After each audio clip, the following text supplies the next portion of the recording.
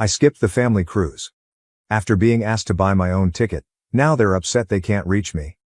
For the holidays, my folks wanted to take a cruise. My brother, 28M, his girlfriend, 26F, my boyfriend, 27M, and I, 25F, were invited. The golden child has always been my brother, who we'll call James. Some background.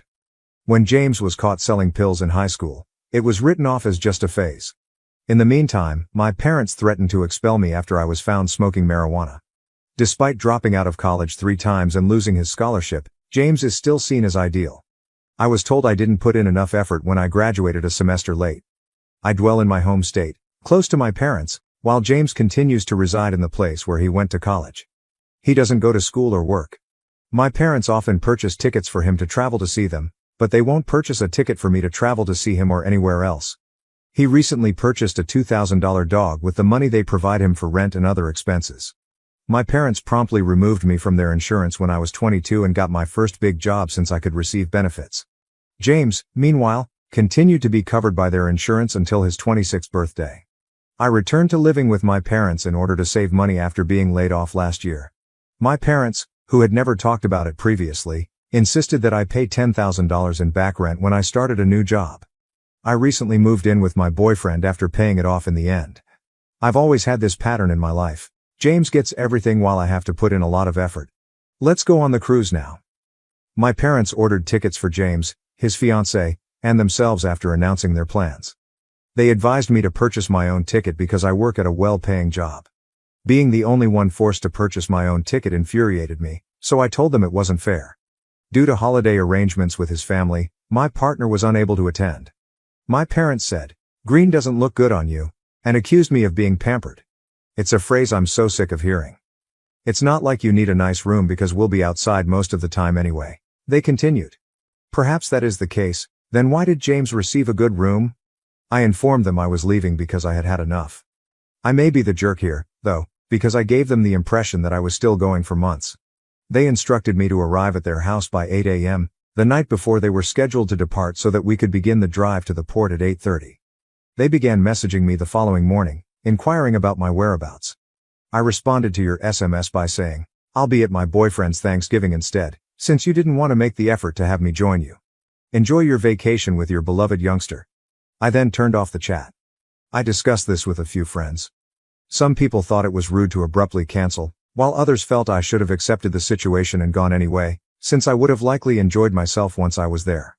Now that they've been on the cruise for a few days, I'm beginning to feel bad about the way I handled things. It's not like I couldn't afford the ticket, so I'm sure I would have enjoyed myself. Additionally, I could have communicated my point more effectively. However, I'm also rather tired of their treating me in this manner. Is it my fault for calling off our family's vacation? Update 1. Of course, I'll start by paying the $10,000 in overdue rent.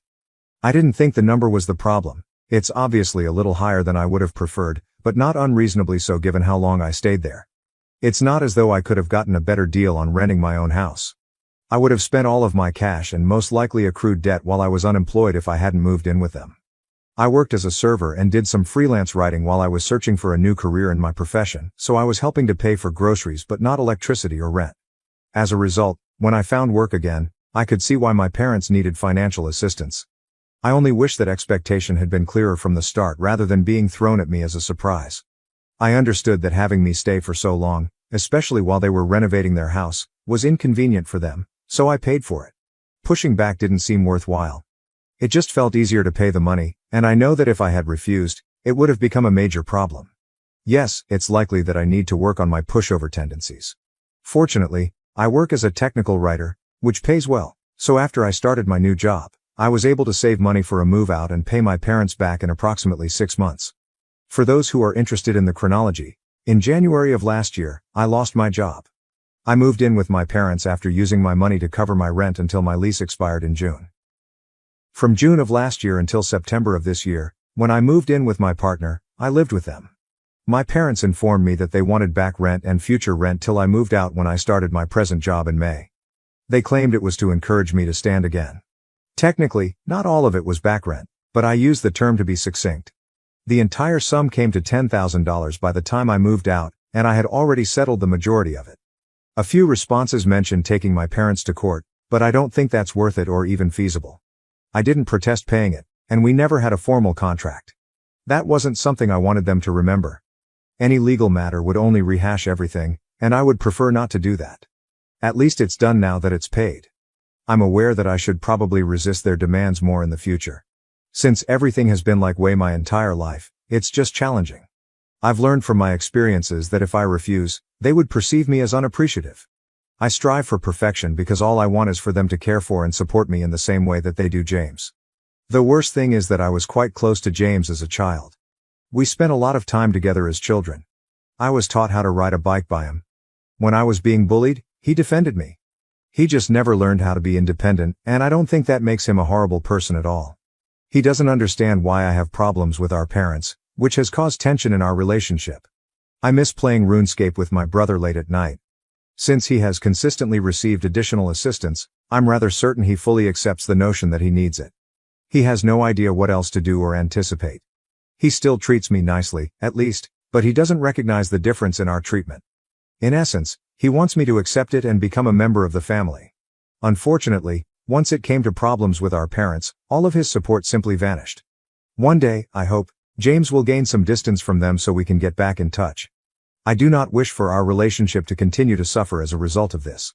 I apologize for being so sentimental, but let's get back to the comments. I also saw that some people wanted to know why I hadn't informed them sooner that I was canceling. They would have spent those months attempting to get me to go and humiliating me if I persisted in refusing, but I see that was a petty move on my behalf. It looked like a lot of work, and my method was much simpler.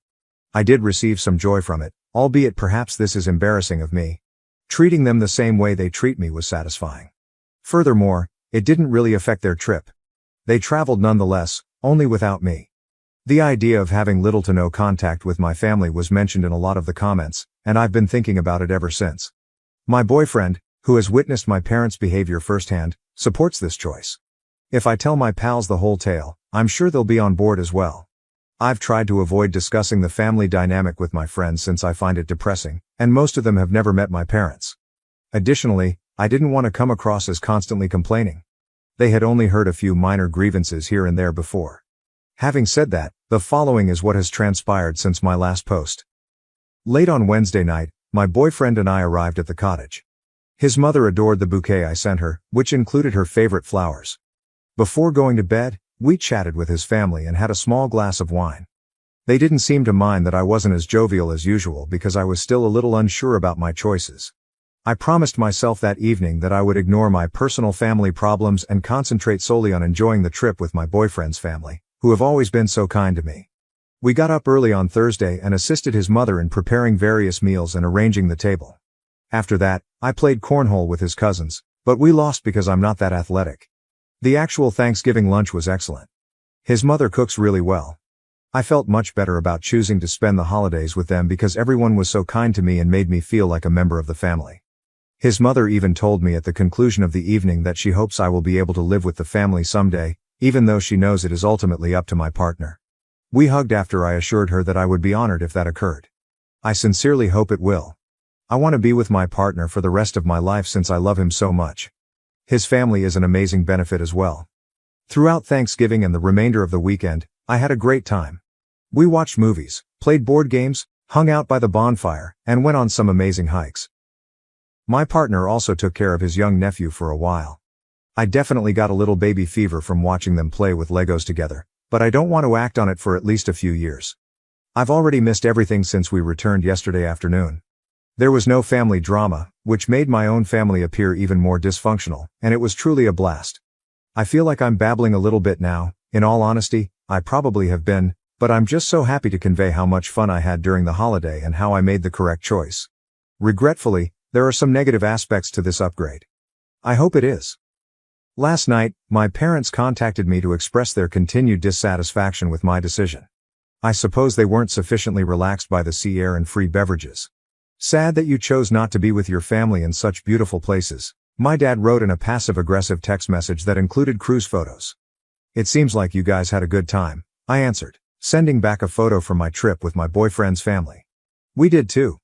My mother then called to express her sadness that I had spoiled their memories and missed out on a wonderful family holiday because of a small grievance against my brother. I informed her that their unjust preferential treatment of us was my problem, not James's. Since James needs help while he figures out his direction in life, and I've always been considerably more independent, my mother felt that I was being unjust by drawing comparisons between our circumstances. They never really let me rely on them, so that's the only reason that's true, I informed her.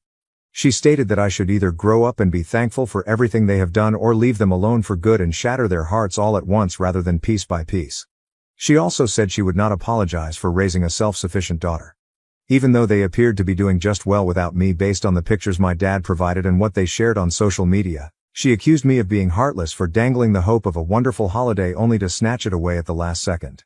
By this time, I was furious and gave her several examples of how they put James first in the hopes that she would finally realize how this upbringing has impacted me.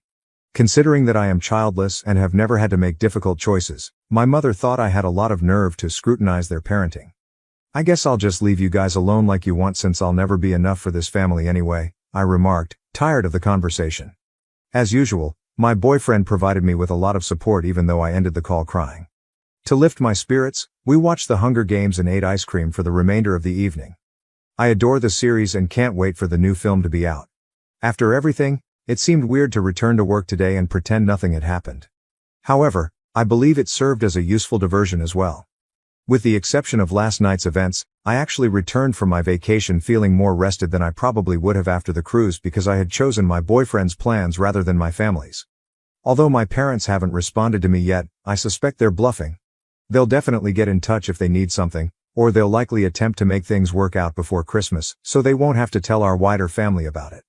I'm still not sure if I'll be amenable to making amends. Despite the fact that I have done so much for them, I know I deserve better than to be viewed as an afterthought and a burden.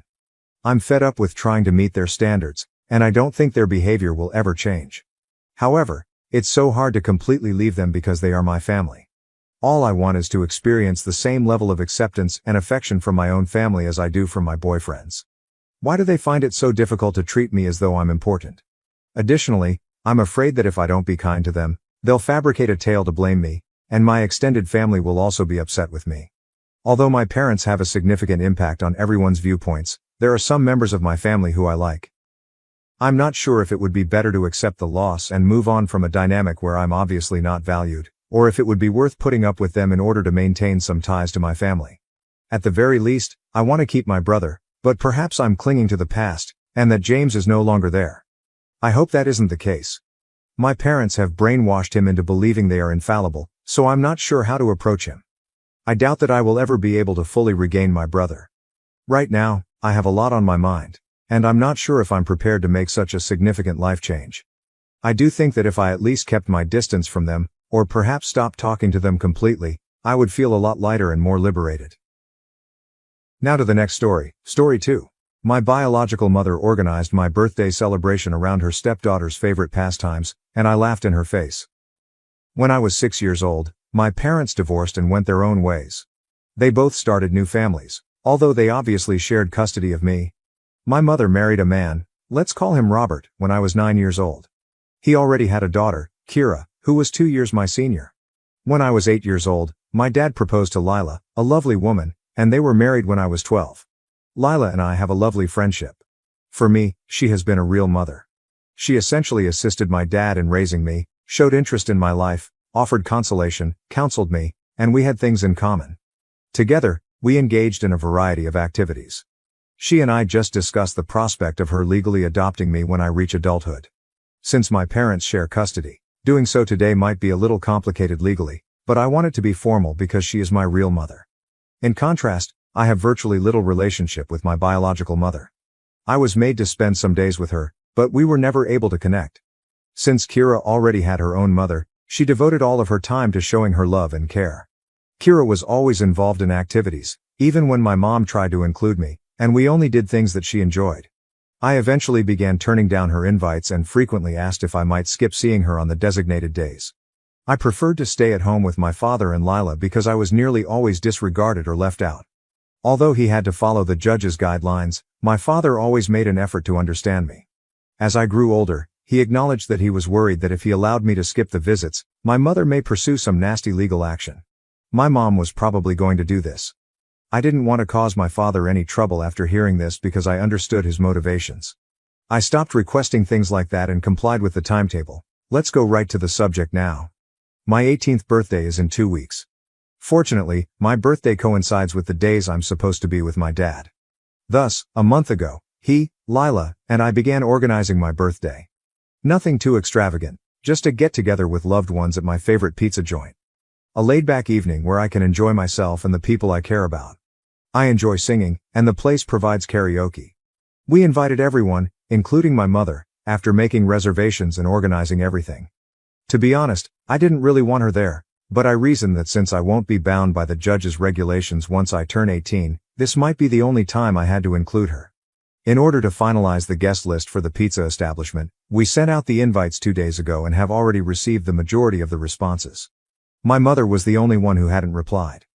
I told my dad that I wouldn't press the issue because I was okay with her not wanting to come if she didn't reply. Although he didn't express it publicly, I believe my dad was also a little relieved. This afternoon was when the drama began. In a furious phone call, my mother accused me of being immature and advised me to never make plans without first informing her. She frequently forgot my birthday, so it was hypocritical of her to complain now.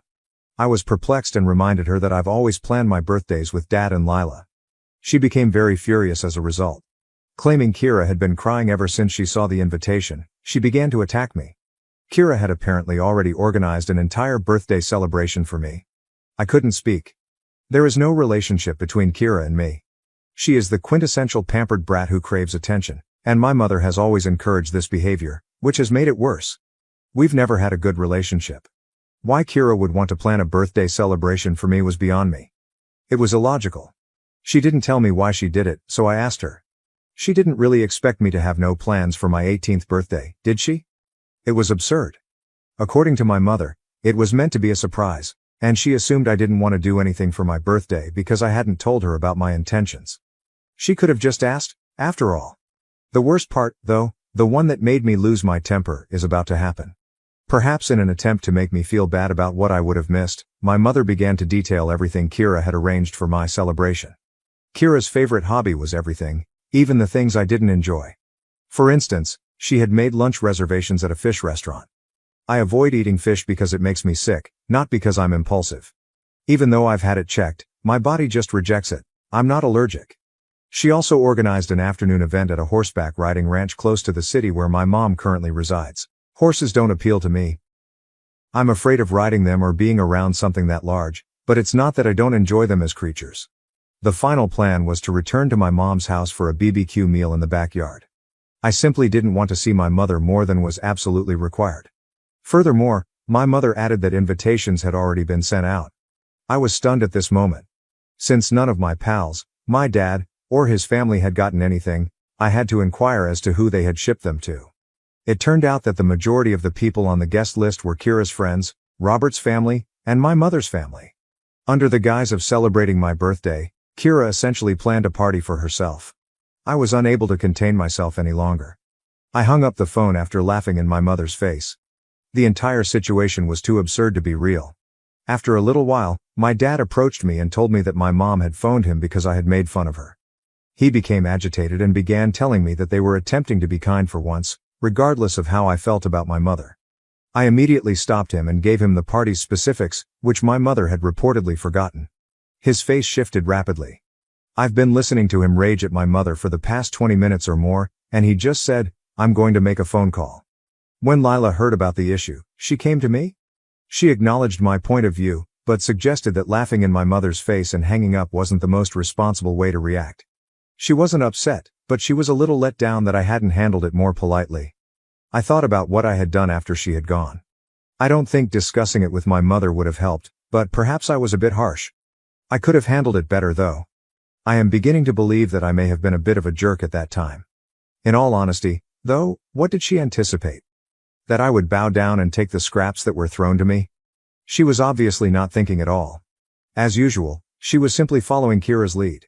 The problem is that individuals like that depend on others to comply without protest. They are unable to cope with the inevitable counterattack. Was I able to be more courteous? Yes, most likely. Was my response entirely warranted? Oh, of course. To any stranger on the internet who might be reading this, I'm proud that I defended myself. I've developed strong bonds with my father and stepmother, and I'm really proud of myself for resisting my mother's foolishness. I hope you have a wonderful birthday. What about my mother? If I decide to stop communicating with her after my birthday, she's going to have a terrible awakening. To be honest, it's advantageous to all parties. I can appreciate Lila's perspective, but there's no reason to hold back if your parents don't accept you at almost 18. Updated. I first discussed my response to my mother with Lila. Lila has consistently stressed the value of communication and urged me to discuss my issues in order to find solutions. I realize the context of her remark regarding my actions. But I also expressed my opinion to her, telling her that I was laughing because it was the only natural response I had to the situation my mother was describing, which was too ridiculous. I honestly wondered at one point, is this a joke or some kind of nasty prank? Is she inventing this? Due to the fact that her foolishness was completely absurd. Although she acknowledged my viewpoint, Lila warned me that there will be times in life when I can't just chuckle and end the call. She was concerned about how I would respond and wanted to teach me how to deal with such circumstances in the future. I'm glad we had a conversation and were able to resolve the issue. I also discussed my dad's phone conversation with my mother. My mother apparently had a reason for everything. She said that Kira wanted to share her love of horseback riding with me, that she wanted to make a nice sisterly gesture on my special day, and that she didn't think my dislike of fish was a serious problem, just a whim. She even defended the fish restaurant by claiming that the fish they provided was the best in town. I threw up multiple times in front of her as a child, just because I was around areas that smelled strongly of fish, so that last excuse was a flagrant lie. She is well aware that I have a serious problem with it. My father said that Kira had obviously arranged the celebration for herself and that nothing they had prepared was done for me. He made the point that if none of my significant others were invited, it wasn't a party for me. Instead of reacting to this, my mother started to complain about how pampered and ungrateful I was. My dad then hung up the phone and told her to go to hell. I took another piece of advice from all of you after hearing this, and I wrote a letter to my mother. I decided to be mature this time and write it as courteously as I could. I stated I was sorry for laughing, but I explained that my only natural response to what she said was to laugh since it was so absurd. I reminded her that she doesn't know me at all, has never cared to get to know me, and never made an attempt to establish a relationship with me. I pointed out that they could enjoy the birthday celebration with their family and friends because it was full of things that Kira liked. Additionally, I informed her that her actions made it plain what her priorities were, so I rescinded her invitation to my pizza party and advised her not to bother attending. I said she wasn't on my list of priorities, which I now possessed. I informed her that I was already very happy having Lila as my mother. I asked her not to get in touch with me again and wished her well with her new family. I don't mind that she didn't reply after reading the message. She would have likely complained more about how spoiled and ungrateful I am if she had responded. She either doesn't understand or acts as though she doesn't, so there's no need in talking to her. But I feel more at peace now that I've made my feelings clear and this scenario is over. I'm grateful to everyone for assisting me in seeing that a definitive conclusion was required. My dad questioned my mom about how she could have thrown me a surprise party when I wasn't around. He also questioned how she could have believed that he wouldn't celebrate my 18th birthday. She clarified that Robert had made plans to come collect me on the morning of my birthday, but my dad took it a little personally. LOL. Under false pretenses, they planned to take me to my mother's house and explain the situation to Dad and Lila. To be honest, I have no idea how they anticipated this to function. No matter what reason they came up with, I would have flatly refused to visit my mom's house if it hadn't been her planned day. Above all, I would never have left Lila and Dad to celebrate my 18th birthday at my mother's house. A positive relationship between my mother and I would have been one thing, but that was certainly not the case. Robert is the only one I don't feel like blaming in all of this. Even though we were never close, he was always courteous to me when we shared a home. When I went to my mother's house, he even cleared out his study to give me a permanent place in his home. I don't blame him for anything because he always tried to be nice to me, even though we didn't form a stepdaughter-stepfather tie. He probably sincerely believes that the party is for me. We aren't close enough for him to understand my preferences unless my mother informed him, which I doubt she did. Fortunately, nothing of mine was left at my mother's place. My father's residence is where I keep all of my possessions. When I went to my mother's, I would usually fill my bag with the things I would need for the day and bring them back when I went to my father's. Because Kira's friends and Robert's family frequently visited, I never felt comfortable leaving anything with her because I didn't want my possessions in plain sight of strangers. That's about it for now. I hope my mother respects my decision to stop communicating with me and stops bothering me. Following the holidays, I would like to discuss the adoption with Leah. When we first discussed it, she appeared to be really happy. Once again, I want to thank everyone for their wisdom and nice thoughts. Your advice has improved my situational management. Although I acknowledge that I'm still a little immature, I believe this experience has allowed me to evolve and see the problem from a variety of angles. Best wishes to you? Yes, I considered contacting Robert, but I don't have his phone number. Since most of our meetings were friendly greets and light conversation, we never felt the need to stay in touch. The last time I left my mother's place, I believe Robert and I said our final goodbyes because I don't have Kira's number either. I don't spend a lot of time with my mother's relatives. My grandma, my aunt, and my uncle are the only 3 individuals involved. I've only seen my uncle a few times over the holidays when I'm spending time with my mother because he and his family reside a few hours away. Every time we interacted, it was short and far away. I only have friendly contact with my grandmother and aunt. They have given me money as birthday presents using my father's card, and we text each other holiday pleasantries, but that's about it. Even when we have met, our discussions have been informal and have only been exchanging life updates. They haven't texted me since the incident with my mother, and I didn't ask any of them until my 18th birthday. I believe they simply don't give a damn. Let's go on to the second tale. Before anyone told me directly, my wife's friend's Instagram account revealed our pregnancy, causing a flurry of activity and tears. She is 27 and I am 29. We both hail from the same hometown, but we currently reside in different cities. We have been dating for 4 years and married for 2. Because of work, I stayed behind while she attended a family gathering in our hometown. It finally happened after 3 months of trying to conceive. The manner I learned about it is the issue. In our group conversation, my friend thanked me by sharing a screenshot of an Instagram story that one of my wife's friends had shared. "You're going to be the best mom," was the caption on the photo, which included my wife sobbing and embracing a few of her pals. I immediately contacted her, and she picked up right away, saying, "I have news, babe." I only said, "I know, you're pregnant." "Wow, babe, how did you know?" I simply answered, "I saw it on Instagram." "Didn't think to give me a call first?" "What?" she asked. I said, "Yeah, but your friends posted something." "I didn't." "That's one way to know I'll become a father." I said, "Thank you," and hung up. I was enraged. She called repeatedly, but I didn't pick up until my sister called a short while later. My sister had just arrived at my in-laws' house, where everyone was fighting and panicking, and my wife was confined in her room, so she asked me what was going on. She exclaimed, "There's no way she would do that," when I told her what had happened. "Well, she did," I said. My sister promised to investigate the situation. She gave me a call back a little while later and gave me all the details. I had cooled down by then and assumed it was just a bad buddy who had chosen to post without authorization. However, my sister gave me the specifics. My wife was apparently having a late period, and while she was visiting a friend, they asked, "What if you're already pregnant?"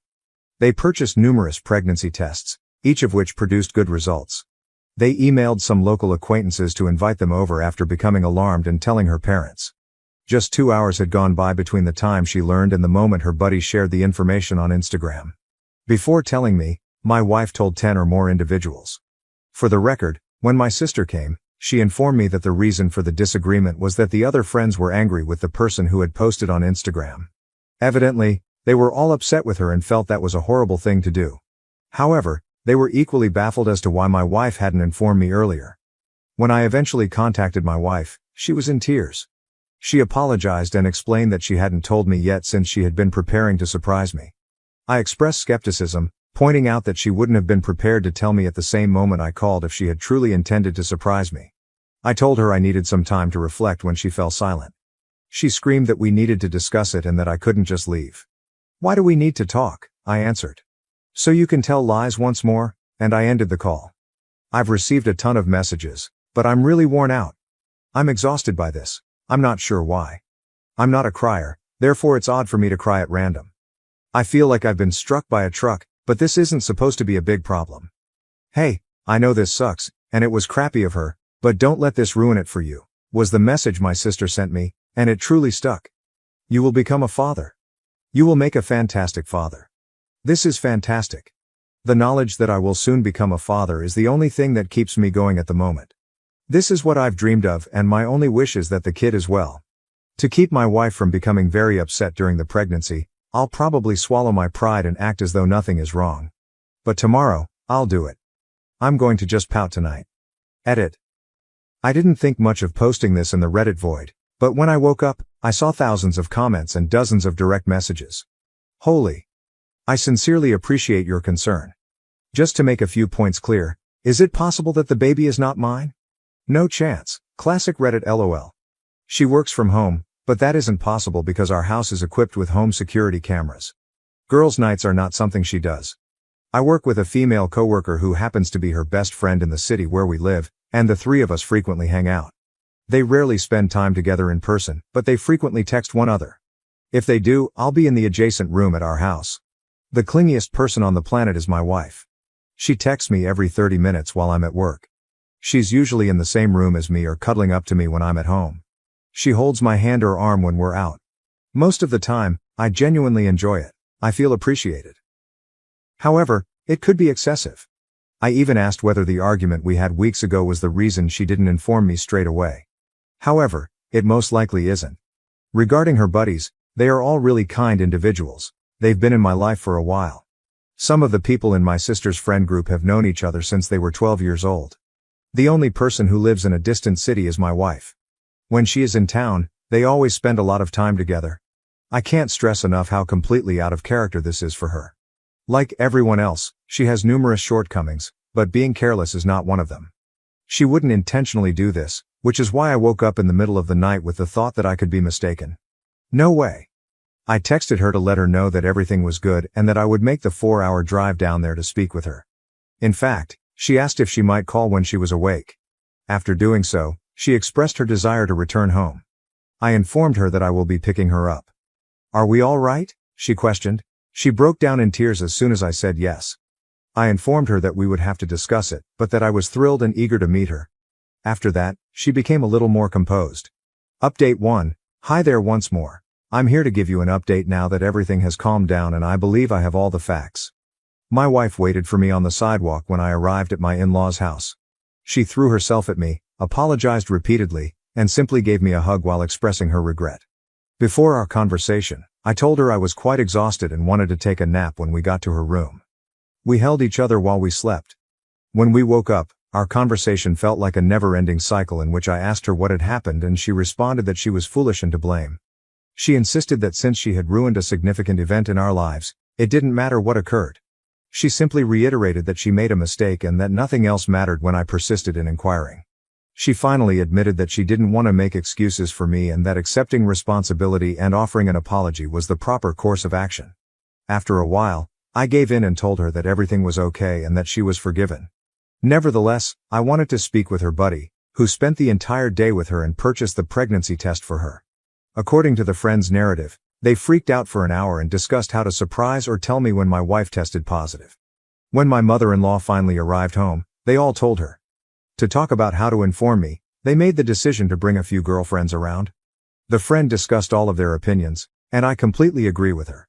She added that the group had discussed it, which I was unaware of at the time, and that they should all be silent since we hadn't chosen when to make the announcement.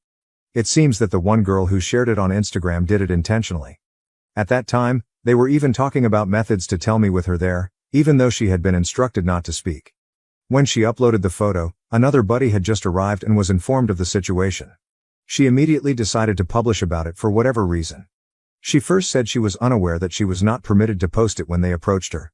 After maintaining that falsehood for some time, she just told everyone she didn't give a damn and walked away. We haven't heard from her since she blocked everyone in the group. Whether she was jealous of my wife or something else, no one knows why she did it. Right now, we don't give a damn. We too have her blocked, and we do not wish to communicate with her. The friend's account was later verified by my sister. She thought my wife had just told everyone and had forgotten to tell me when she originally called me with the details. However, after speaking with my mother-in-law and other friends, she shared the same tale with me. In addition, my mother-in-law, the friend I spoke with, and another acquaintance informed me that when I phoned my wife, she essentially said, "Screw it, I'm telling him right now." And she was quite eager to do so. During our return ride home, my wife and I spoke once more, although I already knew the majority of the details. Her side of the story was much the same as what my sister and the buddy told me. She apologized profusely once more and insisted that I was her top priority and that this was one of the worst things she had ever done. At her urging, we have a couples counseling session scheduled for next week. She feels that I need a place to completely express my thoughts, even though I don't think it's necessary. She fears that I'm holding everything inside and that I forgave her too quickly. To be honest, I'm already willing to forgive her and put this as a one-time incident because she cares about my sentiments. Additionally, we made our first visit to an obstetrician, not just because it's the correct thing to do, but also because I was warned by many about the dangers of miscarriages in the first trimester of pregnancy. The doctor indicated it was a little early for an appointment, and my wife's last period was approximately 6 weeks ago. However, after conducting numerous tests, they were able to determine that my wife is definitely pregnant. Everything appears to be going okay so far. Now to the next story, story 3. Fiancé blames me for his life choices, then breaks up. Am I the asshole for being disgusted and just saying okay? Original post. So, IDK man. I, 28, have been with my fiancé, Alex 34, since 2020. We met at a friend's party, hit it off, and have been together ever since. He finished his doctorate in economics just last year. Since then he has been working at the university. I have my master's in media sciences and decided to start working instead of going for a PhD. Okay, so the problem is that Alex broke up with me last Monday. It was literally so surreal and honestly, just weird. For the past few months, he'd been acting strange. He was making demands and then dropping them immediately. A few examples. He told me we were going to paint our walls back from dark green to white. When I asked why, he just said, "For fuck's sake, forget it," and never brought it up again, even when I asked. Another time, he came home and got mad because I was sitting on the couch with my head covered in a blanket. I had cramps. He was upset because I was just sitting there watching Netflix. Mind you, the house was spotless. When I tried to talk about it, he said, "Forget it, it's not a big deal." This kind of thing became common. Every time I tried to communicate, tried to figure out what was going on, whether it was something I did or maybe he was just stressed at work, he would just say everything was fine, but he was clearly seething with rage. I didn't even have to do anything. He would find something to complain about: the apartment, clothes, me, work, etc. So I gave him space, which apparently was also wrong. I told him I was going to help my parents with repairs for a few days, and somehow that was also wrong because he wanted to renovate the apartment too. Then, on Monday, I got a text saying we needed to talk. I knew what was coming, and after the last few months, I had made peace with it. When I came home, he was sitting on the couch. He didn't even wait for me to take off my jacket before saying, "I want to break up." Then the verbal diarrhea started. He told me he resented me. First, because I didn't pursue my academic career further, even though I was capable, and he didn't want to upset me at the time. Then, when I started making more money, since he didn't make much as a PhD student, he felt like I should have the last word financially, and he hated it. Mind you, I never said anything like, "It's my money, so I have the final say." That's a rule he imposed on himself, and he hated it. He said he hated our paint scheme, the couch, and even our fucking crockpot. Then, he told me he had rejected a better PhD program to stay here because I had already started my job by the time he got the acceptance letters. Only, he never told me he had even applied overseas. He said a few months ago he checked in with a friend who's in that program, saw how they were thriving, and decided I ruined his life. He said I had too much control over his life and that he hated the idea that I could just decide not to pay for things and fuck him over. I honestly don't even know what that means. He also said he hated that all his friends loved me and didn't let him vent about me. Then he said again, "I'm done." I was floored. I had already made peace with the idea that we were ending, and it hurt, but after that rant, I was just disgusted. I looked at him, probably with a disgusted expression, and said, "Okay?" He lost it. He said this is exactly what he meant, that it was horrible. We had been together for 4 years, and all I had to say was okay to our breakup. I just asked if he wanted to stay here while he figured out where to go. He said, "Typical, of course you're holding the apartment over me," and started ranting again, so I just left. I told my parents, and they're also confused. My dad suggested I reach out to our landlord and explain the situation to see what options I have.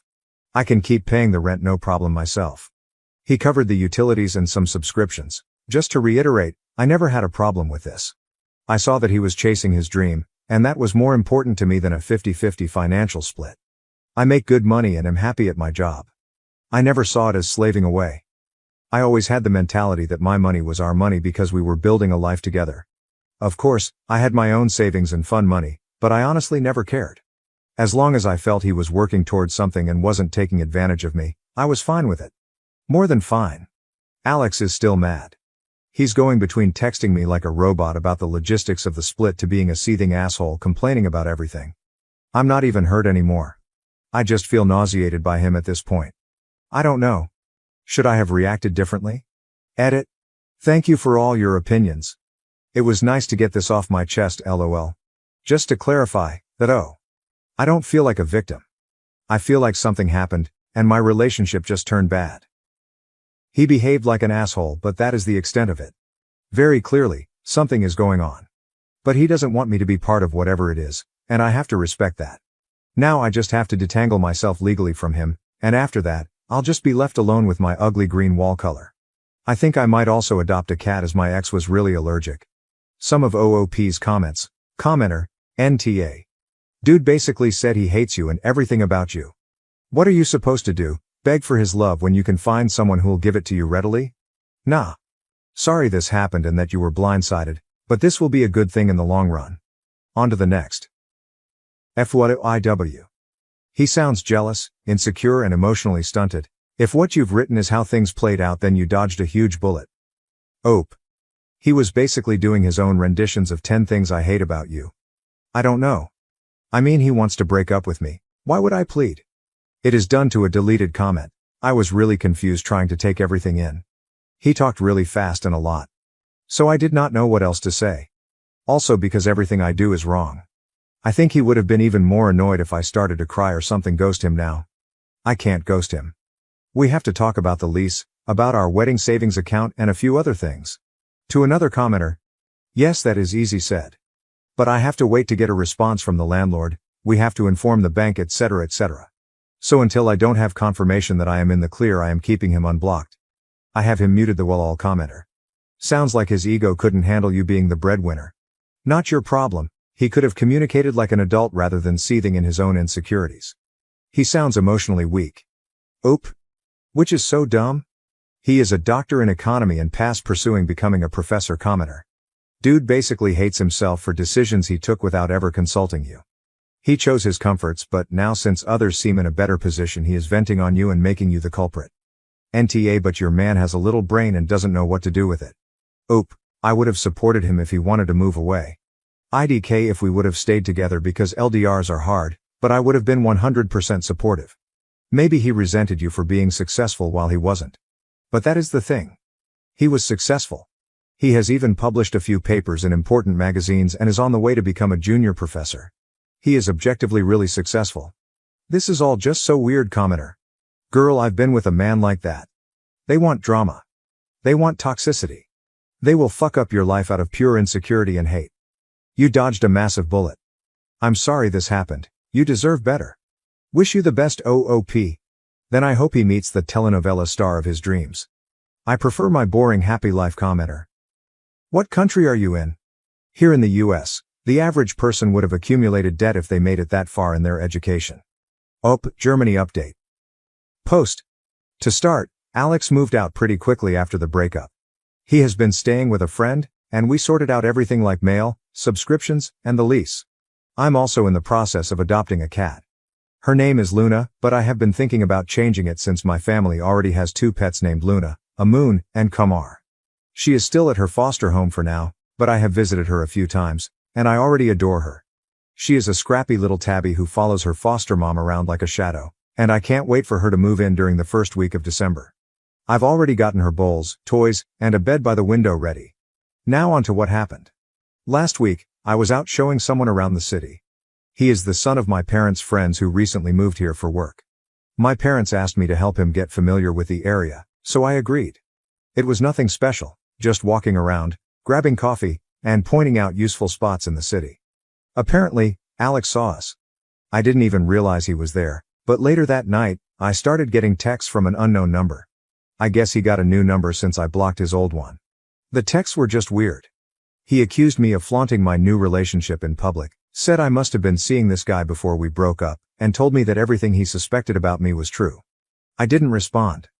I wasn't going to entertain his paranoia. The messages kept coming though. They went from angry to desperate, with him saying things like, "At least admit you were lying to me," and, "Was anything about us even real?" It was exhausting and honestly a little scary to see how quickly he spiraled. For the record, this guy isn't my boyfriend. He's not even someone I'm interested in.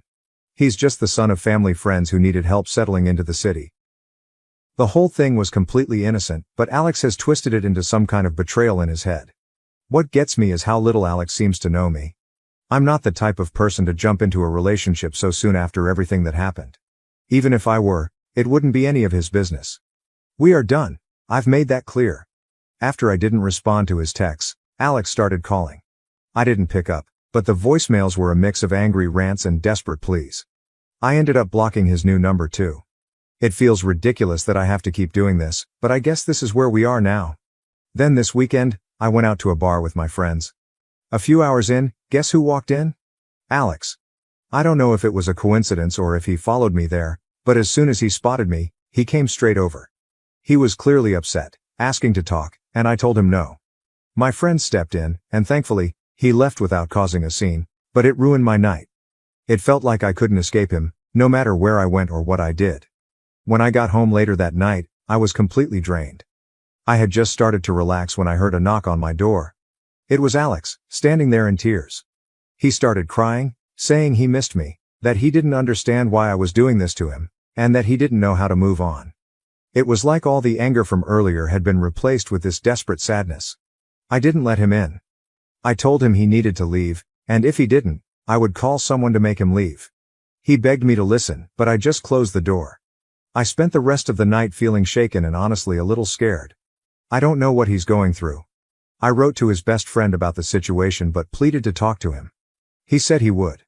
I'm seriously considering getting a new phone number and possibly even talking to someone about how to handle this legally if it keeps happening. It feels unfair that I have to go to these lengths just to have some peace, but I don't see another option. Update post 2, November 28, 2024, 3 days later. Thanks for the concern and support I've received. I'm fine, really. A lot of people suggested things like getting a restraining order, but I just want to clarify that it's not as simple as walking into an office and asking for one. The process involves proving there's an immediate danger to your safety, providing evidence like texts, calls, or witnesses, and then attending court to get approval. It's not something you can do lightly or without solid proof. And no, I'm obviously not getting a gun. I've also seen people diagnosing Alex with various mental health issues, and I want to ask everyone to stop. Yes, something is clearly wrong, but I'm not a doctor, and neither are most of you. It's not fair or helpful to label him with something like bipolar disorder or anything else without real expertise. For what it's worth, I don't actually feel like I'm in danger. In the past month, these were the only 3 incidents that happened. I don't think he's actively stalking me so much as he just knew my patterns. The bar we were at is my favorite spot, and it was a party of one of my closest friends, so it makes sense that he might have guessed I'd be there.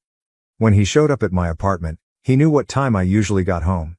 The city tour is the only thing that might have been more intentional, but it could also have been a coincidence that triggered everything. Anyway, this is the end of it. Yesterday, Alex came over with his mom and one of his friends. At first, I didn't want to let him in, but he promised me that this would be the last time I ever saw him.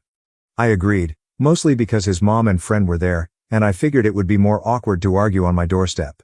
When we sat down, Alex admitted that he was going through a crisis. He told me he was mad at me, but he didn't know why. He said he doesn't like me, that I annoy him, but that he weirdly still loves me, which is why he went crazy when he saw me with someone else. He assured me there wasn't anyone else on his end either. He said he felt like he was going insane. He talked about how he feels judged for being older and not being able to give me the life he thinks I deserve. He said he hates his colleagues, hates his job, hates everything right now, and that everyone and everything annoys him. He told me he feels old and like he should want kids at this point in his life, but he doesn't, and that thought terrifies him. He said he just wants to be alone and not talk to anyone for a while. I didn't say much. I mostly just nodded because I didn't know what to say. After he was done, he told me he was leaving. He's on some kind of mental health leave from work, and he said he's leaving the country on Sunday. He's going to South America to spend time in nature and find himself. He thanked me for everything and said he was sorry for how he acted. Then he just got up, grabbed the few things he had left at my place, and walked out.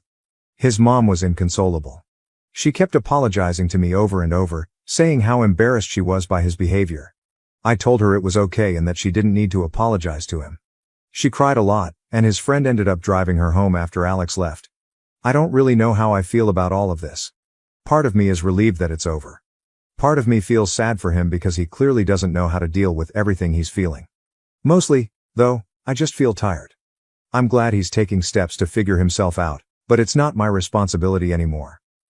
Some of OOP's comments on not getting a gun. Editor's note. It was more than likely a downvoted troll who asked, but I liked OOP's response. You can't buy guns at an Aldi.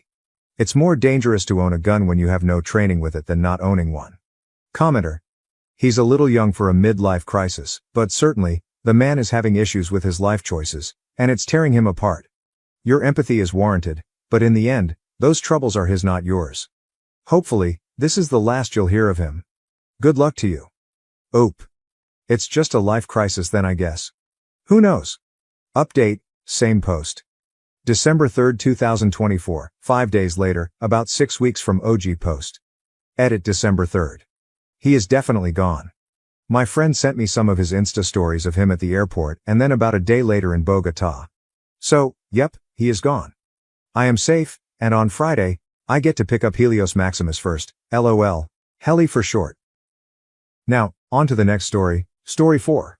Am I the asshole for ruining an engagement by revealing the truth about my horrible ex from 10 years ago? Original post. A little backstory is needed, so please stick with me. Growing up, I, F27, had a childhood friend Angie, F27, who was as close as a real sister. We spent entire weekends at each other's place, celebrated family events, etc., from 6 years old till 18 years old. Elle even lived at her place in second grade while my parents went to a nasty divorce. I learned to speak some Russian, as she is Russian, and she learned to speak some Spanish. Needless to say, her older brother and little sister were like a family to me. During our teenage years she had her 2 male best friends, one whom she started dating, and another one, Nico, now 29, who was Russian as well, whom I started dating at 17. Growing up I had issues with a heart condition. I won't bore you with the details, but I had to take a lot of meds, but got healthier starting from the 16th. I didn't have to take them daily but only when my heart rate became irregular. But then immediately, as it would become extremely painful, my heart would cramp, I would start to hyperventilate. All my friends knew this, Nico included, and that I would black out if my meds got taken with alcohol. I didn't smoke much or drink much growing up as a result, since I was worried about my health and only did drink at home or in a safe setting. Legal drinking age is 16 here and I only drank wine or beer if at all. I had my first time with Nico at 17 and when my parents stayed at a retreat 2 weeks later he came over to have a date night. I did drink 1 glass of wine, but started having health issues later resulting in me taking my meds and being unconscious. I was a bit sore the next morning but didn't think much about it. 2 weeks later I'm informing Nico that I'm late on my period and he starts to panic, confessing he had sex with me while I was unconscious. We had it before, so he didn't think much about it. Apparently he didn't have a condom but since I was on the pill he figured it was alright, and he also didn't come in me, but in a tissue. I felt violated and disgusted by myself. I didn't know how to describe this and only told Angie about it. I was an utter mess for a few years, and wasn't able to have sex again until 2 years later. I didn't remember any of it, but was too ashamed to go to my mom or anybody else. I didn't think of it as rape back then, I was too young to really understand what and how I was violated and Angie told me it's alright, I should break up if I feel bad about it, but we were in a relationship and did have sex before. I broke up with him the following day, and apparently he cried about his broken heart to her.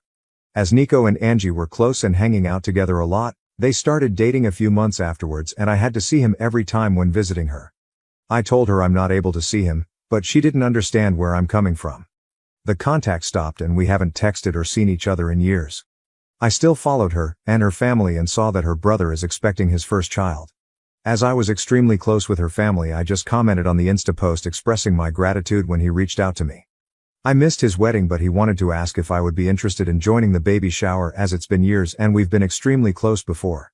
He told me I was like a third little sister. I just asked if Nico will be attending as well, as Angie and him have been dating for 9 years now, and he said yes. I didn't elaborate much but just expressed that I'll send a small present if he can give me his current address but won't be attending. He kept on pestering me what exactly happened all those years ago and why I'm not in their lives anymore. Angie told her family I'm not able to see her with an ex of mine, but her brother thought there's more behind it. This is when I think I could be the asshole. I told him the truth about what happened back then. And while I didn't know it at 17, I know now that this was rape and I named it as such. I didn't receive any message back from him but a few days later Angie reached out to me, furious. Nico had planned to propose during the baby shower, but Angie's brother is against it now, having learnt why I stopped the contact. She loves Nico and will stay with him, but by doing so, her brother said she is no longer a part of his life, as he doesn't want his little baby girl in the same family as a rapist. Since then I've been getting messages from old high school acquaintances, telling me I should have ignored it and not told anybody. Since I didn't speak up back then, I lost the right to do so now, and am a horrible person for ruining somebody's life over some stuff he did 10 years ago when he himself was a child as well. Am I truly the asshole for speaking up? AITA has no consensus bot. OP was NTA. Relevant comments. OP responds to multiple comments about how things are wrong, and she could speak up. OOP. I understand now how wrong it has all been, and that it's rape. But we grew up in a small town with approximately 5,000 people, and I honestly don't know which way it would have gone if I would have spoken up. He was 19 back then, 2 years older, and everybody is in everybody's business. It would have made sound back then, like it does now. They all still live there, and it has made its rounds. That's why so many of our old classmates are reaching out. Most of those who still live there have left me furious messages. They have known Nico for all their life, and are standing by him. I moved out when I was 20, my mom shortly after, and didn't stay in touch most. It still breaks my heart to get such a furious response from people who are my whole childhood. And thank you for all your best wishes. I genuinely appreciate it. OP did not ruin Nico's life. He did this himself. OP. I understand that what happened is on him. The backlash I am getting is because he apparently is not that person anymore, and in something he did as a teenager, according to Angie, should not ruin his life and is in no way related to the daughter her brother will have. I don't know if he will ever act out or do something, but it doesn't invalidate what happened to me, so thank you for confirming this. I just can't stop feeling bad about this having so many consequences. While I do not want to see Nico or Angie, I have made my peace with what happened to me back then. Commenter. But why are they attacking you and not the brother? You are not the one objecting to the marriage. Just feels like misogyny and victim blaming TBH. OOP. I guess because he is family, and I'm the outsider who ruined their family. I have been getting so many messages from people who didn't even have my number back then. I'm blocking the best I can. It's just hard to not let these comments get to your heart. Commenter. NTA. They got together so soon after the two of you broke up. I can't help but wonder if your friend was convincing you to break up with Nico because she was hoping to get with him all along. OPO, I honestly don't believe it. They've known each other for years, and she broke up with her boyfriend 2 weeks before I broke up with Nico. It was a 5K town, even adding the people our age from nearby villages. Our school had 500 people attending, hence the options are very limited. OP on getting therapy in order to heal from her past trauma. OP. I was in therapy for 2 years and found peace with what happened to me. I am lucky, as I have no memory of it, but that didn't make it easier. It took me 2 years to be able to have any form of sexual contact again, but I am okay now. It's a part of me, but it's a part I can live with. Honestly, thank you for your kind words. OP on her health issues at the time when the incident happened. OP. Oh, it's not drunk blacked out. My medicine back then was supposed to lower my heart rate extremely, as I would have a racing heartbeat and my body would start to shut down, hyperventilating, my heart not being able to follow such strong use, and basically tripping over the high heart rate. My heart would start skipping beats, then not being able to follow my thin blood which flows faster than regular one, and the skipping would be the painful one, as it would start to cramp up. I'm sorry I'm not able to explain it better. English is not my primary language and I lack the medical vocabulary to fully describe it. The pill slowed my heartbeat and general body functions, thus making me extremely tired. I'd mixed it with alcohol. It would basically act like a super strong sleeping pill. My body could be thrown off a cliff and I wouldn't wake up. I did give consent for the first time we had sex, but that was our first and only time. I don't know if we would have had sex back then if I would have been conscious, as I didn't like it, being my first time and all, and wasn't that eager to repeat it. I don't think calling it rape is wrong, but what I had issues was if I should have approached this subject more sensible. In that way I can understand that I ruined their engagement plans for next week, or his surprise of one update one. First of all, I am immensely thankful for all the people who took the time to not only read through my story but also comment. I read every single comment and tried to respond to as many as possible. It gave me a little bit of hope of compassion for victims of rape and also the courage to not cave to the backlash I received. Mental update. Reading all the messages defending my choices on speaking up made me realize how insecure I was about what I am allowed to do and how much I was trying to make it right to other people besides myself. This especially included Nico and Angie. All of you are right. If Nico had changed, he would have apologized, reached out or tried to make amends in some way. Either when word got to him from his brother-in-law or at some earlier point in his life. My former best friend Angie should have been able to feel some sort of compassion if she had any respect for me as a human being or the time we spent together. Her reaction showed that I shouldn't hesitate in my actions.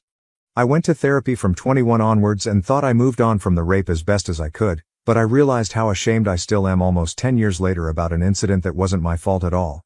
I was ashamed to speak up back then and afraid that people around me would look differently at me. And somehow I still felt bad about speaking up today, so I am trying to own what happened to me now and not apologize for other people's behaviors, especially as they don't even show me respect. What happened since then? I archived every nasty message I got on WhatsApp so I wouldn't have to read them, but would have the proof if needed at a later point. Angie's mom called me the following day of the incident, crying. I shouldn't have answered the phone, but during the 10 years of friendship I saw her as an aunt, almost a second mom. She always joked that while her children would run around the house doing whatever, I would always take the time to drink tea and talk with her, showing her more love and time than her actual children.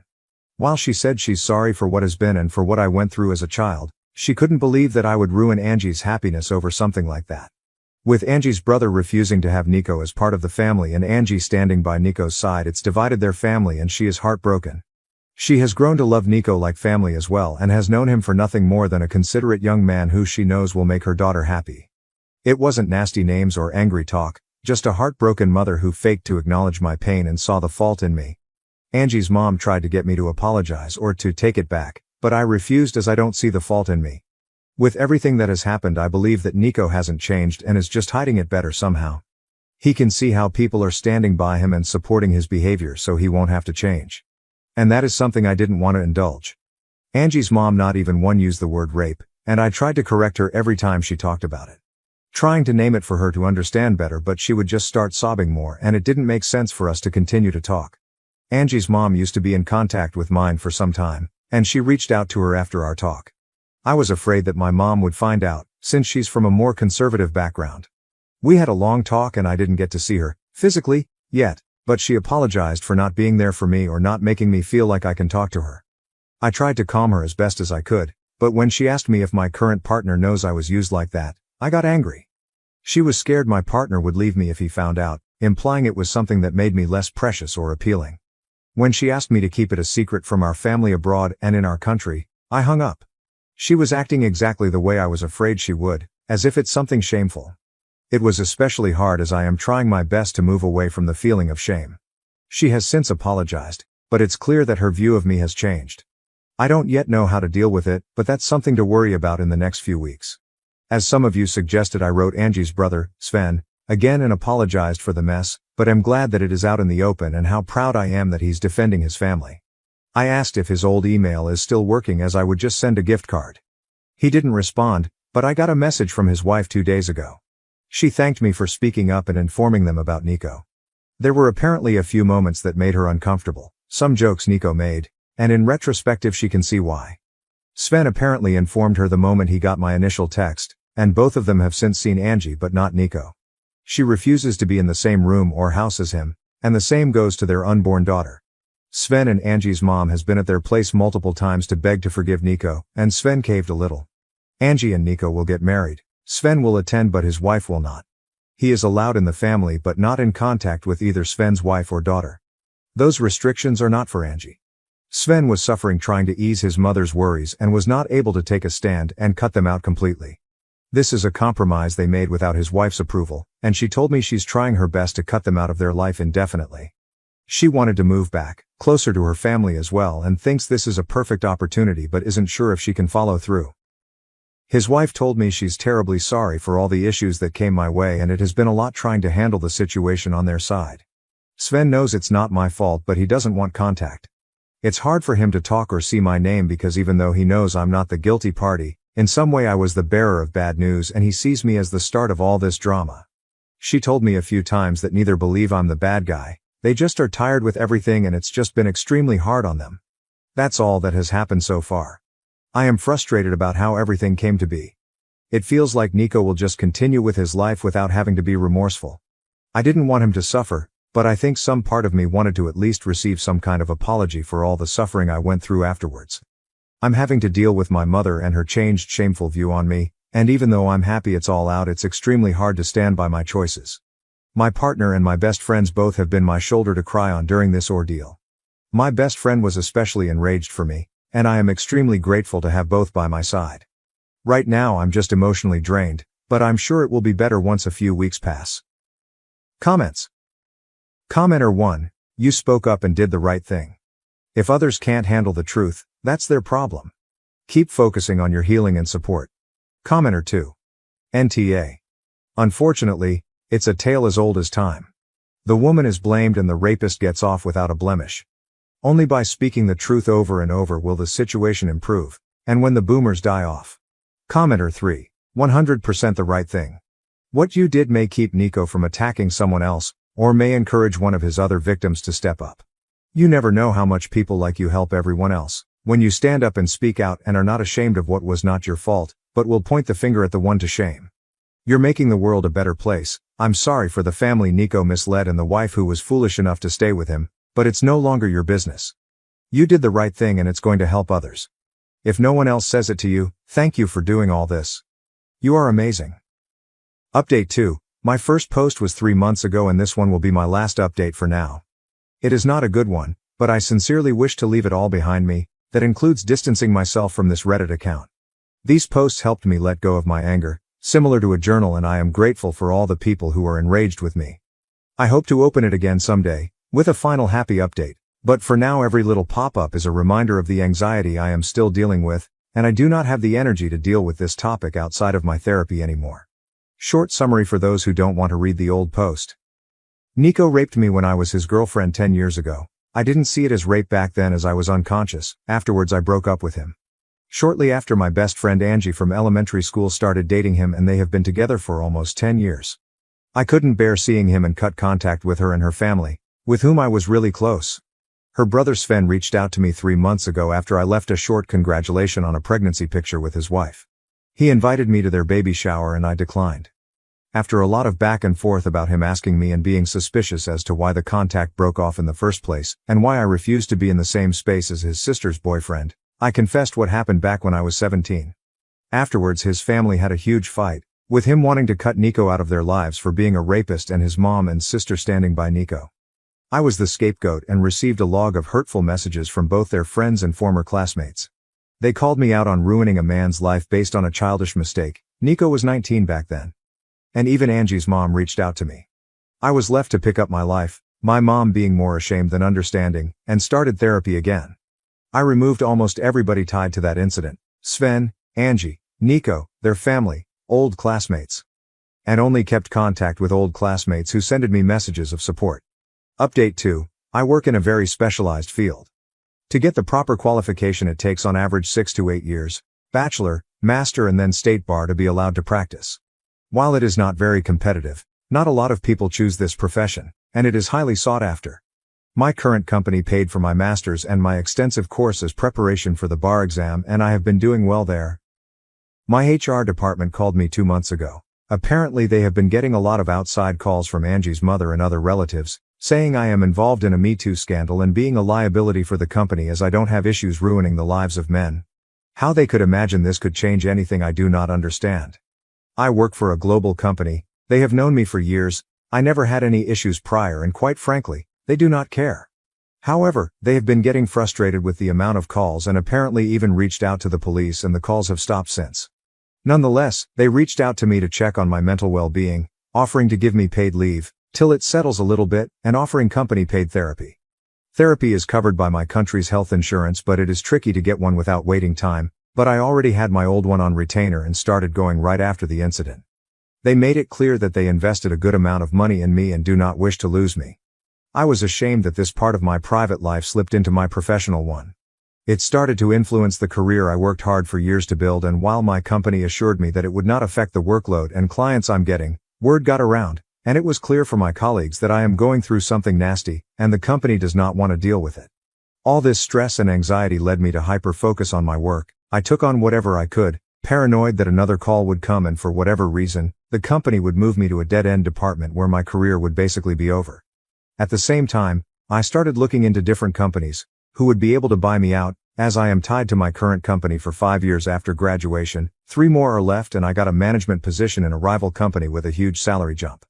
I couldn't be happy about it, I was just relieved I wouldn't get the pity looks from my colleagues anymore.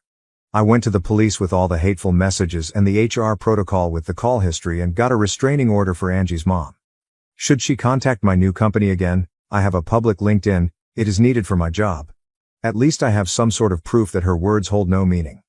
I got asked if I want to pursue the rape but decided against it. It would open the whole ordeal again. I don't have proof, besides Nico and Angie not denying it, and quite honestly was afraid of what it would do to my career.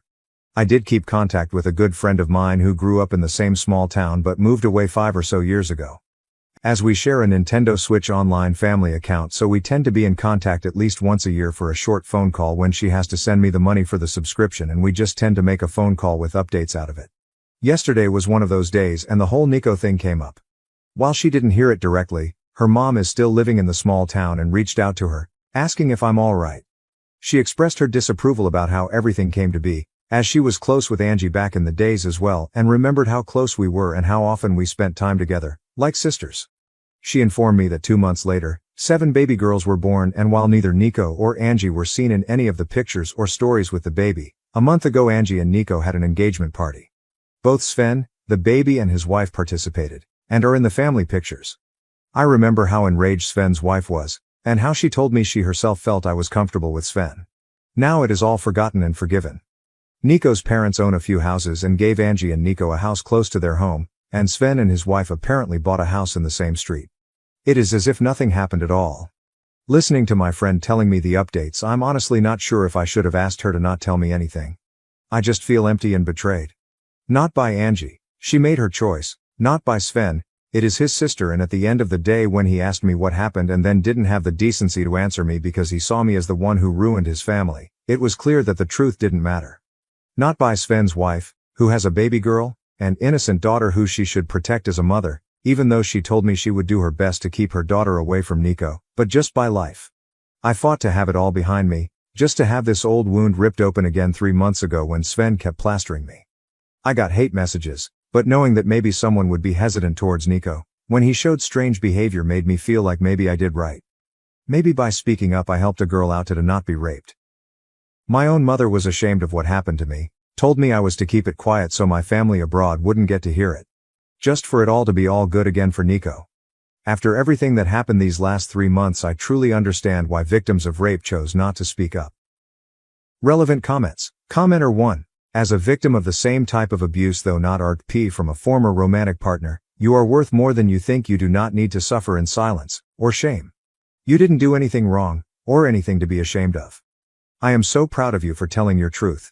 From one survivor to another, you are worthy of love, acceptance, and happiness. Life hasn't betrayed you, even though it feels like the world and everyone in it has turned their back on you. People do care, you matter, and you will outshine the shadows of your past when you find the courage to embrace the future with open arms. I believe in you, and I am proud of you. Keep being you. Commenter 2. I hope you get to heal and have no shame. From the interaction with your mother, she sounds Latin, which can be very tricky with this stuff. Nevertheless, the reaction is not on you but on her. Deutsch? I am unsure if so, but in some small tiny towns they are very backwards. All that doesn't matter, you get to deal with this at whatever rhythm you feel comfortable. You are not used. You are not less than. You are a woman that has survived. I send you a big hug. Ope. Yes, my mom is Latin, but I grew up in a small village with maybe 5,000 people. My grandpa used to be a pastor, which makes it so much harder. Even though my mom has been living in Germany for 30 years, speaks perfectly even with a local dialect, she's not progressive. It doesn't help that the small village itself isn't progressive either. I moved out at 18 and never looked back. In her eyes it is my fault since I had a boyfriend at 17 and now I am damaged goods because of the rape. We don't talk about her hurtful words anymore and she is trying her best to be more understanding, but at the end of the day it is internalized. I know I am not less, but after everything surfaced, the shame, the anxiety and less just came back, after I worked years to get over it. It will take time, I'm sure I'll get there again, even though it doesn't feel like it right now. My partner is telling me over and over again, reminding me of my worth, and I am sure one of these days it's going to stick. Thank you for your words. Now to the next story. 5. My mother always defended my older brother, but when he stole my younger brother's fiancée, our family could never be mended. My mother wants me and my brothers to overlook the fact that our younger brother's fiancée was stolen by our cunning golden child older brother. I never imagined that my family would fall apart in this way. A year ago, I would have laughed if someone had predicted that my elder brother, Caleb, would do something so heinous. My mother has always led us to believe that Caleb is the golden child, the one who did everything correctly. However, I can't stop thinking about how we got here as I sit here in my apartment and relive the nightmare that occurred only a few weeks ago. Logan's wedding, or what was meant to be Logan's wedding, was the beginning. Logan, my younger brother, is the most sincere individual I've ever encountered. He is a gentle, considerate man who would give you his last dollar without hesitation. We were all overjoyed when he proposed to Avery. Avery seemed to love Logan as much as he loved her, and she was intelligent and humorous. Together, they were ideal. They were one of those couples you can tell is meant to be. And then there was Caleb. Even now, the details remain unclear. Logan and Avery were choosing flowers and completing the guest list one week. Avery was canceling the wedding the next week. Logan arrived at my door completely broken, which is why I can still clearly recall that day. His eyes were red-rimmed from sobbing, and his face looked pallid. He informed me that Avery had broken up with him. She simply stated that she couldn't carry it out without providing an explanation.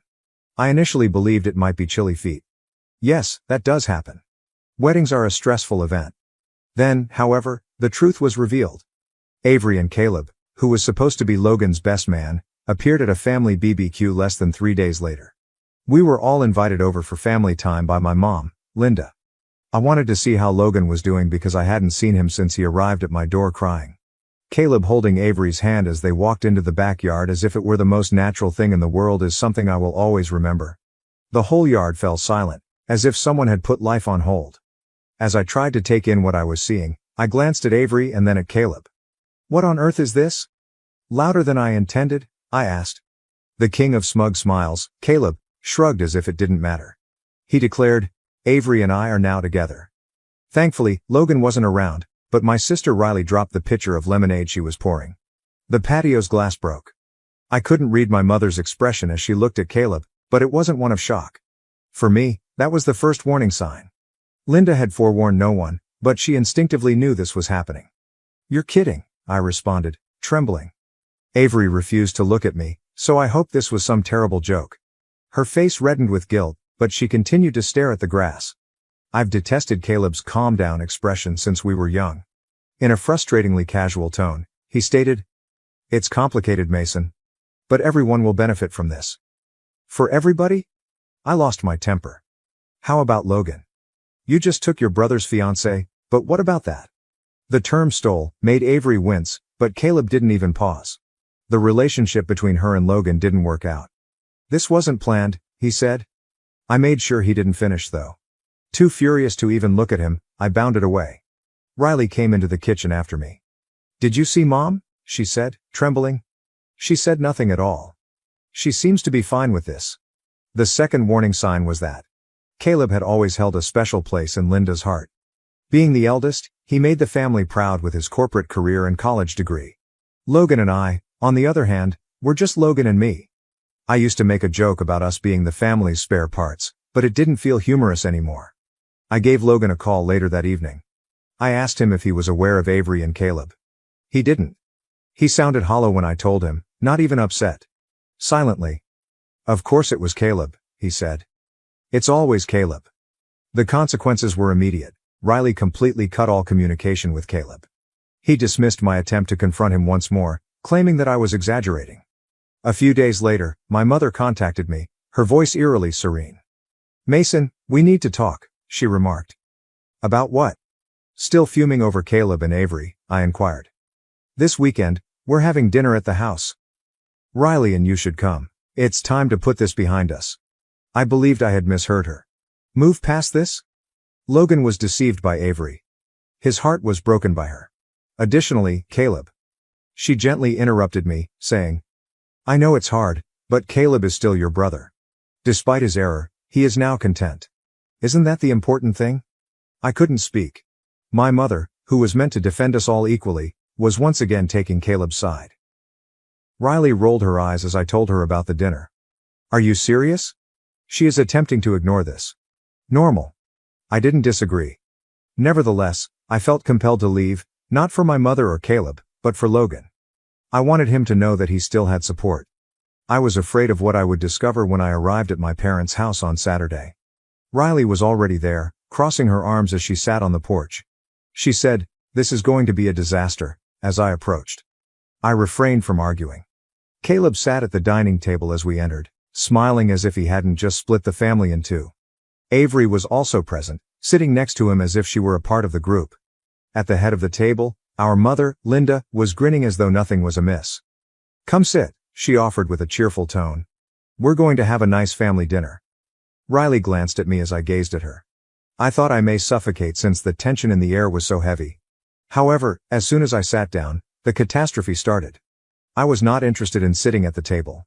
To be honest, I wanted to just walk away and flip the fucking thing over. Riley and I had to speak for Logan because he wasn't present. Caleb needed to be called out. What everyone else was too cowardly to say had to be said. With a display of food so spotless that it seemed as though my mother, Linda, believed cooking could clean up this catastrophe, she stood at the head of the dinner table. She was grinning, bringing joy into the space as if she could make it material. Linda said, "Let's just sit down, eat, and talk." Riley whispered to herself, "I'd rather eat glass." As I glanced at her, Avery and Caleb were seated at the far end of the table. The sight of them together still made my blood boil. Avery. As if they were on a freaking date, Caleb had one arm thrown languidly over the back of her chair. However, Avery refused to look at Riley or at me. She continued to look at her dish with her head down, as though the mashed potatoes were the most amazing thing she had ever seen. I inquired, "Where's Logan?" I was surprised at how piercing my voice sounded. I got one of Linda's stoic "you're ruining this" expressions. "Logan decided not to come." Riley answered, "Yeah, no kidding," while crossing her arms. "Wonder why?" Linda gave her a stern look but remained silent. She probably knew Riley wouldn't give up. Riley has always been the firecracker among us. Even though she is only 2 years my junior, she has never shied away from speaking her mind, particularly when it comes to Caleb. Caleb, who was buttering a roll as if he hadn't just exploded a nuclear bomb in our family, caught my attention. "So, Caleb," I replied, "you're just okay with all of this?" He gave me his angry, calm down face as he gazed up at me. God, I detested that expression. Since we were young, he had been giving it to me as if he were superior, smarter, and older. He questioned, "What do you mean by this, Mason?" "This." I waved my hand at him and Avery and snapped. "Caleb, Logan's fiancé, was taken by you. The same Logan who asked you to be his best man because he trusted you enough. With this, are you kidding me?" With a heavy sigh, Caleb put down his butter knife, acting as though I was the one who was being unreasonable. "Look, Mason, this wasn't planned by Avery and me, and I know it's complicated. It just happened. Things just happened." Riley leaned forward in her chair and scoffed. "Is that your justification? You don't just happen to start dating your brother's fiancé?" Riley's comments made Caleb cringe, but he didn't raise his head. I was hoping she would stand up for herself and say something, but she just sat there and let Caleb speak. At last, displaying his aggravation, Caleb combed through his hair. "I won't just sit here and watch the two of you attack us. I have been open and honest with Avery. We're content together and don't require your blessing." "Honest?" I fired back. "You believe your treatment of Logan was sincere? You lacked the courage to tell him directly. Avery had to inform him when she decided to call off the wedding. That's enough." Across the table, Linda's voice could be heard. Mom gave me that familiar scowl of disapproval, the same one Mom used to talk back to me when I was a child. "We are not going to spend this dinner yelling at each other like children." Riley pushed her dish away and said, "Then maybe Caleb shouldn't have acted like one." Linda replied, "Riley, please," in a strained voice. "This isn't beneficial. The reason Caleb and Avery are here is to continue their family's journey. We must all extend forgiveness and move on from this." "Forgive and let this go?" Unable to believe what I was hearing, I gazed at her. "So you're just okay with this?" Slowly, I asked. "You're okay with what Caleb did to Logan?" Linda's expression softened, as though she were addressing a young kid who was just unable to comprehend the world. "Life is complex, Mason. Despite their mistakes, people should have the opportunity to be happy." "Happy?"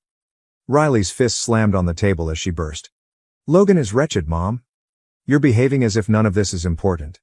You're here acting like a hostess like it's Thanksgiving dinner after Caleb made him feel embarrassed." With his chair scuffing the wooden floor, Caleb got to his feet. "You know what? I don't have to sit here and have my home attacked. I've finished our talk. I yelled, "Sit down," in a low, menacing voice that even surprised me. I was so tired of Caleb walking away from everything. Responsibility, consequences. Logan, you don't get to walk in here with Avery like nothing happened and then act like we're the problem. At last, Avery raised her voice, but it was tremulous and quiet. It wasn't supposed to happen like this. I turned to her, and so did Riley. I questioned, my rage mixed with incredulity. Then why did it? Avery seemed to be waiting for approval before speaking as she glanced at Caleb. She inhaled deeply when he remained silent. Caleb and we started talking months ago. At first, it was innocent but... She paused. He told me things about Logan. Things that made me doubt everything.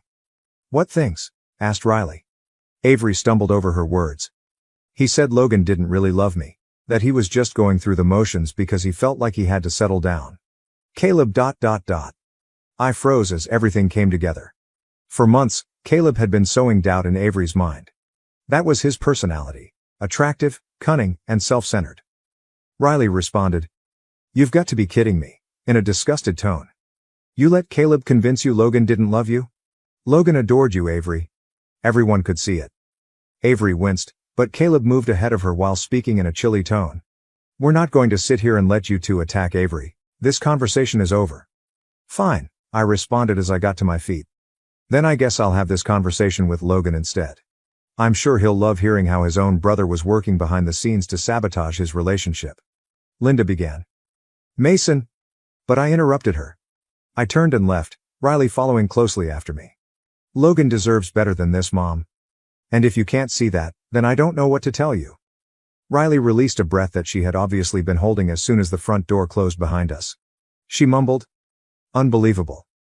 Caleb's not even sorry. He believes his own lies." I didn't respond. What Avery had revealed about Caleb getting into her head and manipulating her emotions had my head spinning.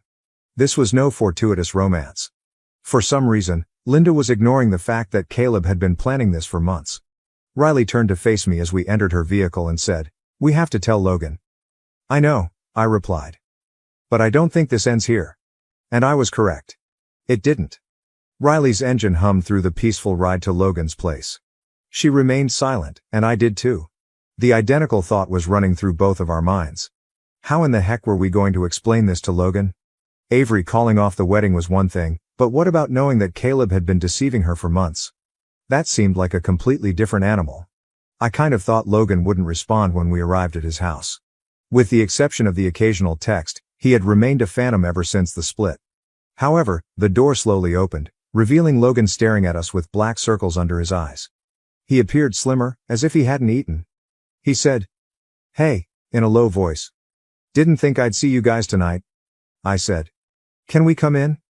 After a moment of hesitation, Logan moved aside to allow us to enter. The flat appeared as worn out as he was. The curtains were drawn, his couch appeared to be his bed these days, and takeout containers were piled on the coffee table. Logan laughed without laughter when he saw that I was staring. "Yeah, I know it's a mess. Take a seat," he said, sweeping papers from the cushions and pointing to the couch. Logan remained standing, leaning against the wall with his arms folded, while Riley and I sat. He appeared protective, as though he was aware that we weren't just stopping by. "What's up?" he finally inquired, his gaze darting between us. Riley didn't hold out. "Logan, we need to tell you something about Caleb." Logan stiffened as soon as she spoke Caleb's name. His eyes widened and his jaw tensed. "I don't want to talk about him," I whispered. "You need to hear this. It's about what really happened with Avery." Her name made Logan cringe. I thought he was going to throw us out, but he sat down in the armchair across from us after letting out a trembling breath. "Fine," he replied. "Say whatever you came here to say." I didn't mince words. Despite the pain, Logan deserved to know the truth. Avery told us tonight that Caleb had been talking to her for months. He told her things that made her believe you didn't really love her. At first, Logan's expression remained unchanged. He remained motionless as he gazed at me. He gently averted his gaze and squeezed his fists against his thighs, but I wasn't even positive he had heard me. He spoke the words. "So Caleb convinced her to leave me," in a whispery tone. "Manipulated her," said Riley again. He played with her head. "Logan," she stated. "She thought you were just settling for her because Caleb got in her ear." Logan gave a sour laugh, but it was devoid of humor. "Of course he did. That's Caleb. He's always been good at taking things that don't belong to him. I was astonished by the hostility in his voice. Logan has consistently maintained our family's composure. Logan is the quiet anchor if Riley is the firework, and I am the middle child who is always caught in the between. He is not angry. He simply becomes depressed. Now though, he now had an angry expression. He's done this before, Logan stated abruptly as he looked at the ground. Riley said, "What do you mean?" Logan's expression darkened as he looked up. "Do you honestly believe that this is the first time Caleb has taken anything that was rightfully mine? Do you recall my senior school soccer tryout?" Logan inquired. While attempting to piece things together, I scowled and said, "Yeah, you didn't make the team." "No, I did," Logan said with a sour smile. Caleb persuaded the coach that he would be a better option and that I was unreliable, even though I made the squad. It took me years to find out. While Caleb made varsity, I was dismissed. "What?" Riley's eyes widened. "Why didn't you say anything, Logan?" "Because nobody would have believed me," he shrugged, adding, "Caleb has always been the one. The golden boy is Caleb. Caleb is impervious to error." After hearing this, something clicked in my mind. Caleb had been our mother's world for years, charming, ambitious, and self-assured, everything an ideal oldest son should be. However, now that the cracks were showing, it became clear that he didn't just take things because he wanted them. He did it to win, to show that he was superior to the rest of us. "Logan," I continued slowly, "what do you suppose caused him to do this to Avery now?" Logan gave me a dumbfounded look and said, "Because he could.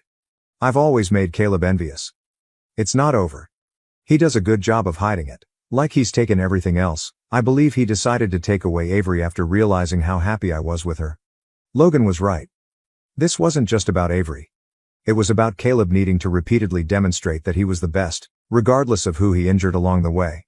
There was a brief period of silence. Riley appeared to want to punch a wall, and I felt sick to my stomach. Logan wiped his face and said, "You know what's the worst? I cherished her. I cherished her dearly. I also had faith in Caleb. I assumed he was pleased with me." I muttered, "I'm sorry," since I had no idea what else to say and it seemed so hollow. "You don't have to apologize to me," Logan said, shaking his head. "Please let me know what you plan to do about it." Riley grimaced. "What are you saying?" Logan's voice was harsh as he stated, "I mean, Caleb isn't done?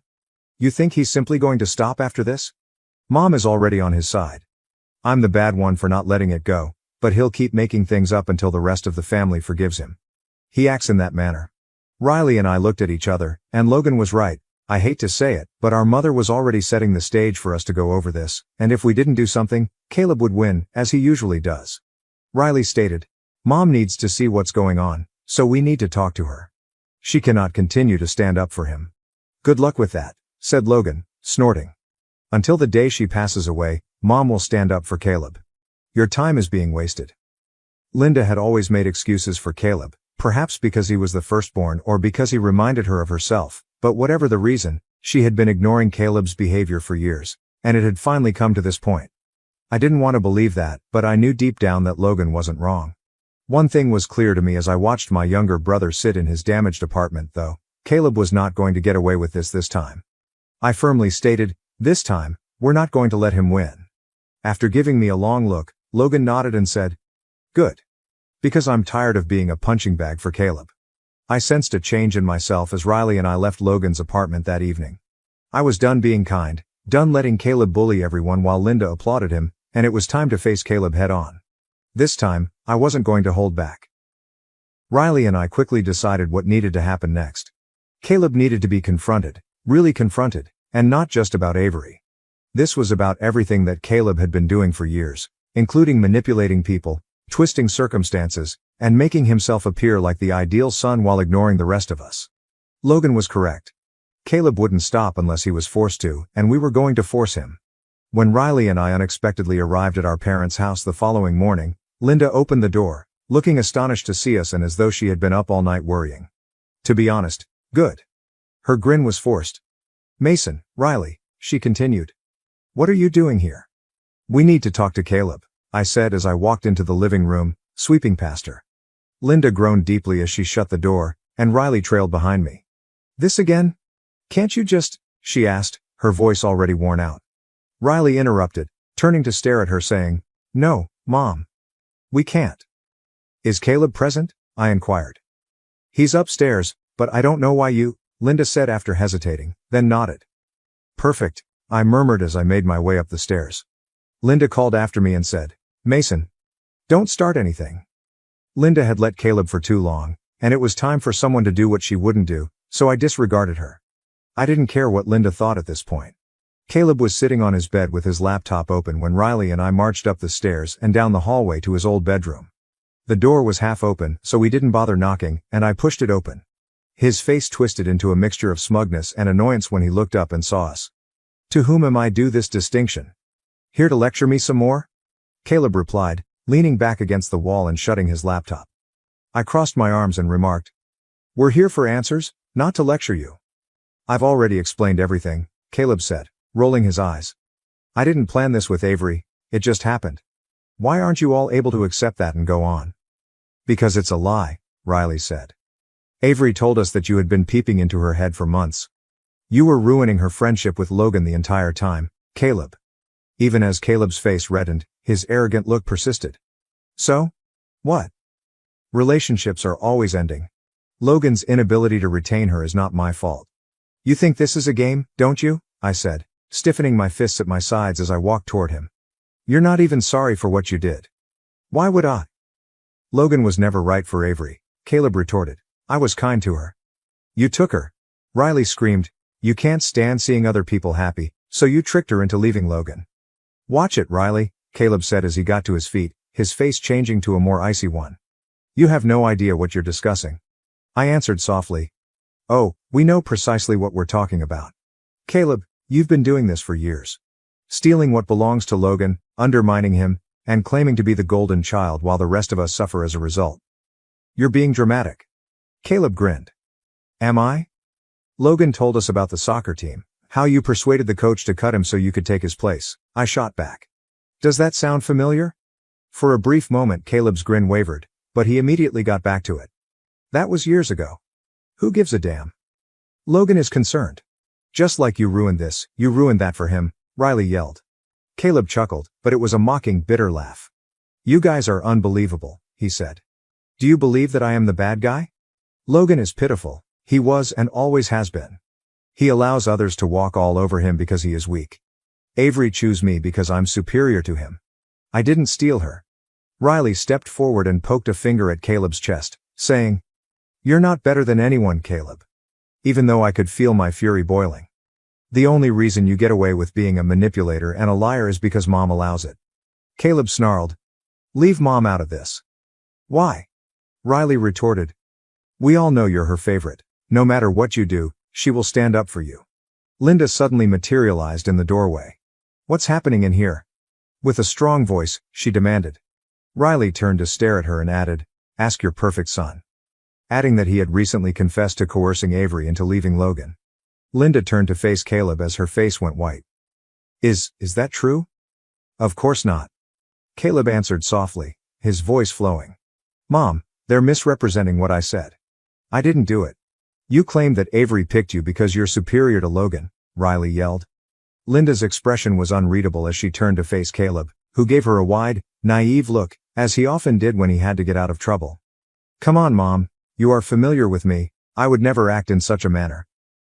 For a while, I hoped that Linda would finally recognize Caleb for who he truly was, but she hesitated, and I could see the doubt in her eyes. Then, as usual, she folded. Her voice was tense as she replied, I'm sure there's been a misunderstanding. We're not going to solve anything by yelling. Riley laughed bitterly and said, It's unbelievable. You continue to protect him. I'm not defending anyone, Linda responded. But I'm not going to let this family fall apart over a relationship that didn't work out. This family already is falling apart, I whispered quietly. And it's because of Caleb. Caleb looked bored and shrugged, saying, Cry about it. I finished our talk. Riley snapped, No. We're done with you. What is the intended meaning of that? Caleb narrowed his brows and asked. I said, Logan's done. It means we're not letting you win this time. Riley is finished. I am too. You're by yourself. You can't just cut me out of the family, Caleb said, looking truly shaken for the first time. Watch us, replied Riley icily. Mom, you can act like Caleb is flawless all you want, But the rest of us aren't playing along anymore, I said, turning to Linda, who appeared stunned. Either you're with us or you're with him. You make the decision. Linda gave me a slap-like look and said, You can't ask me to choose. Riley remarked softly. You simply aren't aware that you've already made your decision. I believe that Caleb recognized that he had finally lost control and pushed himself too far, since he didn't say anything as we were leaving, and for once, he didn't have a smug response or a lazy shrug. I was relieved as Riley and I left the house because, although Caleb might not be facing actual repercussions today, he would eventually, people like him usually do, and I wasn't going to be there to catch him when he fell for the first time. After that altercation, we didn't hear from either Caleb or Linda for a few days. To be honest, I believe they were both waiting for us to return, as we always did, especially with Linda. In our family, things had always gone like this.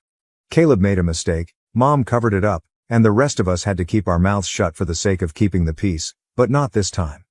You have no idea how long I felt like I was screaming into a void, I added, and Logan actually appeared glad when we told him about what had transpired at the home. It's about time, he muttered, shaking his head. Riley and I had made our decision. Linda made several attempts to contact us over the course of the following week, first by phone and then by text, but each message was the same. Family doesn't behave like this, so we need to communicate. Caleb is your brother, and while I understand your anger, this has gone too far. You don't fully comprehend the story. Let's discuss this over dinner. We chose to ignore her. Riley, Logan, and I were all on the same page for the first time, and it felt liberating. Caleb was no longer our responsibility, so we didn't have to comply if Linda wanted to hold on to him. Caleb wasn't finished though. On a Thursday night, I received a call from an unknown number. I don't typically accept such, but for some reason, I decided to answer. Hello, Mason. I remained silent for a moment, almost expecting Caleb to knock on my door, but I was still taken aback when I heard his voice. It sounded desperate, not cocky or arrogant. What are you looking for?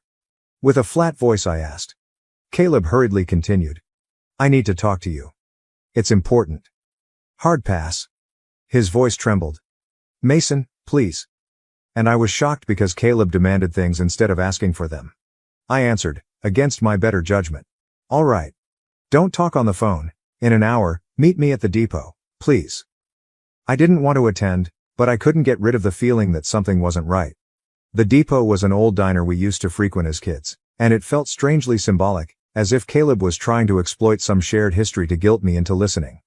I didn't recognize Caleb for a moment when I entered the depot an hour later and saw him sitting at a booth in the corner. He had bags under his eyes as if he hadn't slept in days, and his normally flawless hair was unkempt. Caleb, what do you want? I questioned, slipping into the seat across from him. He didn't immediately respond, instead looking down at the table with his fingers tapping nervously. I messed up, he finally stated in a hushed voice. With a sour laugh, I said, yeah, no kidding. No, Mason, I made a huge mistake, more than you thought. I had never seen Caleb this afraid, and there was something about the way he said it that made the hair on the back of my neck rise up. What are you discussing? I inquired. After inhaling deeply, Caleb shakily exhaled. I'm in trouble. Bad luck. I saw panic for the first time in his eyes as he glanced up at me. What sort of issue? With quivering fingers, Caleb ran a hand through his hair and nodded. Debt. I owe a lot of people a lot of money. Mason, I made an effort to correct it, but it got out of hand. His voice broke as he trailed off. Avery. What are you saying? I asked, feeling sick to my stomach. I think I've never seen Caleb seem so embarrassed as he looked at me. I needed money, he said. I reasoned that by getting to know Avery better, I might be able to persuade her to assist me. Her family is wealthy, so I reasoned that perhaps. You made use of her? Startled, I cut in. You used Avery as leverage because of your debt? Despite his recoil, Caleb said. I didn't intend for it to get this far. Although I didn't anticipate her leaving Logan for me, I was unable to stop it once it got going. Caleb had not simply taken Logan's fiancée because he wanted to win, he had done it out of desperation. He had played with Avery's emotions, ruined Logan's life, and split our family apart in order to hide the catastrophe he had created for himself. I gazed at him, trying to take in what he had just said. Is Mom aware? Quietly, I inquired. No, and she can't, Caleb said, shaking his head. If she learns, I'm finally able to recognize you for who you truly are. Good, I responded sourly. She is entitled to the truth. Caleb's voice was suddenly begging. Please, Mason, I need your assistance. I have no other people. Aid you? I chuckled incredulously. Are you serious? After all of your actions? Caleb said. You're my brother. Family is meant to stay together. Don't you dare pull the family card, I responded. You don't get to hide behind that after what you did to Logan. Like a drowning man pleading for a life raft, Caleb gazed at me and said, Please. Without you, I am unable to resolve this. I felt nothing for Caleb for the first time in my life, no rage or hatred, just emptiness. He was no longer my brother, he was just a man who had ruined every relationship he had ever had. I got up and said, Caleb, you need help, but it won't come from me. Caleb started to disagree, but before he could say anything more, I left. Later that night, Riley, Logan, and I convened at my place, and for once, no one was shocked when I told them all Caleb had confessed. Logan said, He's always been like this. It just took him this long to fall apart. How about Mom? Should we tell her? Riley said. After giving it some serious thought, I shook my head and said, No. She's made up her mind. Let her if she wants to think Caleb is flawless. We're done with him though, alongside her. With everything. I had spent my entire life trying to keep this family together, but now I know that sometimes you have to let things fall apart. For the first time in years, I felt free. Neither Linda nor Caleb were my burden anymore. With a small smile on his lips, Logan turned to face Riley and me and said, You think we'll be all right? Yeah, I replied with a smile. We'll be all right. And I did believe it for once. Now to the next story 6. My family always relied on me financially, but when I stopped helping, they turned me into the villain. After years of supporting my family, I was expelled and accused of being selfish. There have been other occasions over the years when I felt ignored, such as birthdays when Mark would receive the pricey presents while I received something useful like new socks or a coat, or vacations when his family had all the attention while I sat quietly on the sidelines. It didn't matter, I told myself. I assumed that was just the nature of parents. In addition, I had always been self-sufficient. I didn't require the attention or the hype. Things changed even further once Mark married Becky and had his first son, Jason. Mark was suddenly more than simply the favorite, he was the one who brought us grandchildren.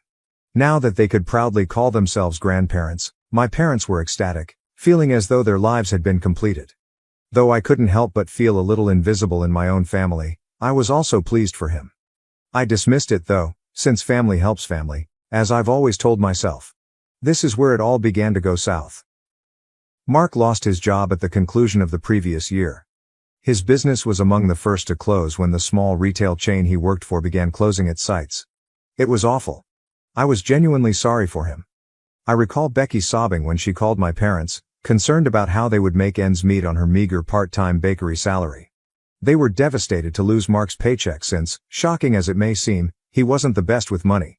However, my parents' solution was to ask him, Becky, and their 2 children to move in with them rather than helping him come up with a practical strategy to get back on his feet.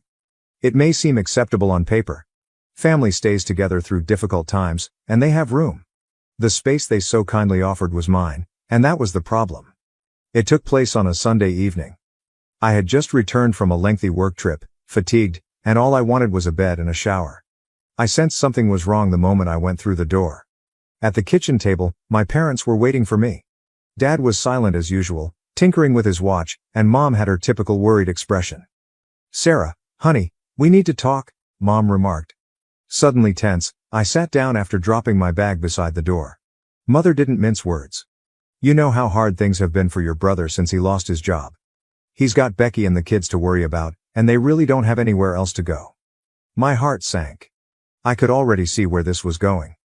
Even though I knew the answer before I spoke, I nevertheless inquired, so where are they going to stay? Mom's smile was as if she had practiced it 100 times. The basement suite is perfect for them. It's separate from the main house, so they'll have their privacy. Becky and the kids will be comfortable there. I glanced at her, attempting to take it all in. Wait, my basement suite? Where am I supposed to go? Dad spoke up at last, although in a hushed tone. We've set up the hobby room for you. It's cozy. You'll have plenty of space. What I was hearing was unbelievable. It was a glorified closet, the hobby room.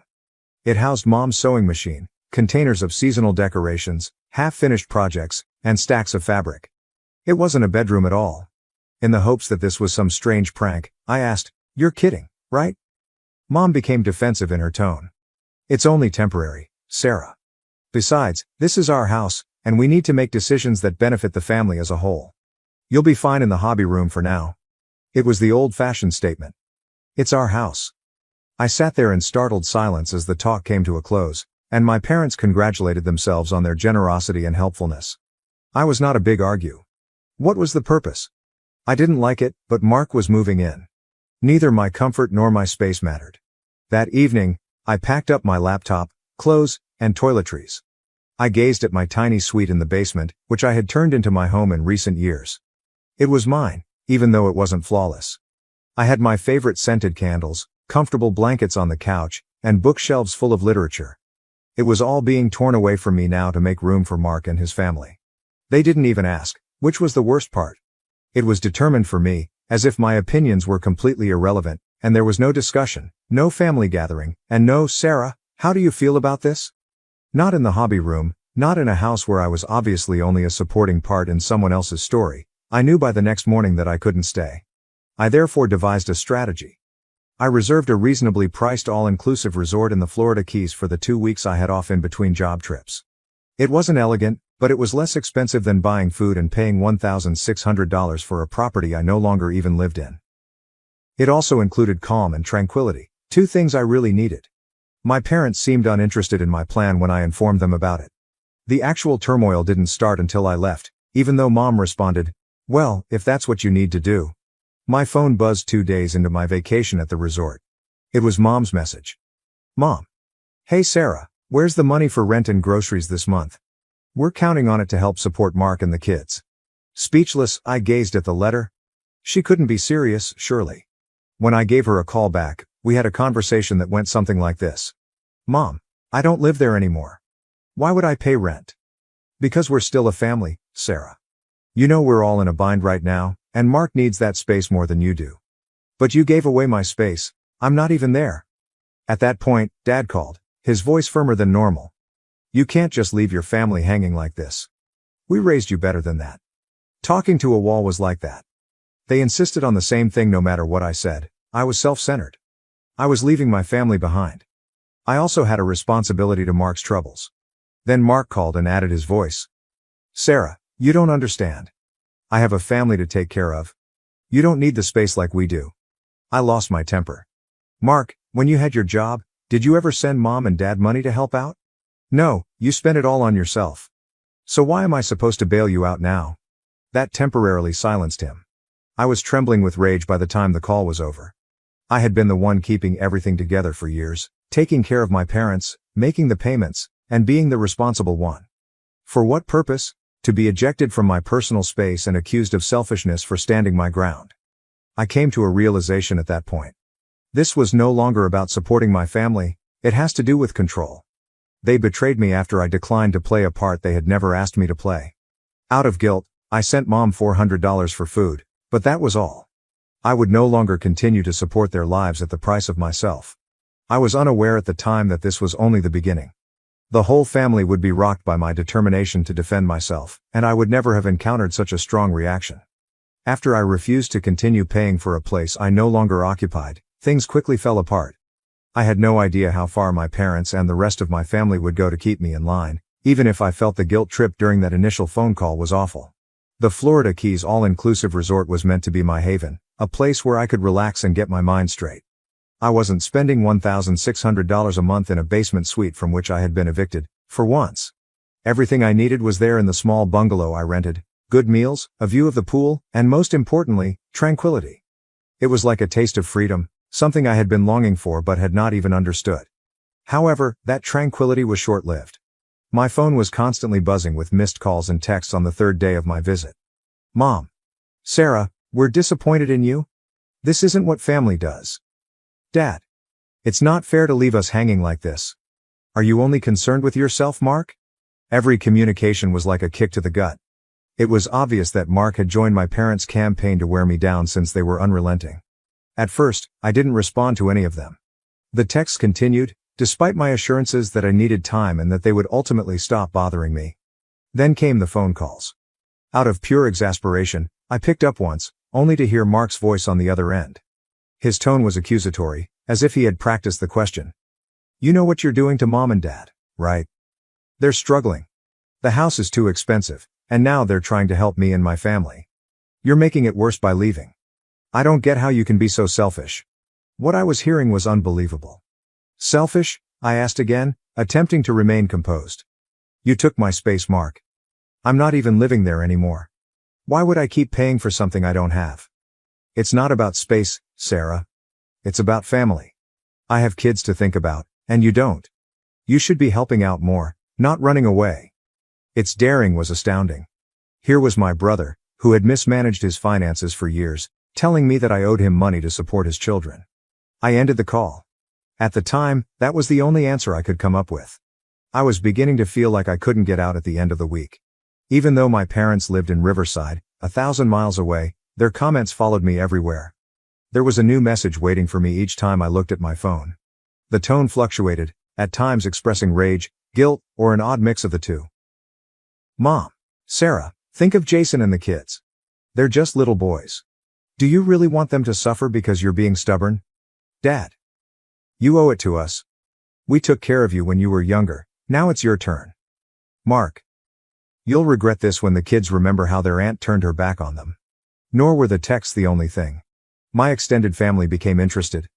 I began receiving calls from relatives I hardly knew, Uncle Gary, Aunt Linda, and others I hadn't spoken to in years. Aunt Linda? Sarah. Honey, she said on a single call. I'm sure you don't mean to upset your parents like this. They've done so much for you. Can't you just help a little longer? Mark really needs it right now.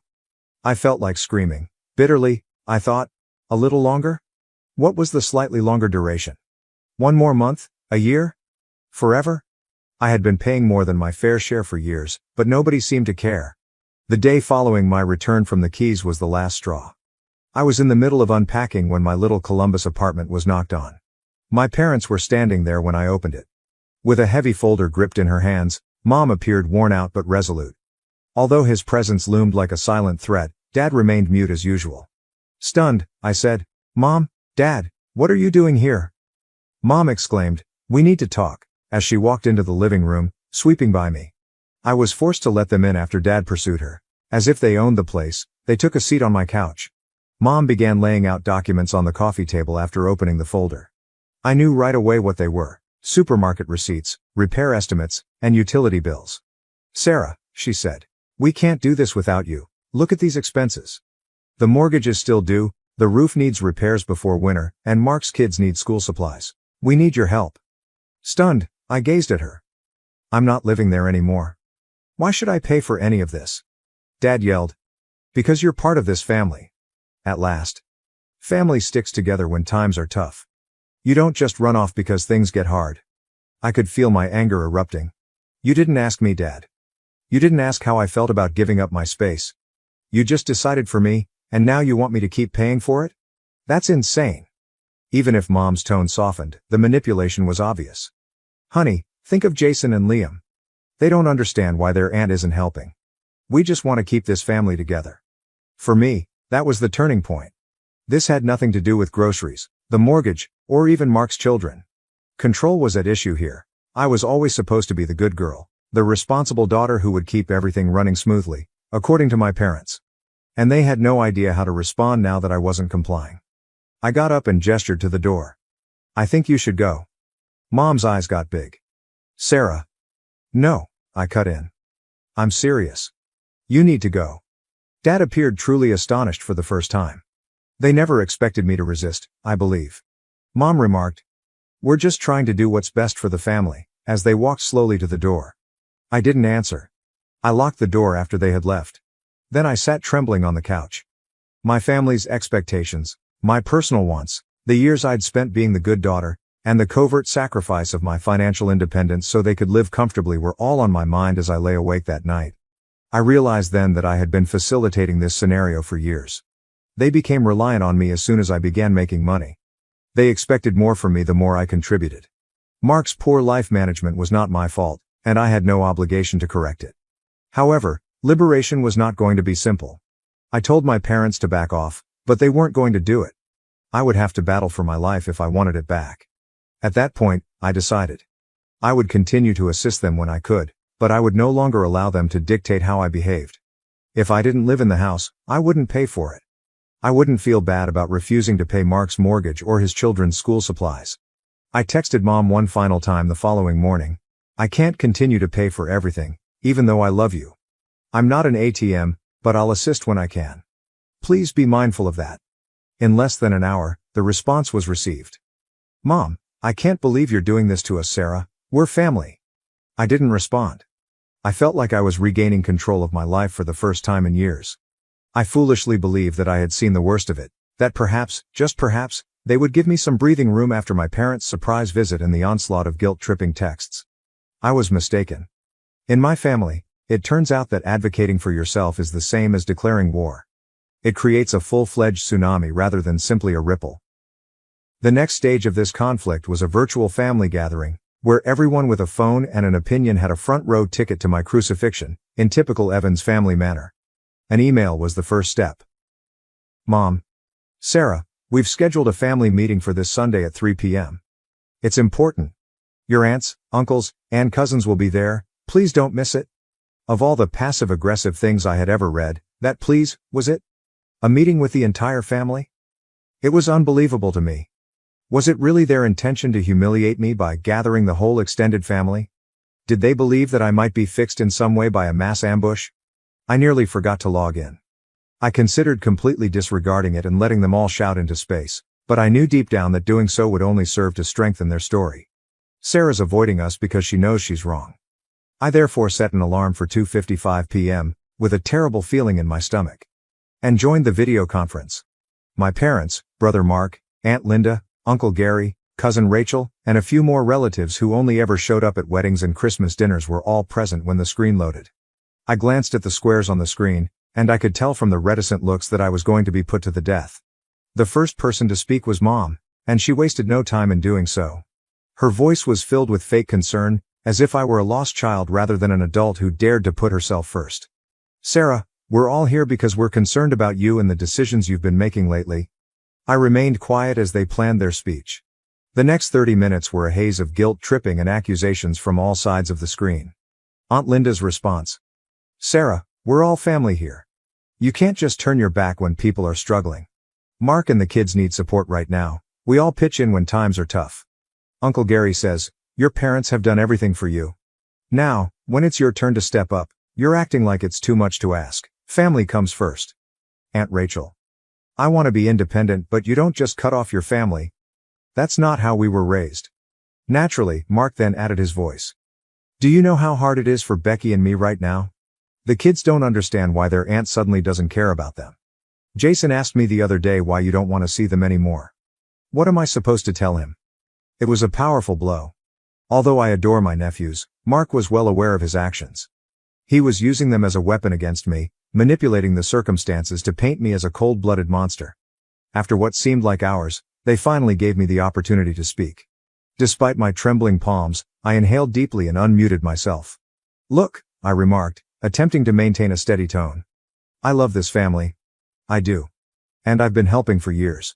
Paying rent, paying for groceries, doing whatever I could to keep things running. But this is too much. Mom's expression tightened, but I persisted. I'm not living at home anymore. You gave my space away without even asking me, and now you're expecting me to keep paying for it. That's not fair. You're all acting like I'm abandoning you, but I'm just trying to take care of myself for once. There was silence in the room. I wasn't done yet, but I could see Mom shaking her head and getting ready to respond. Mark, I uttered while looking straight at his video square. You're my brother, and I care about you, but you've never been responsible with your money. When you had a job, did you send money to Mom and Dad to help out? No, you spent it on yourself. And now, when you're in trouble, suddenly I'm the bad guy for not bailing you out. Despite his hot face, Mark remained silent. I added, and the rest of you, as I turned to face my extended family. Where were you when I was the one keeping everything afloat? None of you had anything to say when I was paying $1,600 a month for a basement suite I only lived in half the time. But the second I draw a boundary, suddenly I'm selfish. The ensuing hush was deafening. Uncle Gary was frowning, Aunt Linda was scandalized, and my mother was about to cry. Dad refused to look into my eyes as he sat there with his arms folded. Mom finally said something. Sarah, we just don't understand why you're acting like this. This isn't like you. That was it. The last straw. I didn't wait for an answer before saying, this is me, Mom. I'm just not the doormat you've gotten used to. With a gratifying thump, I closed my laptop after selecting Leave Meeting. The text began right away. Mother. You didn't have to humiliate us like that. Sarah said, we were trying to have a conversation. Mark said, you've changed. I hope you're happy leaving your family behind. Aunt Linda said, I can't believe how disrespectful you were to your parents. I disregarded them all. I no longer owed them an explanation. But despite my sense of justification, I was powerless to stop the guilt from eating at me. I had always been the good girl, the responsible daughter who never got into trouble, growing up. It felt strange to stand up for myself, like if I were violating some holy family law. I sat with a glass of wine on my couch that evening and tried to take it all in. I became increasingly aware that this was about more than just money and space as I gave it more attention. It has to do with control. My family had depended on me for years, thinking I would always be compliant. They turned against me as soon as I left that position. I have no regrets about my remarks throughout the meeting. It was the first honest thing I had said to them in years, if anything. I was aware that the worst was yet to come. My family was not going to silently give up. They had only barely begun. I hoped things would settle down after the family gathering. Perhaps I was naive, but I believed that perhaps the surprise of my at last defending myself would cause them to back off, give me room, give themselves time to think. I was mistaken. My refusal to back down simply made things more heated, if anything.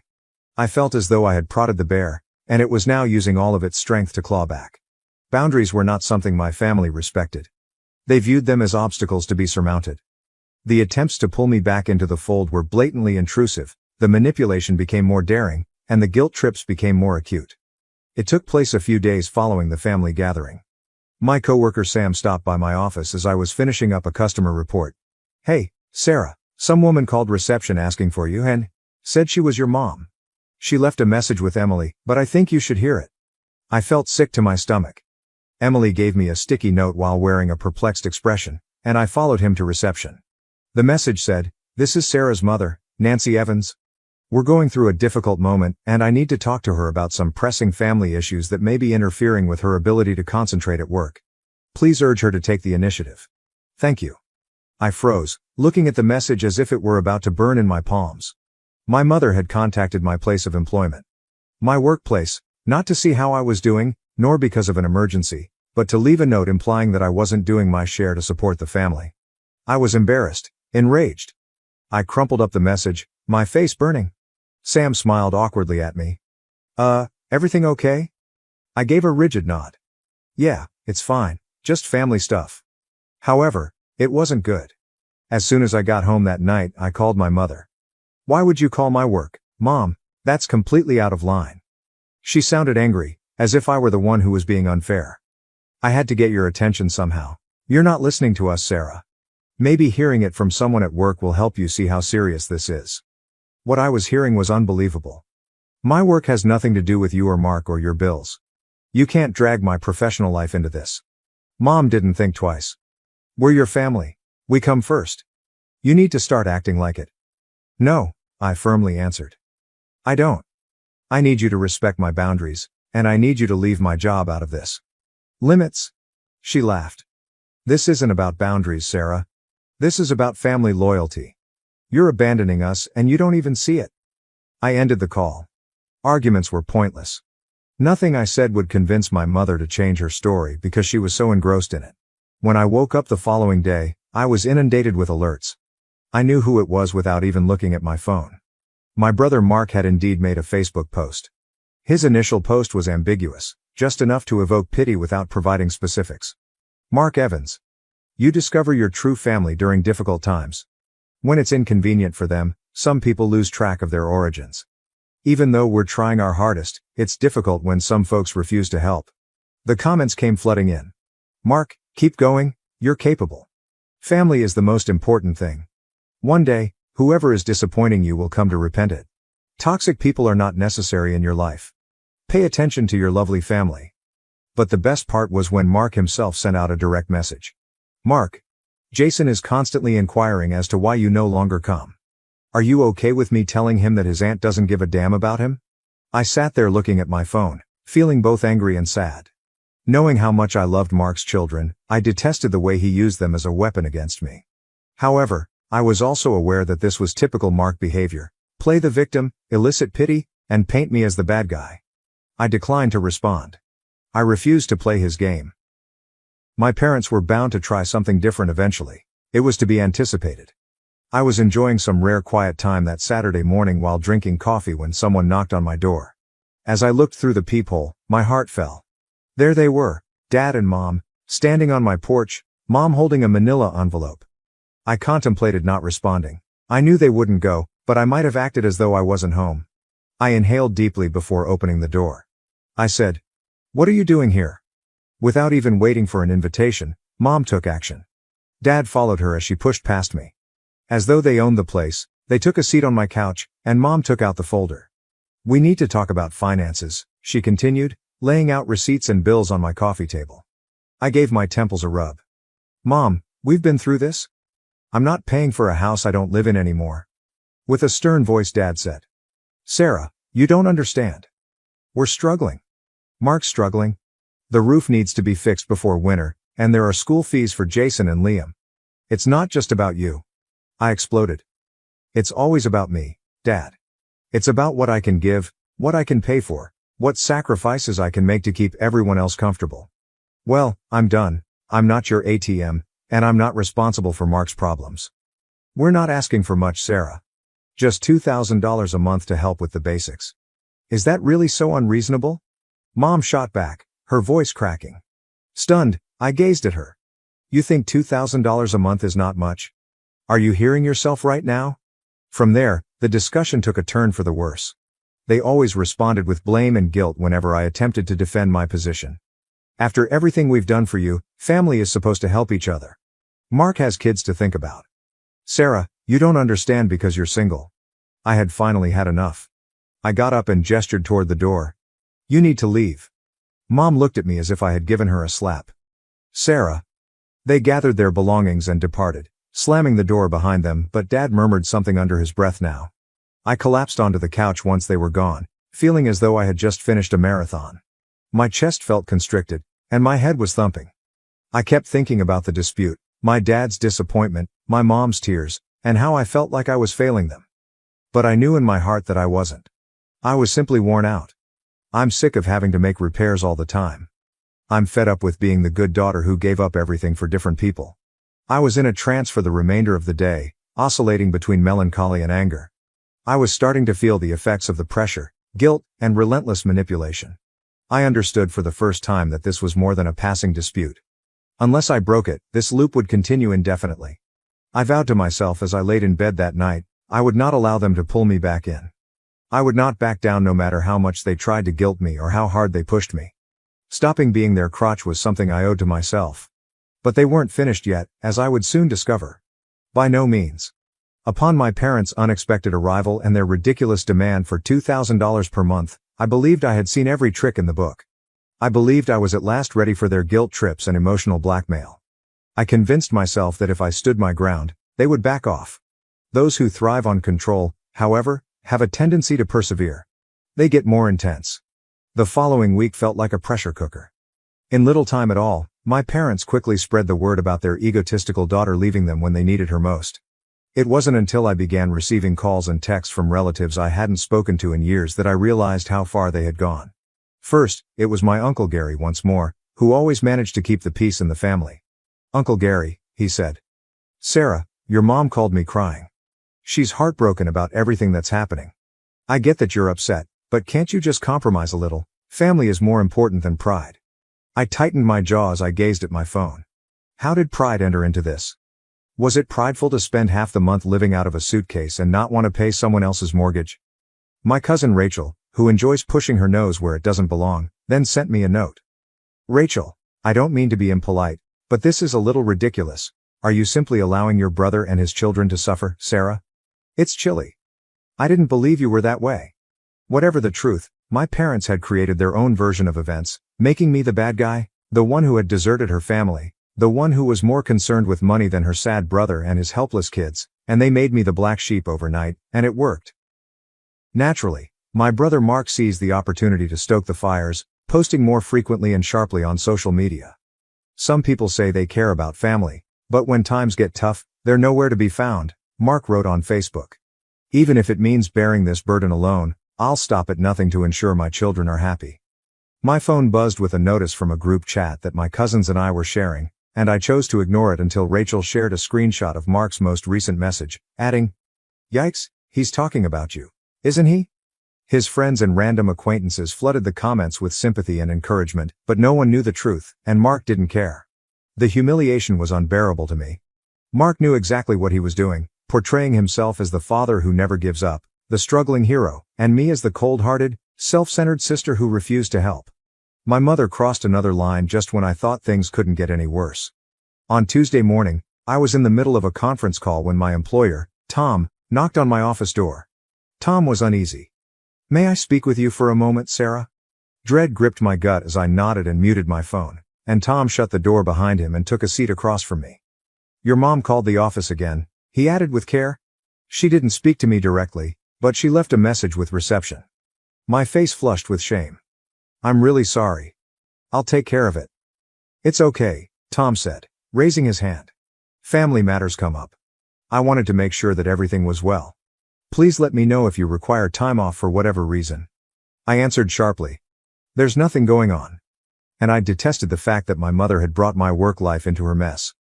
"I'll make sure it doesn't happen again," I continued. My work was the one place I'd managed to keep apart from my family's craziness, and now she was invading it too. Tom nodded and walked away, but the damage was done. I felt ashamed and remained at my desk for a long time, staring blankly at my computer screen. How did she? My parents were trying harder, my brother was using his children as weapons, and the rest of the family had taken sides. By the end of the week, I was emotionally spent. The texts, phone calls, and gossip felt unrelenting, and I couldn't go a day without someone attempting to manipulate or guilt-trip me back into submission. I had just finished cleaning my apartment on a Saturday afternoon when I heard a knock on the door. I knew immediately who it was without even looking through the peephole, so I opened it to find Mark standing there with his arms crossed and a frown on his face. This was the last straw. "What are you doing here, Mark?" I inquired. He didn't waste time making small talk. "Sarah, we must speak. This has continued for too long." I stopped the doorway by crossing my arms.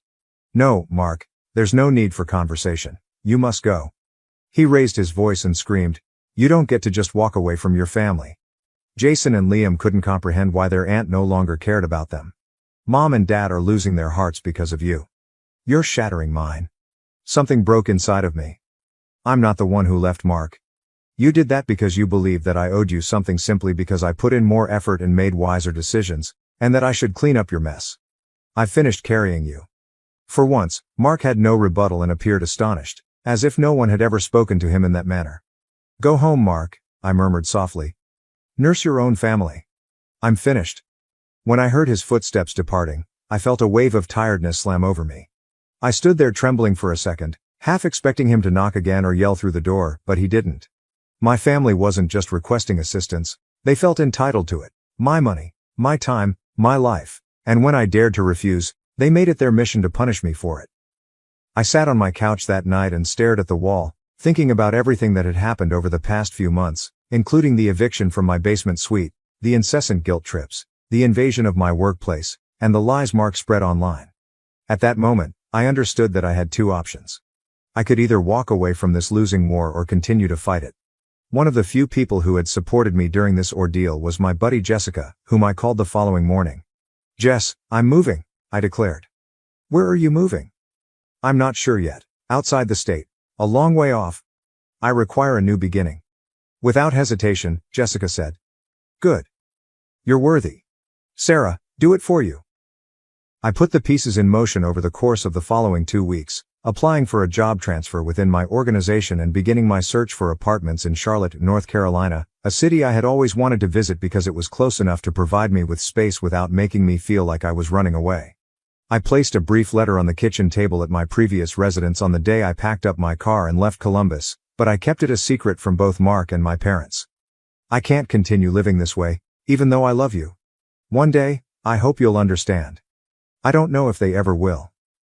As I drove down the highway toward Charlotte, I experienced a strange range of emotions, including relief, anger for the way my family treated me, and grief for the family I had to leave behind. For the first time in years, I felt free. Free from obligations that weren't mine, free from guilt, and free to start over. The kilometers behind me made it clear to me that I was choosing myself, and for once, that was sufficient rather than fleeing. Now to the next story. 7. My parents sued me for cutting off contact and tried to drag me back into their drama. Their manipulation led to a court battle. I got my friend's sister pregnant, but she lied about it.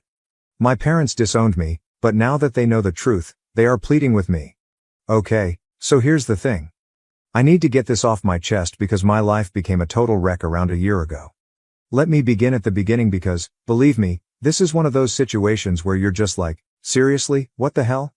I never imagined that I'd be here sharing this on Reddit, but I suppose that's what happens when your family goes crazy and you're left standing there, wondering, how did this even happen? My friend Dave has a sister named Jenny. Both of them have been in my life for years. It's nothing big, is it? We all grew up in the same area and occasionally hang out. Jenny was never quite like the others. I don't mean to come across as cruel, but she was dealing with some mental health issues. To be honest, it wasn't my business, and I don't know all the specifics. Everyone knew Jenny struggled, but Dave never mentioned it much and I didn't ask. In any case, Jenny unexpectedly called me a year ago to tell me she was pregnant. All okay, that's cool. With the exception of one little detail, she claims that I am the father. I swear my brain just short-circuited at that very instant. I thought, wait, what? Now, let me be quite clear, I have never, ever hugged Jenny, much less had an intimate relationship with her. I was therefore unable to even comprehend her making such a ridiculous claim against me. I told her straight away, Jenny, I don't know what you're talking about, but there's no way I'm the father. We've never been close like that. However, she simply repeated it repeatedly, as if I were going to magically recall a night that never occurred. To put it mildly, it was strange. Though I was secretly freaking out, I attempted to remain composed, thinking perhaps this was a result of her mental health issues or something. This is the point at which things start to go wrong. A prenatal paternity test is something Jenny declines to take. She refused to move, even though I was sitting there thinking, if you're so sure it's my kid, why wouldn't you just take the test and prove it? It was a guilt trip city, and I wasn't buying it when she said things like, you need to be there for your child, and, you're abandoning us before the baby's even been born. I therefore made it plain that I would not sign anything if she chose not to take the test. I had no intention of legally binding myself to a child that wasn't mine. Easy, isn't it? That should be the end of it, I thought. I was mistaken, boy.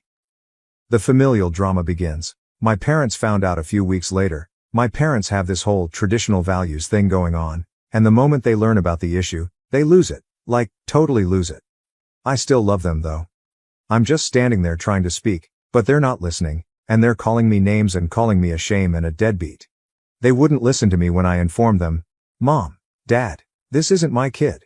Jenny's just making stuff up. They couldn't seem to get rid of the idea that I was the one who brought this baby into the world. After that, there were many ugly arguments. To be honest, I'm still upset about things that were said that I probably can't take back. Despite my repeated assurances that it wasn't my child, my parents persisted in pressuring me to act morally and become a father. They didn't care about it. They saw me as already guilty. They stated they couldn't believe I would refuse my own child and that they didn't raise me to be a deadbeat. I was not even in the same state when Jenny would have become pregnant, which makes the situation even more bizarre. Yes, she allegedly became pregnant while spending a whole month at a friend's house. My parents dismissed this when I brought it up to them. People make mistakes, they stated. Yes, this was more than a simple error. This was a serious charge that might destroy my life. At this point, Jenny is approximately 6 months along in her pregnancy. The entire family has now turned against me. Every phone contact, text message, and family meal revolves around the idea that I must mature and assume responsibility for this child. I was going crazy. I felt as though I was in a bad dream, and no matter what I did or said, no one took me seriously. Fortunately, most of my friends supported me, but even a few of them began to have doubts. For example, are you sure, man? Maybe you don't remember something. My parents finally gave me the ultimatum. They're casting me out of their lives, disowning me, and kicking me to the curb if I don't take charge and behave like a father. They were dead serious, despite my initial belief that they were bluffing. They made it clear to me that I would no longer be accepted in the family if I didn't comply. Indeed, they disowned me after I refused to give in. That hurt, let me tell you. I was angry, perplexed, and simply hurt. They decided to believe someone else over me, even though they were the ones who reared me and were meant to support me. I was thrown out by my own family as if I didn't exist. It was cruel. After the baby was born, things became even more bizarre. Playing the part of a proud grandmother, my mother was present at the hospital. It wasn't until later that I found out. I had to deal with some legal issues to get the paternity test completed because Jenny was still refusing to do it. Guess what happened when the results were in? Not my child. I had no possibility of becoming the father. And I had a simultaneous feeling of relief and rage as soon as I held the paper in my hands. Finally, they'll see the truth. They'll realize they were wrong, and everything will go back to normal. That was my thought when I sent my parents the results. Instead, they began bombarding my phone with requests for forgiveness, money offers, and apologies. In an attempt to make things better, my dad even mailed me several $100s. The problem is that I retained the money. Yes, I did accept it. After everything they had to do to me, I felt like I owed them. But pardon them? I made it plain that I would not expose myself to such treachery again if they were prepared to disown me for such a thing. I understand, I truly do. While the majority of my friends supported me, others, along with my therapist, began to say things like, maybe you should give them another chance. They're your parents after all. However, how can you simply forgive someone who was willing to discard you so readily? When someone believes a falsehood about their own child, how can you trust them? I'm currently caught between the belief that I did nothing wrong and the question of whether I should even make an effort to mend my family's relationship. I can't get rid of the sensation that they let me down when I needed them the most, though, because every time I think about it, I recall how fast they betrayed me. Okay, so you would think that things would settle down after the drama involving Jenny's kid and my parents, wouldn't they? Not at all. My life had different ideas. If anything, the situation continued to get worse. You would think it would have ended with me proving I wasn't the father, but wow, I wish it had been that easy. It turns out that people would do anything to avoid accepting responsibility if they don't want to acknowledge that they made a mistake. I therefore thought, okay, now my parents will realize they were wrong, and maybe things can get back to normal, after the paternity test results showed that I wasn't the father. However, rather than providing the solace I had hoped for, things became much more problematic. To begin with, Jenny went totally crazy. She began circulating the area with tales that I had interfered with the test in some way or had fabricated it. Yes, you read correctly. She believed that I had somehow persuaded an entire laboratory to falsify the results to support my claims. I mean, how could I possibly do that? I'm not a genius who can rig DNA testing. I'm simply an ordinary guy. Jenny, however, was not listening. She was determined to paint me as the antagonist in her tale. She went around claiming that I had deceived everyone into believing I wasn't the father and that I was leaving her and the child. It didn't matter that it didn't make sense. People began to trust her. Rumors from small towns traveled quickly, and soon I was being seen as a scumbag by people at the grocery store. I even had people come right up to me and question why I wasn't taking charge of my child. It enraged me. Nobody appeared to care that I had the test results to show that I wasn't the father. I was being held responsible for something I had nothing to do with, while Jenny was out there acting like the victim. Never in my life have I felt so powerless. Being betrayed by your family is one thing, but what about when everyone in the community believes you are the villain? That has a distinct sound. What about my parents? They were still making an effort to be polite, but it was obvious that they were also at a loss for how to respond to the scenario. My mother kept phoning and leaving heartfelt, lengthy voicemails expressing her desire for her family to reunite. She wanted to brush everything under the rug, as if nothing had ever happened, and didn't even discuss what had transpired. She even invited me over for dinner, as if it would suddenly undo all the harm they had caused. It was offensive in addition to being awkward. They believed that a few family meals and some forced grins would make everything okay after what they had to do to me. Like they didn't even grasp how much trust they had broken, they just said, let's move on. There was no apology or recognition of how severely they had messed up. And that's the problem. Trust cannot be restored with a hug and a dinner once it has been shattered in that way. Rebuilding requires a lot of labor and effort, and they weren't even prepared to acknowledge their mistakes. The worst part was when my father attempted to buy me off. He simply emailed me to offer to buy me a new automobile if I returned to the family. As in, what? Did they believe they could simply buy my pardon? I wasn't even sure how to react because it was so disconnected from reality. For a long time, I just gazed at the email, trying to determine whether it was a cruel joke. My dad was serious though. I didn't answer, I was unable to. How can you respond to such a thing? Correctly repairing things was not important to them. Simply because it was convenient for them, they wanted me back in their life. And I became aware of how little they truly understood what they had done when they believed that hurling money at me would make everything better. The worst aspect, however, was discovering later that Jenny had begun contacting people I knew in an attempt to include them in her drama. She even tried to persuade Samantha, my ex-girlfriend, that I was this awful person who had left his child behind. After years of not communicating, Sam suddenly texted me, saying, "We need to talk." I didn't know what she was talking about at first, but when she revealed that Jenny had been attempting to rekindle old drama by contacting her, I nearly lost it. I told Jenny to cease over the phone. I wasn't going to allow her to include my friends and ex-partners in her mess. I was done with the lies and the games. However, she simply hung up after laughing. Talking to a wall was like that. Nothing I said would reach her since she was so engrossed in her fantasy world. By now, I was thinking about hiring a lawyer quite seriously. Even though I didn't want to go that far, I had no other option. I felt like I had no one on my side while Jenny was out there damaging my reputation and my parents were supporting her actions. Yes, I had the support of my closest friends, but even they were unaware of how awful things had gotten. At some point, I had to decide. I couldn't continue to wait for the next insane claim or rumor to surface, living in a condition of continual tension. I made the decision to sever all connections, not just with Jenny but also with my parents. It wasn't simple, in fact, it was awful. However, I realized I couldn't allow them to continue to bring me down. I sent my parents a lengthy email outlining my feelings of betrayal, my failure to trust them, and my inability to trust them going forward. Nothing was sugar-coated by me. I was honest with them, telling them that I wasn't ready to forgive them and that I wasn't sure if I would ever be. I advised them to start by sincerely apologizing and accepting responsibility for their conduct if they want to have any chance of a future relationship with me. No more acting as though nothing was wrong. There's no more ignoring issues. Regarding Jenny, I blocked her on all platforms. Her machinations were becoming too much for me to handle. I wasn't going to allow her to continue entangling me in her mess since she wasn't my concern. I even had to inform her brother Dave that I would not be able to spend some time with his family. Dave has always been a great buddy, so that was difficult, but I had to prioritize my own health. I took them off a few months ago, and to be honest, I've been relieved. Even if I occasionally feel bad or question my decision, I know that ultimately I made the right choice. Even though it's difficult, there are moments when you have to leave. It's messy and convoluted, to be sure, but at least I'm not always watching for the next catastrophe to occur. At last, I'm able to breathe. But man, I never would have believed you if you had told me a year ago that this is where I would wind up. I suppose that's just the way life is. First update. Okay, so this is where it gets even stranger. I believed that the pandemonium would be resolved if I severed my relationship with Jenny and my parents. I reasoned that if I cut them out of my life, everything would settle down and I could move on. Naturally, however, things are not so simple. Terminating them?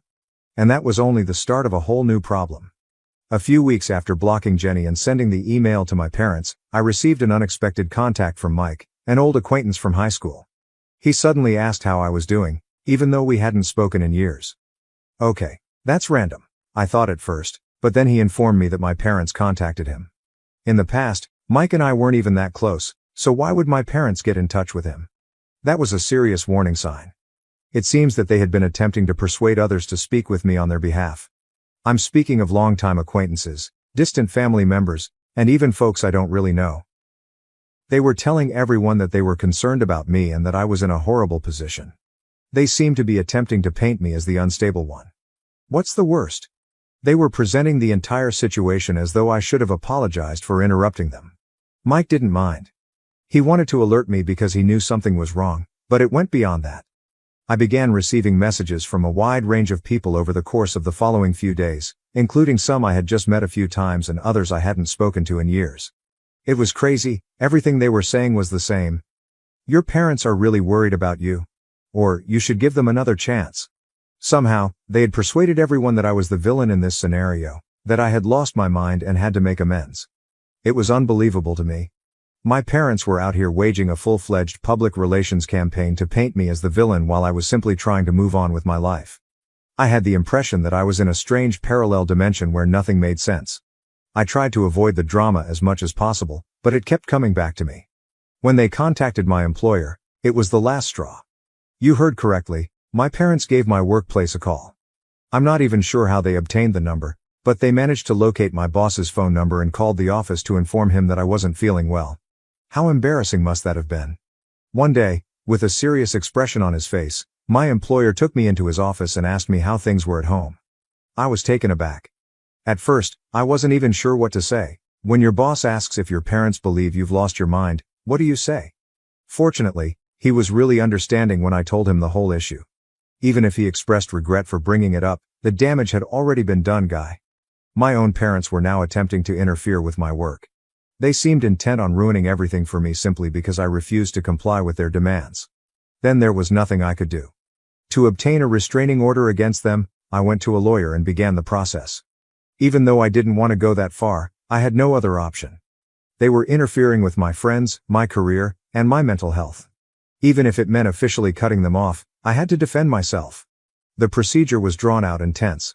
Along with the paperwork and court dates, there was a great deal of tension. However, I also experienced a strange sense of relaxation. I felt like I was finally taking charge of the matter. I will no longer allow them to take over every aspect of my life. No more allowing them to control the story. Naturally, chaos ensued when they learned about the restraining order. In a lengthy, guilt-ridden email, my mother told me how she never thought her own son would act in this way and that family should always remain united. She said that I was the source of all the suffering and that I was destroying the family. I didn't bite, but it was textbook manipulation. I didn't answer. It grew worse before it got better, though I wish I could say that was the end of it. One day, my car was vandalized when I got home from work. The word liar had been keyed into its side by someone. I didn't have any evidence that it was my parents, but really, who else could it be? Other than a few close friends, I hadn't disclosed the restraining order to anyone. The only people with an incentive to do such a thing were my parents. They had to strike out in any way they could since it seemed like they couldn't lose control. I reported it to the police, but it was never resolved. Another reminder that sometimes the ones who should love you the most can become your worst adversaries, even if you attempt to do things the right way.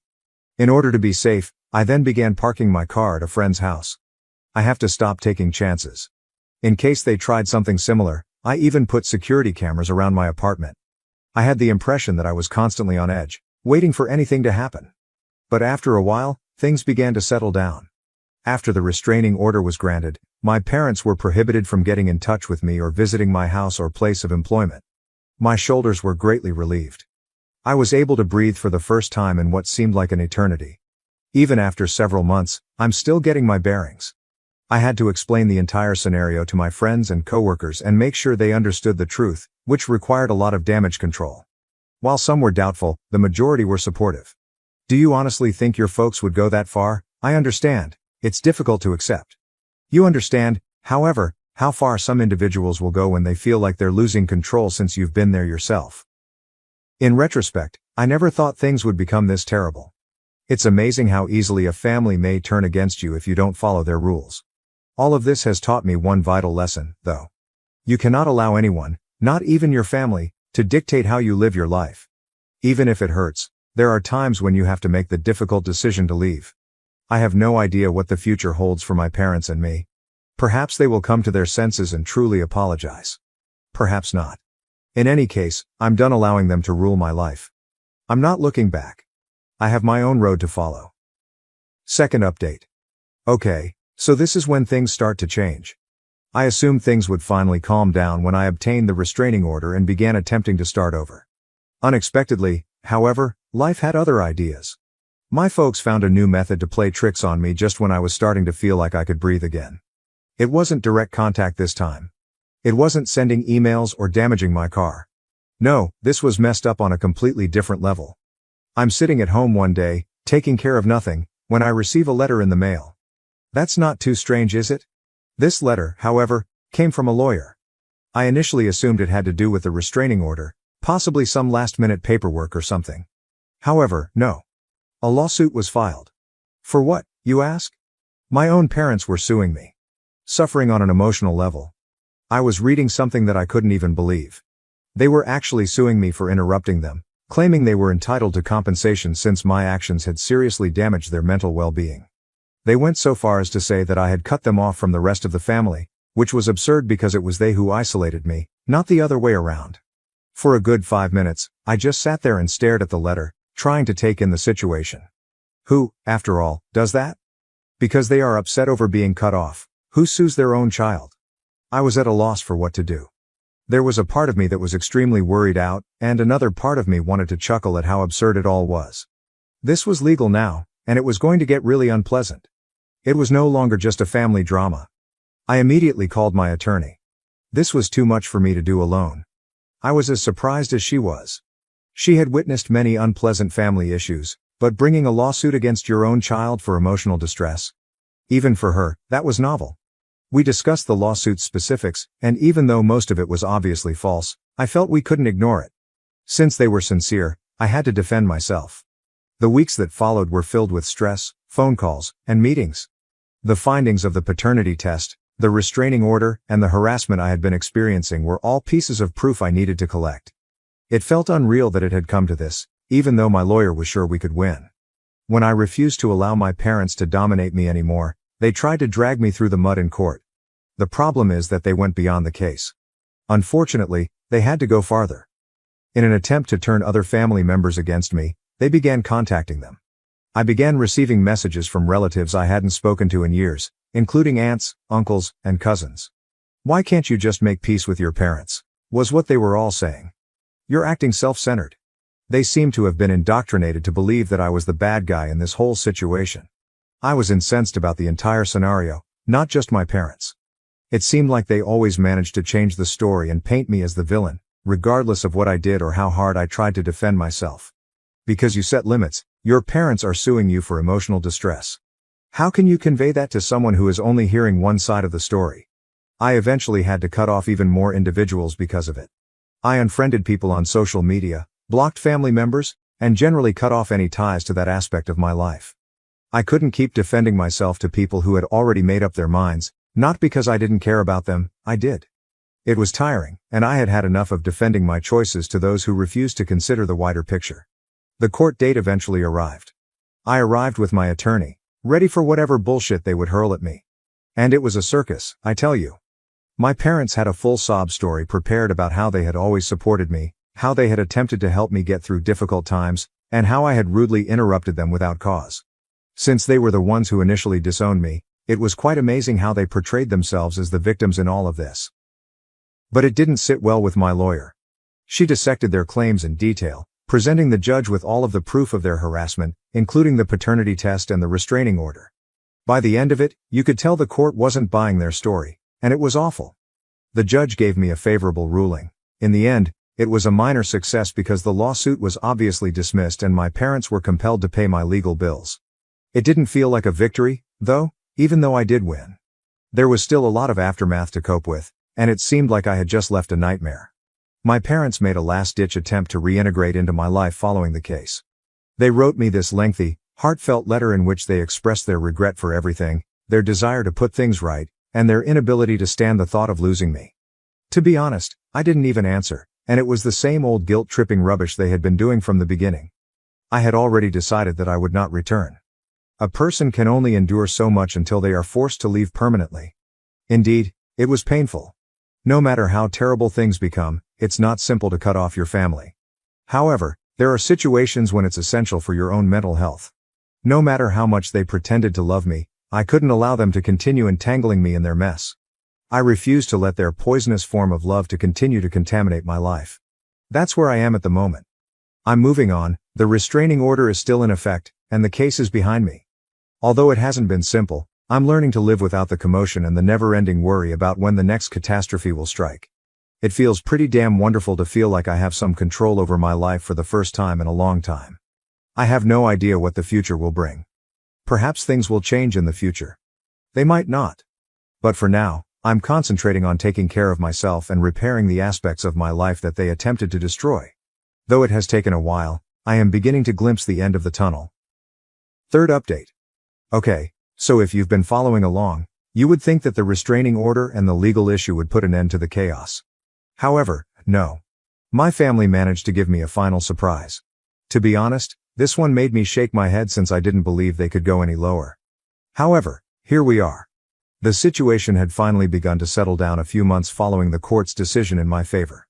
For the first time in what seemed like an eternity, I was able to concentrate on starting again after severing my connections with everyone who was stressing me out. No letters from lawyers, no sporadic communications from old friends, just quiet. At least that's what I believed. I ran into my cousin Melissa one day while out on errands, doing routine tasks like grocery shopping. Now, throughout all of this drama, Melissa and I hadn't spoken much. Although we were never particularly close as children, we always got along. I decided to say hello to her when I spotted her. We ended up talking for a while, and initially it was just your typical conversation, catching up on work, life, and other things. She suddenly interrupts me, though, saying, "Hey, did you hear what your parents are planning?" I went cold. "Are you planning?" I asked, experiencing that old pit in my gut all of a sudden. Melissa sighed and continued, although she appeared a little uneasy, as if she wasn't sure if she should even tell me. "Yes, next month there will be a large family reunion. It seems that they have been telling everyone that they hope you and them will be able to reconcile." It was unbelievable to me. They were actually preparing an ambush reunion in an attempt to reintegrate me into the family.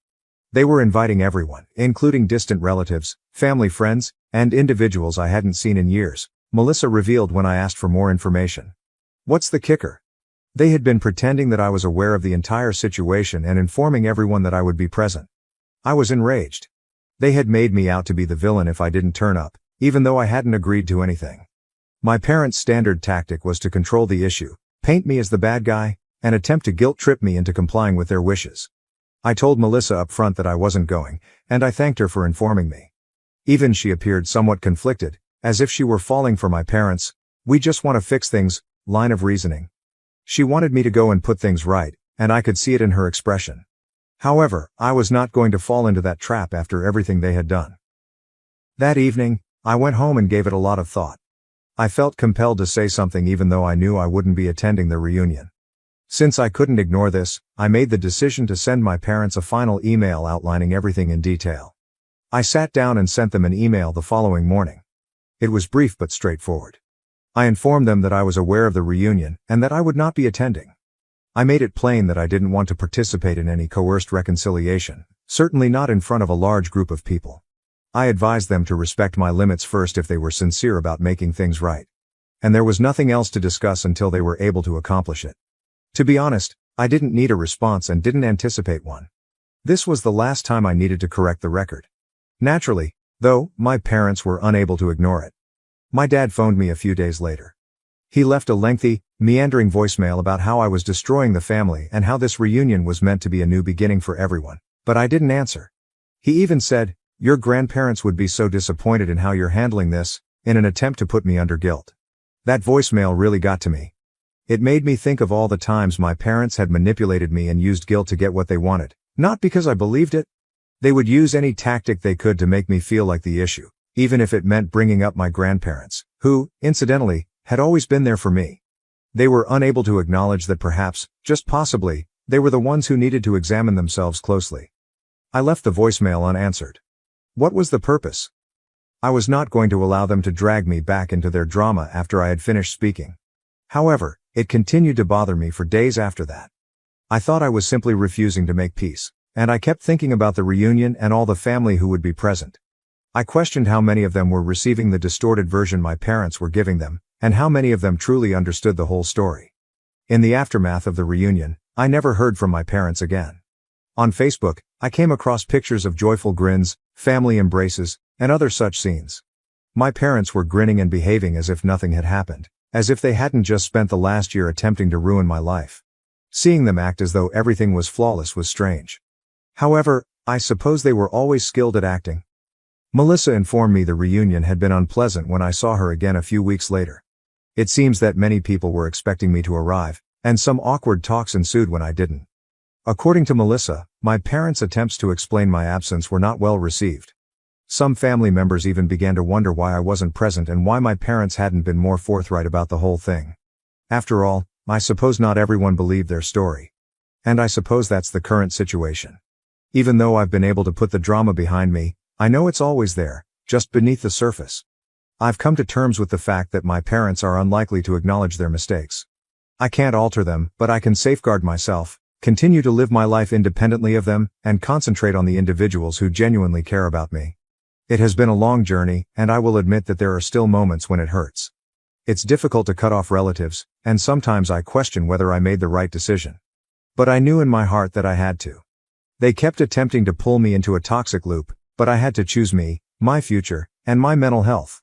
That concludes this crazy journey. Things may or may not change in the future. In any case, I'm tired of allowing my family to dictate how I live. Now that I have my own road to follow, I'm doing it on my own terms for the first time in a long time. Now to the next story 8. My wife disappeared after a girls' trip, and now she's trying to manipulate her way back into my life, acting like nothing ever happened.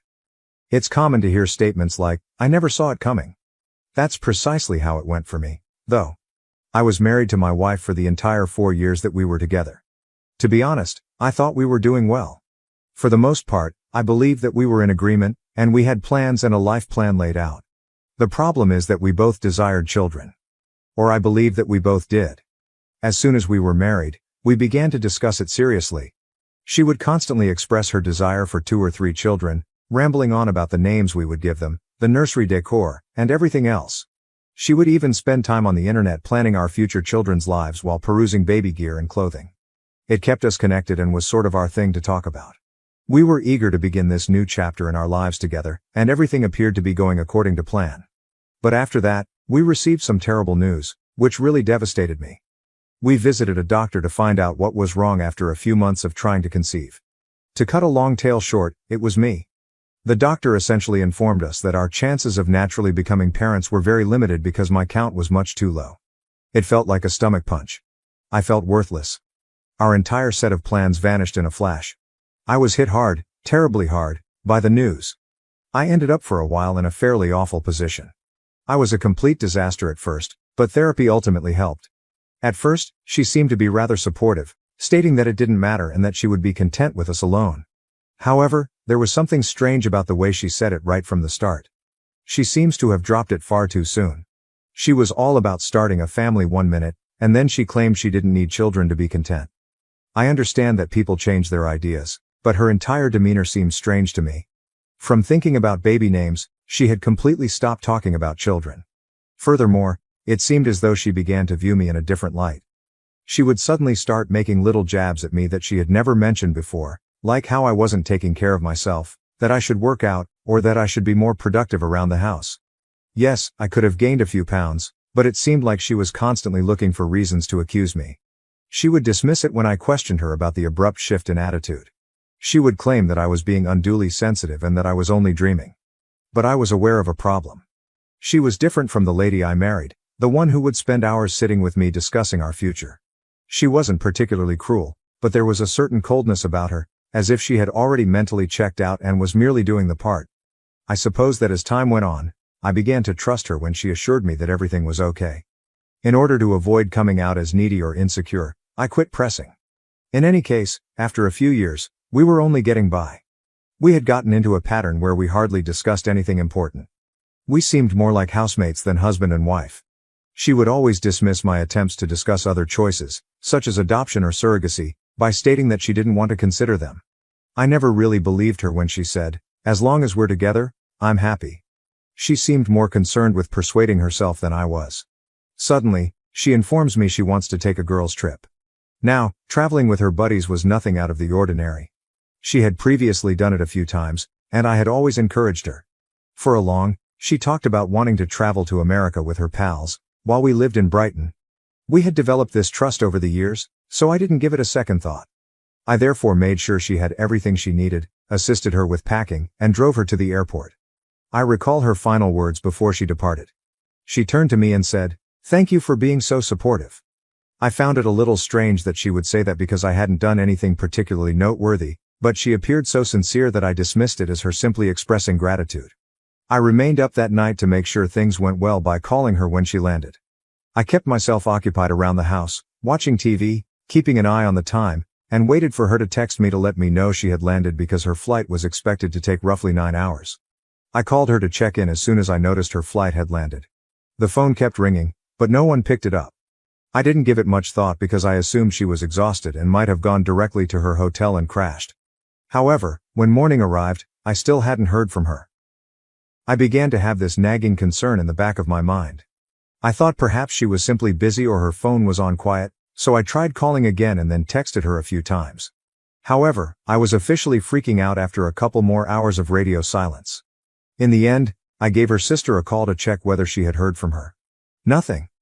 I was really beginning to freak out by this point. In the hopes that something had gone wrong with her phone or that she just hadn't had time to check in, I even went so far as to call her companions, who were meant to be traveling with her. However, they were also perplexed when I called them. They did not accompany her on the trip. Back at home, they were enjoying coffee while seated 2 streets away. It truly hit me at that point. She wasn't traveling with any girls. She didn't have any friends. She hadn't accompanied anyone anywhere. She simply vanished.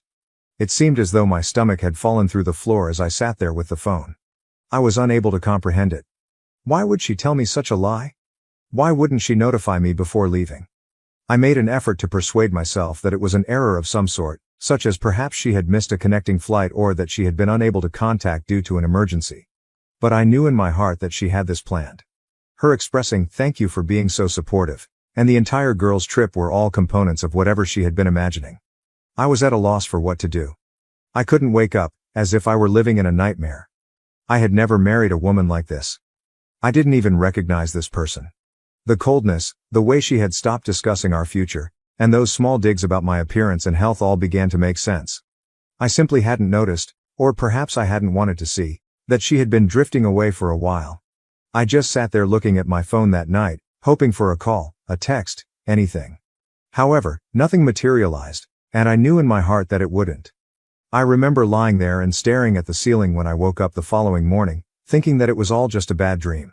But when she saw that her side of the bed was empty, reality set in. In fact, she had gone. After packing her bags, she disappeared.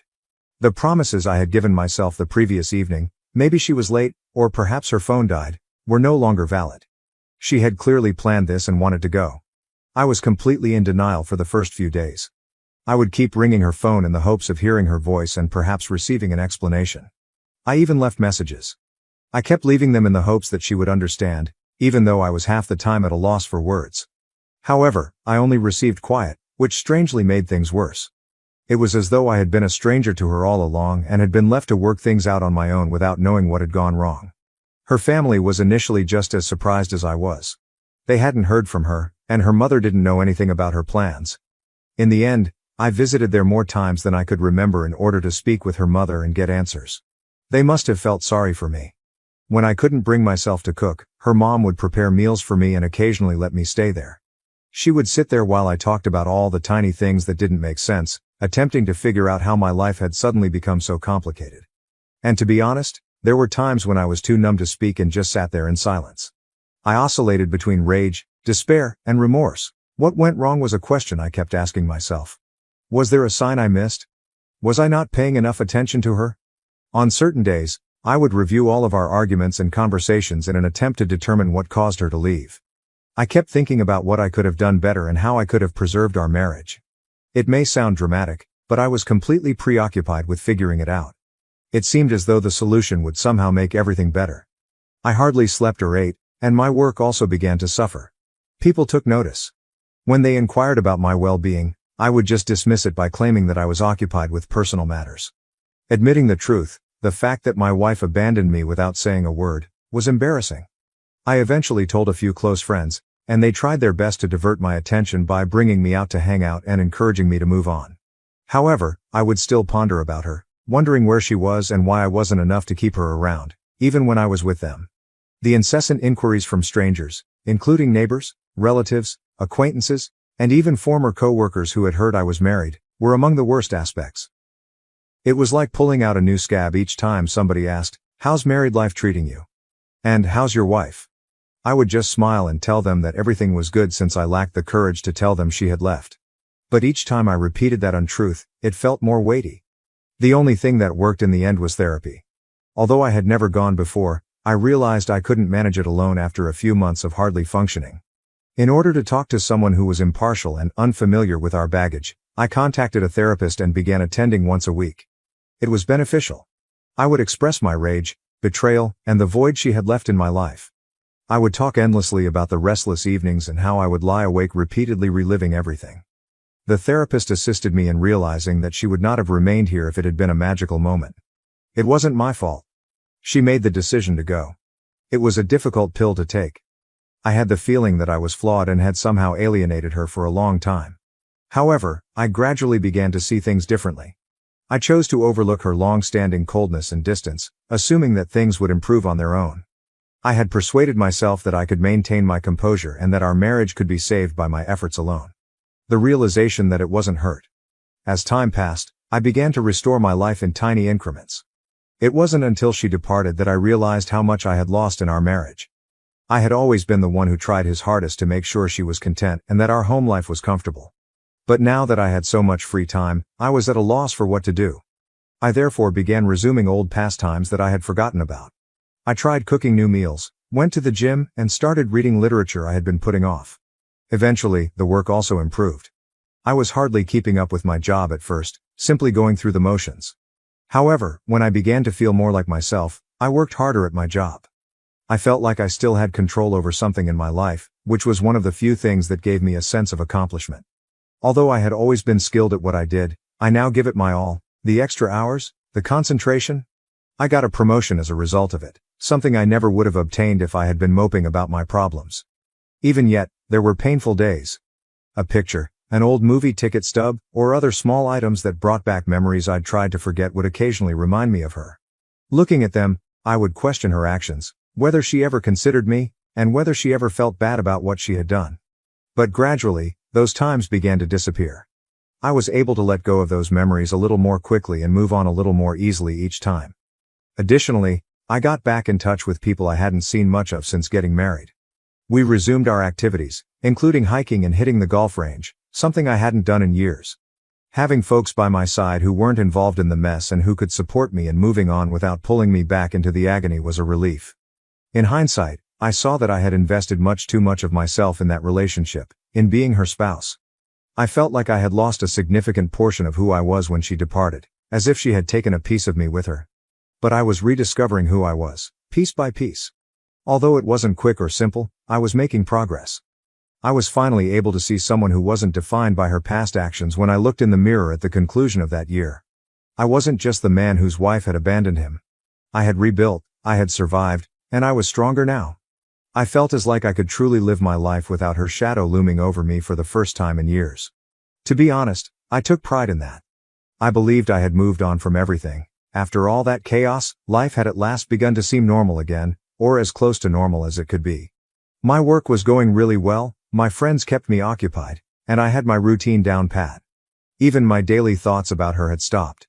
Even while I still occasionally had flashbacks to odd memories, it wasn't as frequent as it used to be, when everything I did was somehow related to her. She was therefore the last person I expected to see standing there when someone knocked on my door one Saturday morning. But there she was with a baby at my doorway. I went cold. It was like witnessing a ghost, and for a moment my brain simply stopped functioning. Though perhaps a touch worn down, she still had her typical appearance. She looked at me as if she genuinely believed that I would be pleased to see her. I thought I was past caring, so yes, that really got to me. As it happens, meeting her again evoked many feelings I had previously suppressed. At first, I remained silent. I just stared as I stood there. As if nothing had happened, she gave me a smile before asking, "May I come in?" The nerve. Really, I mean it. She just shows up here as if I should be welcoming her back with open arms after everything she's done. However, I maintained my composure and told her, "No, you can stay right there," explaining that I didn't want her in my home bringing all that commotion back into the one area I had created for myself. Despite her rather disoriented appearance, she remained in her spot and simply launched into her story. She began by saying, "I know this might be a shock, but I wanted to come back and explain everything." Her expression was hopeful, as though she truly thought I would be willing to listen. I was tempted to just close the door and laugh in her face, but I was too intrigued. I was curious about the reason behind her disappearance and what she had come up with. She continued by explaining that she had erred in leaving and that she had come to the realization that she had lost the greatest thing that had ever occurred to her, not my words, but hers. She claimed to have thought a lot and to have finally realized what was important in life after having this child.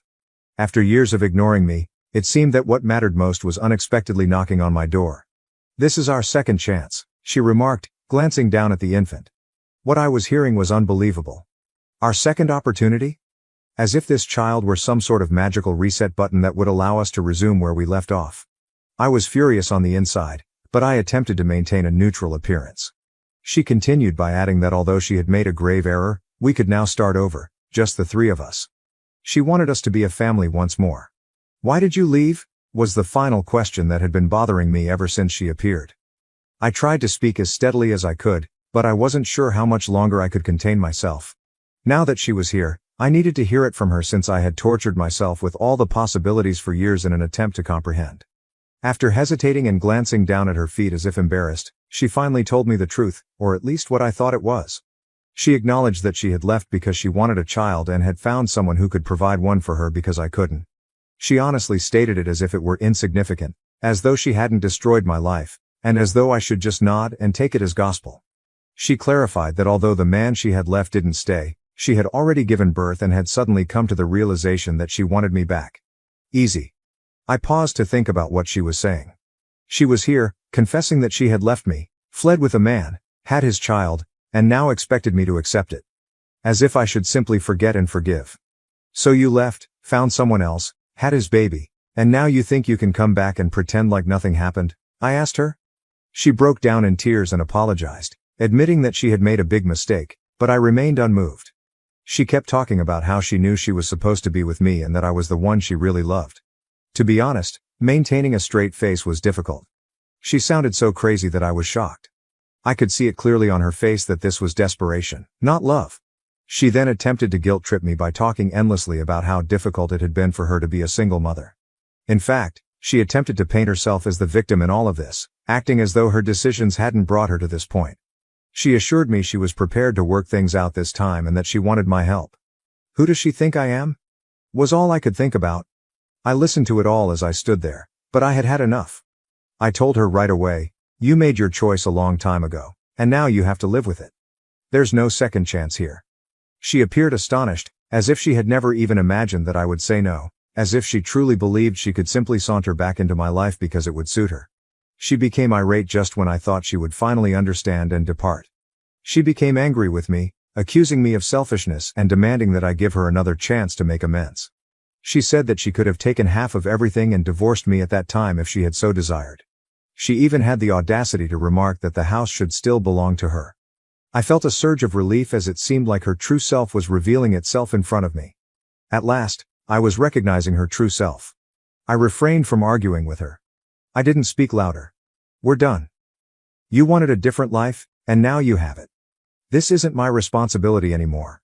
I simply replied, looking at her, and then I closed the door in her face, interrupting her if she had any more words to say.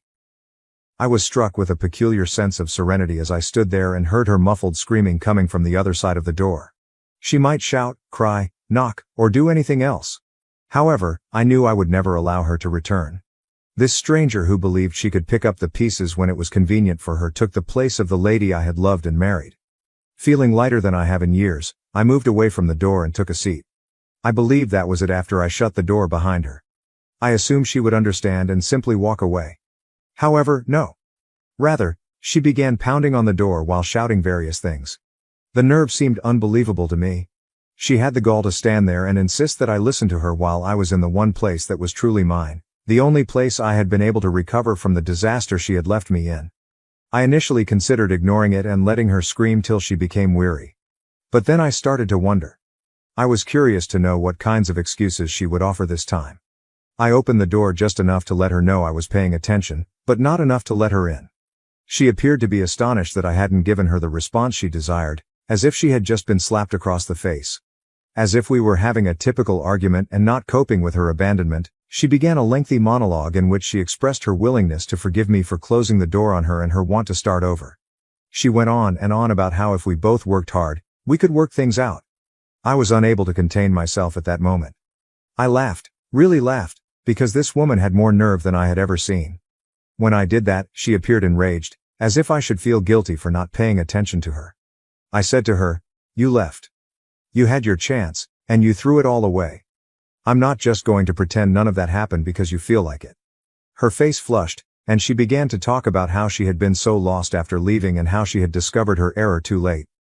"You don't understand how hard it was for me," she said. However, I didn't believe it. I informed her that she had taken the decision to leave. She had plotted it, made up a falsehood about it, and then carried it out. Now her remorse meant nothing. That's when she lost it. Her entire tone shifted. She stopped doing the melancholy, repentant act and began to attack me, accusing me of being unjust and lacking the grace to give her another chance. If I'd wanted to, I could have taken everything from you back then. I could have taken half of everything you own, she bravely said. I simply stood in awe. This woman, who had abandoned me without saying anything, now believed she should be compensated in some way for not attempting to defraud me. As if she was worthy of praise for not being as awful as she could have been. I replied, "So, what am I supposed to be grateful for? Grateful that you only ditched me and didn't take my stuff with you?" Her expression was a mixture of rage and something more, possibly desperation or guilt, as she gazed at me. But to be honest, I didn't give a damn by then. I had just finished. That was where all the years I had spent questioning myself, feeling bad, and wondering if I was somehow to blame for her leaving vanished. I felt as though the burden I had been dragging about had finally been removed when I met her for who she truly was. But she wasn't finished.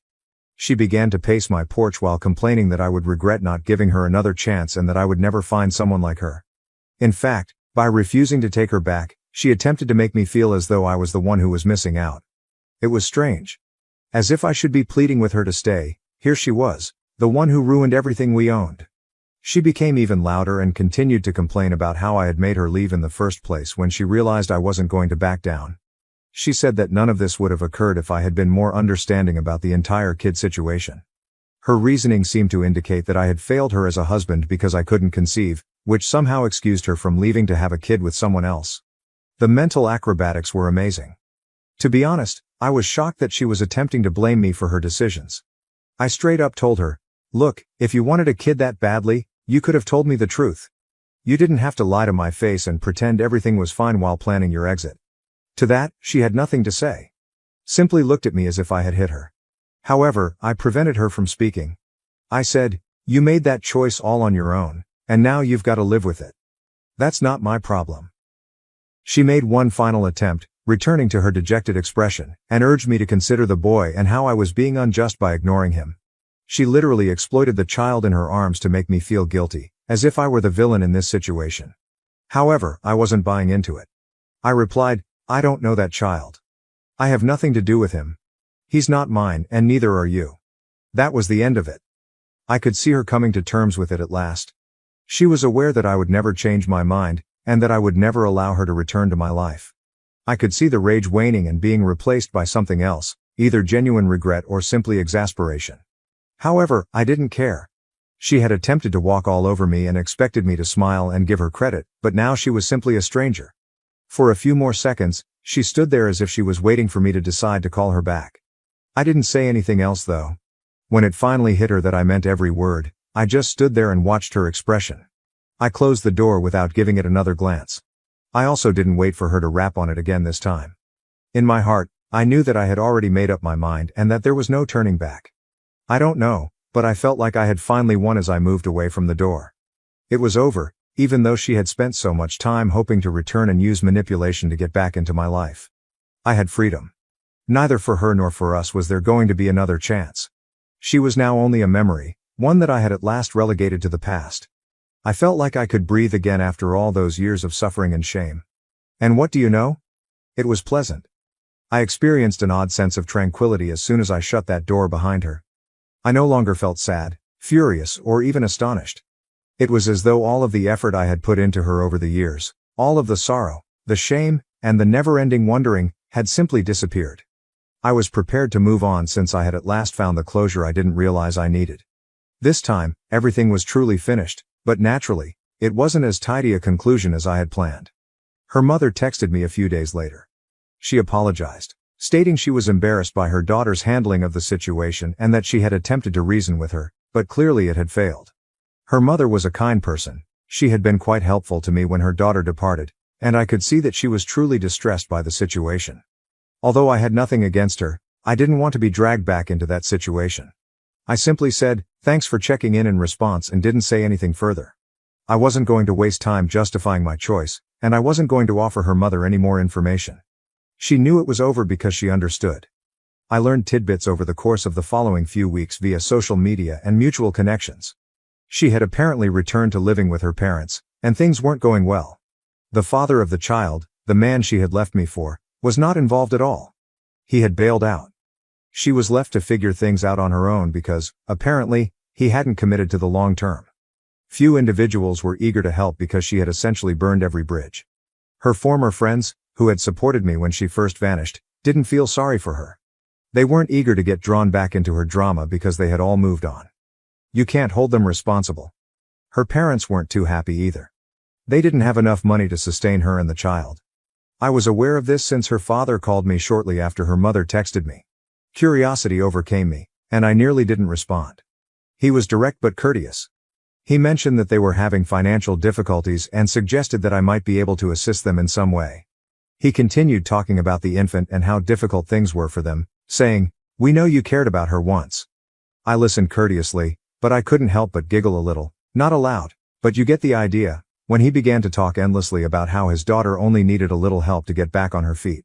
I politely informed him that his daughter made her own decisions and that I was neither in a position nor in the right frame of mind to assist. Since he didn't pursue it further, I believe he understood the message. Before I know it, her friends, people I hadn't spoken to in years, began contacting me.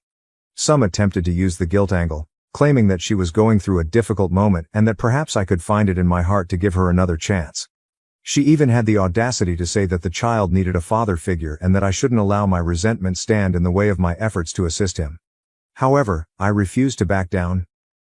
I refused to allow anyone to make me feel guilty for making my own decision at last. I had given that woman all I had after years of feeling inadequate, and she had tossed it all away. Instead of relying on me to save her, she should at least take responsibility for her decisions. The calls and messages gradually decreased in volume before ceasing completely. Everyone seemed to finally realize that I was serious, that I had moved on, and that I would not get ensnared again. That's when the true calm arrived. For the first time in years, my life felt peaceful and typical. I had my friends, my job, and my routines. I had rebuilt my life on my own terms, so it wasn't a fancy, glamorous one, but it was mine. The irony is that I once again began to discover joy in the small things, which I had not given much thought to when I was married. I would read novels I had been meaning to read for years, cook my own food, and take walks. It felt good to be free, and I understood that I could live my life as I pleased without anyone's approval. I wasn't always concerned about other people's happiness or approval, for once. I felt as though I had gradually regained my life. Occasionally, I would stumble into someone who knew us both, and they would inquire, "Hey, what happened to her?" I would respond with a succinct, courteous response and shift the topic. I simply didn't want to keep going back to a chapter that was so obviously over. It wasn't that I was concealing anything. I had finally mastered the skill of leaving her in the past. When I last heard from her, things weren't going well. She was still jumping between her parents' house and friends' sofas after her welcome, and she was having trouble keeping a job. Occasionally, people I don't often communicate with would message me to let me know that she was seeking assistance from anyone who would listen. Some of them even implied that she hoped I would reconsider, that perhaps I would change my mind and end up playing dad to her child. However, that was not going to occur. I had already invested too much time and effort into rebuilding my life to consider taking that route. Her safety net was not going to be me. Just because things didn't go as she had hoped, I wasn't going to be the one to pick up the pieces. Nothing was going to pull me back into that chapter. I was finished. Ultimately, I believe I received the necessary closure. She was now coping with the repercussions of her decisions? And me? It was the first time since the day she departed that I felt completely, truly free. I had had enough of her looming over my life. I was happy that I had moved on. Not in a grand dramatic sense, but simply, contented. And what do you know? That was sufficient. Now to the next story 9. My husband demanded a DNA test moments after I gave birth, but he underestimated what I'd do to protect my daughter and our legacy. The words that just came out of my husband's mouth are far worse than the pain that rips through me like a sharp blade. Adam comes forward, his pricey suit immaculately ironed despite the 12 hours we've spent in this delivery room, while I'm still gasping for air, trembling and drenched in sweat. He says, "I want a DNA test," in a flat, impersonal voice that sounds like he's ordering coffee rather than asking about our baby daughter's paternity. With her hand still holding our baby, my baby, the nurse freezes. The beeping monitors suddenly become too loud and obtrusive, and the room appears to shrink. Dr. Collins's wrinkled face wrinkles in worry as he looks up from his charts. My voice sounds odd and aloof, as if it were someone else's. Adam, what are you talking about? I ask. He refuses to look at me. Rather, he looks at our 7-pound daughter. 4 ounces of excellence, with calculating coldness. You heard me, McKenna. I want proof she's mine. Like poison gas, the accusation lingers in the air. This is the result of 12 years of marriage. To make him feel even a small portion of the agony pulsing through my chest, I want to shout and throw something. Rather, I chuckle. It's an unpleasant sound, bitter and nasty. Get out. The words make my tongue taste like metal. Get out before I call security. Dr. Collins begins, Mrs. Harrison. But Adam interrupts. He takes out his phone and runs his fingers across the screen, saying, I have every right to be here and every right to request this test. My lawyer says. Your lawyer? You've been talking to your lawyer while I was in labor? I blurt out. The only indication that he is still capable of feeling guilt is a faint flush that appears on his neck. I've been preparing for this moment for weeks. The word keeps repeating in my mind. Weeks. My husband was organizing this ambush as I was folding little onesies and choosing nursery colors. I feel as though I've been physically struck by the understanding. Bless the nurse, she puts herself in our way. Sir, perhaps we should continue this discussion outside. No. I ignore my aching body's protest and push myself to sit up taller. Let him stay. Let him watch the test. Let him see exactly how wrong he is. Something flickers in Adam's eyes, but his expression remains unchanged. Disappointment? Solace? I can no longer tell. I used to be familiar with all telltale signs and micro-expressions. At what point did my husband lose his identity? I'll set it up right away, Dr. Collins states in a deliberately casual tone. Though I must say, in my 30 years of practice. Just do it, instructs Adam. I used to find his nervous habit of straightening his tie charming. The sooner we know the truth, the better. The reality. As though he still knows what that word implies. My girl, our daughter, is sleeping soundly in the bassinet, oblivious to the storm that is building all around her. Her dark hair, like mine, is already beginning to curl, and her little fingers are balled into fists. Even though my hands are shaking, I answer, fine, in a calm voice. Do the test. But when it proves what I already know, don't expect forgiveness. His phone buzzes. Adam. He looks at it and his mask briefly comes off. Fear? Feeling guilty? He's on his way to the door before I can comprehend it. He says, I'll be back tomorrow, without turning around. My lawyer will contact you about the arrangements. I can breathe again as the door snaps shut behind him. Dr. Collins touches my shoulder tenderly. McKenna, I'm so sorry. Don't. I grab my phone, fingers already locating Sam's number. I'll let my cousin know what to do. He always does. Just get me the paperwork for the test, and Dr. Collins, make sure it's witnessed every step, I respond. His eyes light up with comprehension as he nods. Of course. I gaze at my daughter once more, committing to memory every exquisite feature of her face. Adam has no idea what he's started, regardless of the game he's playing or the falsehoods he's telling himself. After 3 days in the hospital, Sam feels as though his flat is a haven. As Tara bustles around the kitchen brewing tea, I curl up with Emma on his worn leather couch. My worries are calmed by the familiar smell of coffee grounds and old books, but my hands continue to shake. Saying, he's changed all the locks, I observe Sam pacing. Changed the security codes too. 12 years of marriage, and he locks me out like I'm some kind of criminal. With his journalist's notebook already stuffed with scrawled notes, Sam stops pacing. When exactly did things start changing with Adam? Think back carefully.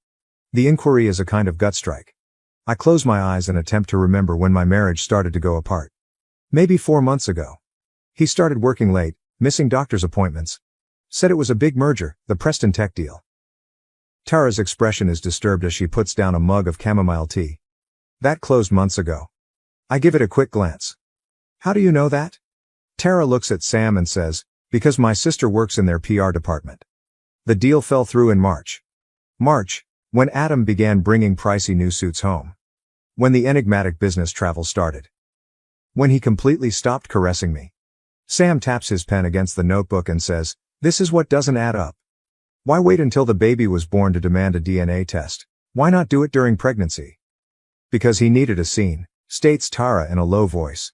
He needed witnesses. It dawns on me like a blast of cold water. He's building a case against me. Emma stirs in my arms, and I instinctively move her blanket. Her little face reminds me of how calm and trustworthy I used to be. Reluctantly, Sam says, "There's something else. I made some calls. Adam's been meeting with divorce attorneys since January." "January," I mumble. Looking down at Emma, I caught myself saying, "When I first told him I was pregnant." When he smiled and hugged me and said everything was perfect. That son of a... Why go through with the pregnancy if he was planning this all along? Because of the Harrison family trust, Tara responds accordingly. "Your father-in-law's will had specific conditions about heirs, didn't it?"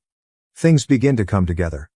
Even when I say, the trust only pays out if there are legitimate children, my voice sounds empty. He needed proof the baby wasn't his to invalidate the claim. Sam's phone is buzzing. His face darkens as he looks at it. Adam just posted on LinkedIn. He's accepted a new position at Grant Technologies. Grant. The name makes me think of something.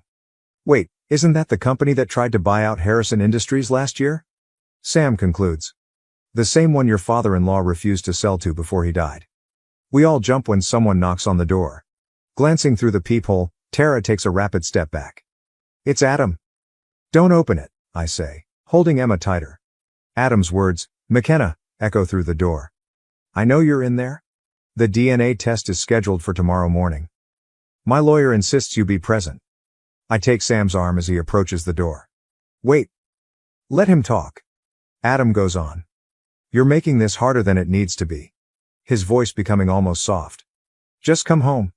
We can work this out." I slowly get to my feet so as not to wake Emma. "Work what out, Adam?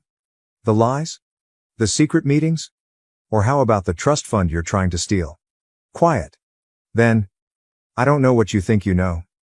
I know enough. I no longer tremble when I say this. I know about Grant Technologies. I know about the divorce lawyers.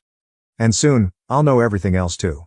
One more pause. The veneer of tenderness vanishes when he talks again. "You have no idea what you're dealing with. Neither do you." Something hardens inside me as I gaze down at our girl, my daughter. "Game on, Adam." He backtracks along the corridor. "What's the plan?" asks Sam after locking the door and turning to face me. I take my phone out and go through my old contacts until I locate the one I need. First, we find out everything we can about Grant Technologies. And then, I answer the phone. We call in some favors. Before a recognizable voice responds, the phone rings again. "Dr. Collins, I need your help with something." With a somber expression, Dr. Collins slips the phone across his desk. "These messages were automatically backed up to the cloud account you shared. I thought you should see them." When I take up the smartphone, my hands shake. 2 days before my labor, the timestamp indicates 3:47 a.m. The message says, "Everything's arranged. Once the test results come back, she won't have any claim to the trust. Make sure you stick to the plan." Adam has responded. "She suspects nothing, just keep your father focused on the merger." "Evelyn Grant," says Dr. Collins softly, "is Marcus Grant's daughter." I find the name to be bitter. Last year, he attempted to compel my father-in-law to sell his business. With his journalistic instincts taking over, Sam leans forward. "The same Marcus Grant who mysteriously acquired 3 board seats after your father-in-law's death." I continue to scan through texts, each one getting worse. Plans. Gatherings. Personal information that makes my stomach turn. "They've been seeing each other since January," I murmur. "The same month I told him about the baby." Sam asserts, "The timing is not coincidental. Grant Technologies announced their hostile takeover bid last week. With Adam's help, they'll have controlling interest in Harrison Industries, unless there's a legitimate heir. The parts fit together perfectly. That's why he needs the DNA test. To show Emma isn't his. It's not about the baby at all. It's about the company." We are interrupted by a knock. Tara enters with a pallid face. "Adam's here, with lawyers." Even though my heart is racing, I make myself remain composed. "Let them in." Adam walks in with 2 suits that probably cost more than my yearly income, as if he owns the place. He's wearing a tie I've never seen before, and he seems different. Colder, sharper. Dr. Collins begins. "This is a private medical facility," but Adam interrupts. The elder attorney says, "My client has every right to supervise the paternity test that we're conducting. We have concerns about potential tampering." I chuckle. I'm unable to stop it. "Tampering? That's rich, coming from you." Adam clenches his jaw. "Careful, McKenna, you're already facing potential fraud charges if..." I raise the phone and ask, "If what?" If these messages somehow become public? The ones showing you and Evelyn planning to steal your father's company? He becomes motionless. I catch a glimpse of genuine terror in his eyes. You had access to my private, I go up and exclaim, your private messages on our shared cloud account, my rage giving me courage. The one you forgot to disconnect when you were so busy planning your little corporate takeover. Adam's visage darkens as the younger attorney murmurs something in his ear. He responds, this changes nothing, but his tone falters. The test will proceed exactly as planned. In a strong tone, Dr. Collins interrupts. Under my supervision, with witnesses present. Unless you'd prefer to explain to the board why you're colluding with Grant Technologies while serving as Harrison Industries CFO. Sam moves forward while Adam's hand fumbles with his phone. I wouldn't, answers Sam with ease. My article about corporate espionage at Grant Technologies goes live in an hour. Fascinating stuff about insider trading and family betrayal. Adam responds, you're bluffing, yet his forehead is dripping with perspiration.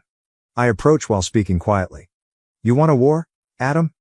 Fine. But remember, you taught me everything about corporate finance during those late-night strategy sessions. Everything.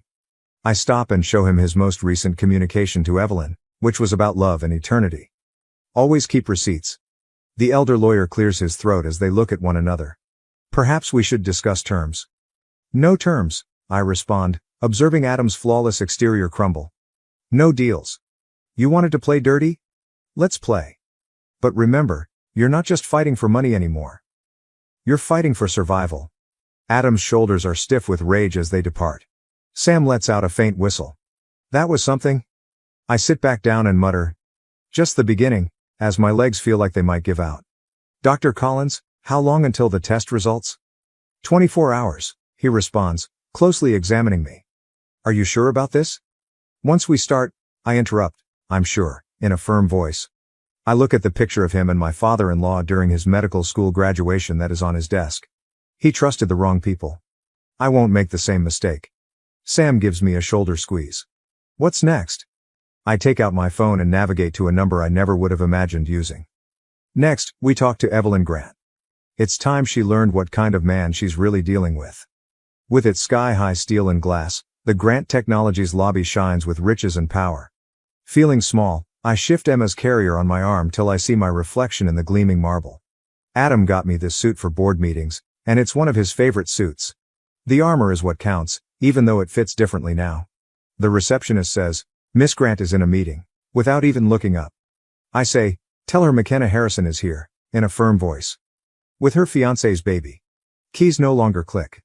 Her eyes enlarge when she notices Emma's dark locks, which resemble Adam's a lot. Evelyn Grant and I are seated opposite one another in her corner office 5 minutes later. She's younger than I anticipated, and she's immaculately groomed in a way that befits careful breeding and old money. Her 3-carat princess-cut engagement ring, which is identical to the one in Adam's browsing history, catches the light. She claims, I don't understand, but her hands deceive her by twisting a pen till her knuckles turn white. Adam never mentioned a wife, a baby. Emma fusses, but I handle it with practiced ease. Funny how those details slip his mind when he's planning corporate takeovers.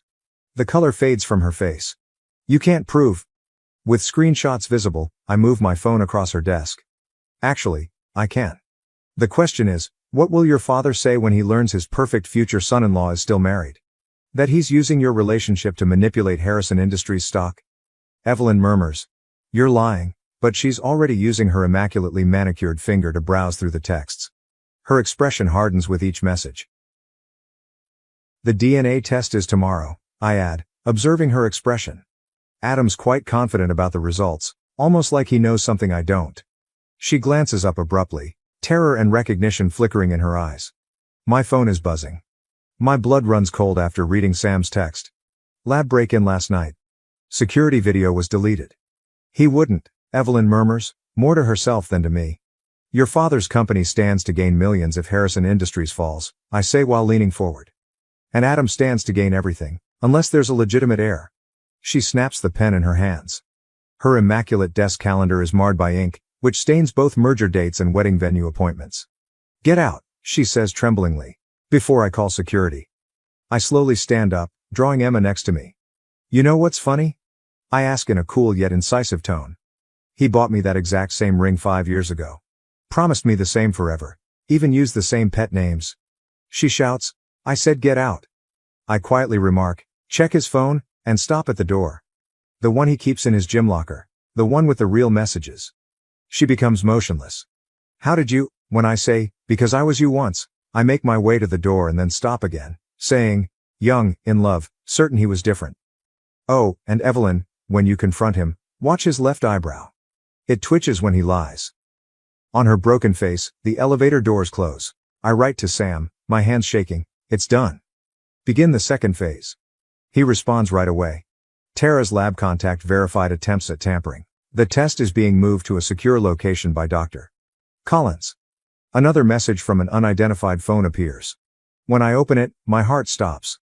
"Clever girl," writes Adam. "You can't remember who taught you how to play chess, though. Check your email from Harrison Industries. If you don't leave the board within 1 hour, the creative accounting adjustments you assisted me with last year will be made public. It's your turn." I gaze at the screen, reliving the memories of late hours spent poring over spreadsheets, following Adam's instructions, and signing documents he insisted were standard. The realization of how long he has been planning this makes my stomach turn. Emma's little hand catches my finger as she stirs. I see my own resolve, my father-in-law's strength, and something else in her face that Adam never realized was part of the Harrison family's history. I call Dr. Collins. "How quickly can you access the original audit files from last year?" In response, "Already done." "And McKenna, I found something interesting in your father-in-law's private records, something about a contingency plan." I smile for the first time in days. "Tell me everything." With its clean whiteness and security cameras monitoring our every step, the safe lab feels like a fortress. Adam's attorneys hover close by while Dr. Collins stands at the testing station, his countenance unreadable. Emma ignores the stress that permeates the room as she rests in her carrier. When Dr. Collins says, "The results will be available in 30 minutes, all parties will remain present," the door flings itself open. With mascara smearing her cheeks and her flawless poise ruined, Evelyn bursts in. I yell, "You bastard!" Adam takes a step back, his self-assured facade falling off. "Evelyn, this isn't," she spits out, "the gym locker," and throws her phone to him. It strikes the wall with a crash. "3 other women, and you're still married." The attorneys look at each other in horror. Sam stops him as he goes for his briefcase. "Until we hear those results," Sam replies softly. "Nobody leaves?" Adam's uncomfortable gesture of straightening his tie is something I had nearly forgotten. "This is ridiculous." "Whatever McKenna told you?" Evelyn interrupts him, her voice cracking. "She didn't have to tell me anything. Your friend Marcus was quite helpful once I showed him the real numbers behind the Grant Technology merger." Adam's face loses color. "You didn't?" She smiles sharply and bitterly. "Daddy's on his way with the SEC. A message from Tara says, 'Security footage recovered,' and my phone vibrates. A suspect in a lab break-in was identified." I give Dr. Collins the phone. After examining the picture, he turns to face Adam's younger attorney. The man begins to perspire. "Interesting," says Dr. Collins in a cool but acerbic tone. "Very interesting indeed." Adam looks from one of us to the other, calculating. I know the expression he gets when he's going to give up a piece to keep the game going. Adam says abruptly, "The accounting irregularities," in a loud voice. "McKenna signed off on all of them. She's just as culpable."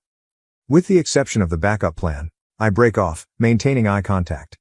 The one my father-in-law left with Dr. Collins before he died. Adam becomes motionless. "What?" He knew Adam. About the embezzlement, about Grant Technologies. "He documented everything," I add, now speaking steadily. "Including your attempts to access Emma's trust fund before she was even born." Clearing his throat, the senior attorney does so. "Mr. Harrison, perhaps we should—" "Shut up." Adam's calmness totally breaks. His fists are clenched as he rounds on me. "You're bluffing?" "Richard trusted me," Dr. Collins adds in a low, uncompromising voice. "Not just as his doctor but as executor of his estate, including the real will." The device emits a beep. "Test findings are available." Sam stops Adam before he can get the printout. "It's over," declares Sam. "The SEC has everything, fake DNA test orders, embezzlement records, even your deals with Marcus." The hall reverberates with the sound of heavy, deliberate footsteps. Adam steps back from the entrance. "McKenna," he adds as his voice mellows into that accustomed cunning tone. "We can still fix this, for Emma's sake?" I say, "Don't you dare." With words that burn like acid. "Don't you dare use our daughter as a bargaining chip." The door opens. First to arrive are two SEC agents and Marcus Grant. Tara holds out her phone behind them, documenting everything. One agent says, "Adam Harrison, you are being investigated for securities fraud." The events that follow are shown in slow motion. Adam rushes to the emergency room. The younger attorney tries to stop him. Sam shouts something about treachery. Emma is unaware of the mayhem and sleeps soundly in her carrier while it all. Dr. Collins holds out the test findings while touching my arm. "Do you want to know?" I look at the paper and go back to all the times I questioned whether Adam was telling the truth or if I had failed as a mother or a wife. I eventually respond, "No," as I see my spouse get handcuffed by SEC officers. The results don't matter anymore. She's my daughter. That's all I need to know. Marcus Grant walks up, his expression solemn. "Mrs. Harrison, we'll need your testimony tomorrow." I pull Emma in close. "Right now, I'm taking my daughter home." I hear Adam yelling my name as we head out, desperate now, realizing what he's lost. I don't turn around. Not every game is worth winning. Some successes come from letting go rather than seeking retribution. Lawyers, testimony, and struggles for control of Harrison Industries are all part of tomorrow. But I've got all I need in my arms tonight. The boardroom at Harrison Industries is cooler than I recall. After the SEC probe was made public, half of the board left, so perhaps that's why there are empty seats. Perhaps it's the way Sam avoids eye contact with me or the way Dr. Collins is constantly looking at his watch. Marcus Grant spreads paperwork across the gleaming table and declares, "The evidence is conclusive." The results of the DNA test were changed before they were sent to the lab. Adam's new attorney cuts in with a suave voice, "However, Mrs. Harrison was complicit in the financial irregularities, according to my client."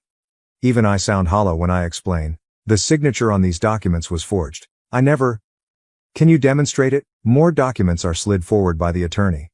"The evidence from these trading records indicates otherwise. During the relevant period, there were significant transfers to your personal account."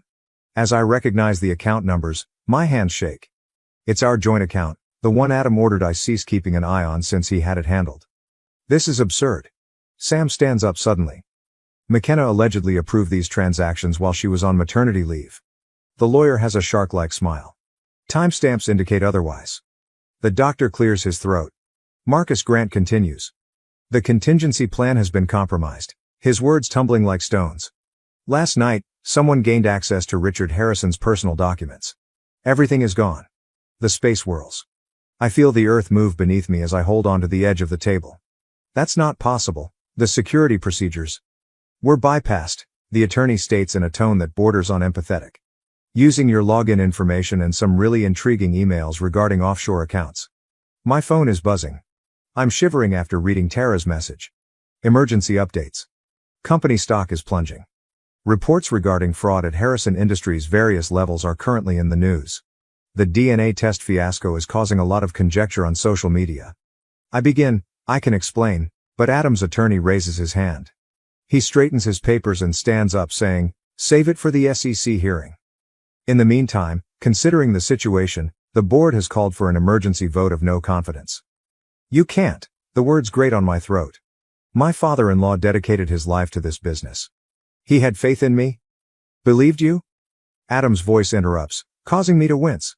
Despite the ankle monitor indicating his house imprisonment, he stood spotless in the doorway. "As if I trusted you not to speak to Evelyn behind my back." "You dare not." "With ease," he adds. "The board needs stability. Someone who can weather this storm with clean hands. Thankfully, I have a deal with the SEC that calls for complete cooperation in return for a lighter sentence." The pieces fit together perfectly. The fake signatures, the corrupted data, and the meticulously crafted paper trail that leads directly to me. "You're going to blame me for everything." The realization is bitter. The cover-up, the fraud, all of it. I told Evelyn that he twitches his left eyebrow. "McKenna, you did this to yourself. If you had simply cooperated. Did you play along?" I get up so fast that my chair falls over. "While you embezzled the inheritance of my daughter? Richard built everything, but you ruined it all?" His grin turns ruthless. Regarding that, the initial results of the DNA test were really intriguing.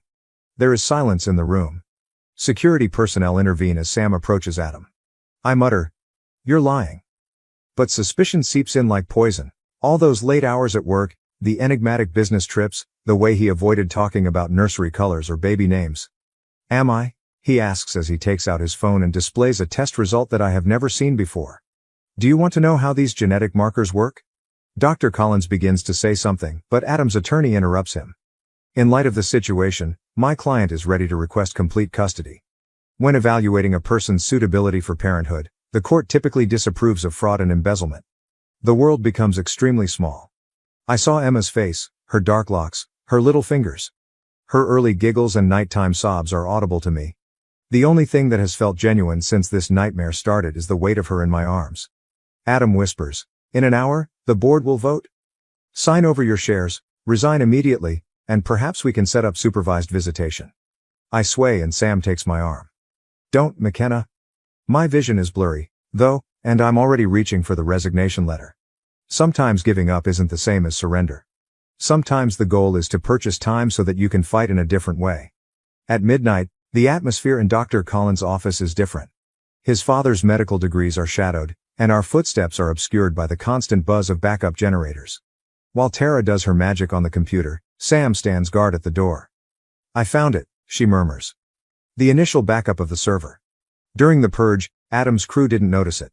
When I put in the flash drive Richard Harrison gave me years ago, his insurance policy, which I never imagined I'd need, my hands trembled." "How much time?" With her fingers gliding over the keyboard, Tara responds, 10 minutes to decrypt. If the passwords that your father-in-law used are still valid." The door slams open. Adam is standing there with 2 security officers on either side of him, his ankle monitor glaring accusingly in the dark. He replies, "I knew you'd try something desperate," as he enters and adjusts his handcuffs. "However, breaking and entering? That will appear awful during the custody hearing." Sam shifts between us. "How did you discover?" Adam's eyes do not meet his smile. "Dr. Collins isn't as devoted as you believed. Everybody has a cost. Like the cost of Evelyn, the words have a harsh taste? Or did she only serve as a stepping stone?" For a moment he loses his cool. "You're not aware of the stakes." Behind me, Tara whispers, 7 minutes. Adam narrows his gaze. "It won't matter what you're attempting to recover. Tomorrow morning, the board will cast its vote. Your resignation has already been handled." As I watch the progress meter creep, I remark, "Resignations are a funny thing. If they were signed under duress or if the person requesting them is engaging in fraud, they are not valid." He chuckles, but there's a hint of doubt. "There is nothing you can prove." 15 minutes, Tara replies. Adam gives the guards a signal. "Stop it, right now?" I move forward and play my final card, saying, "Wait. The actual DNA is the outcome. Let me see them. We have experienced this.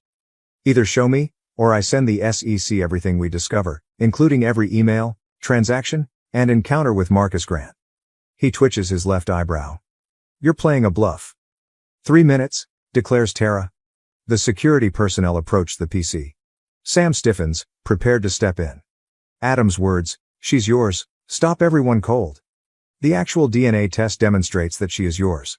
I needed leverage, so I changed the outcomes. I just sense clarity, even though the admission should be painful. In any case, you never desired her, did you?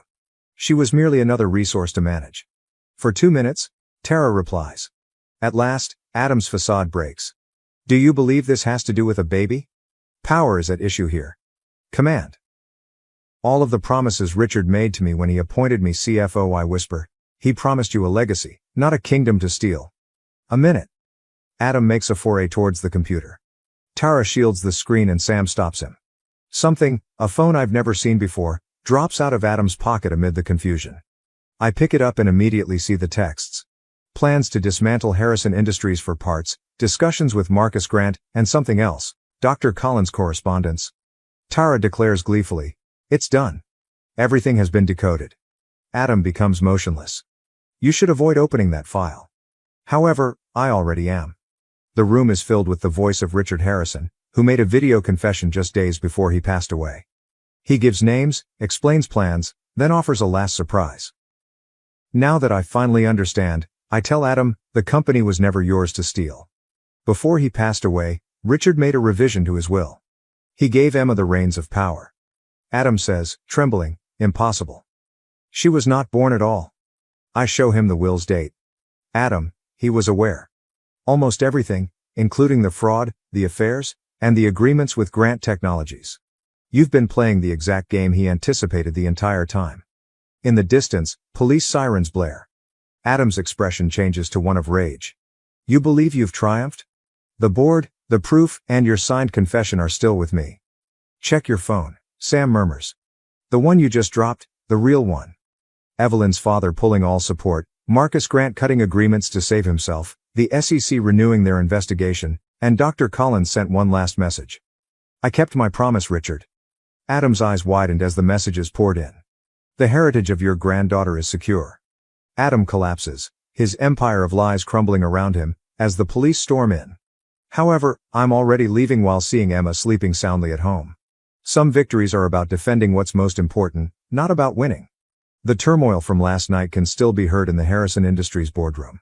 The doorway is crossed by police tape, and the conference table where Adam's empire eventually fell apart is covered in evidence markers. Richard Harrison's personal files are in the leather portfolio that Dr. Collins hands me. He murmurs softly, when the time was right, he wanted you to have these. I discover a note inside, buried beneath years' worth of financial documents and business plans. Richard's decisive handwriting is still visible despite the paper's age and the ink's fading. My beloved McKenna, you'll know by now why I picked you to guard Emma's inheritance, not because you're Adam's wife, but because you saw what he couldn't.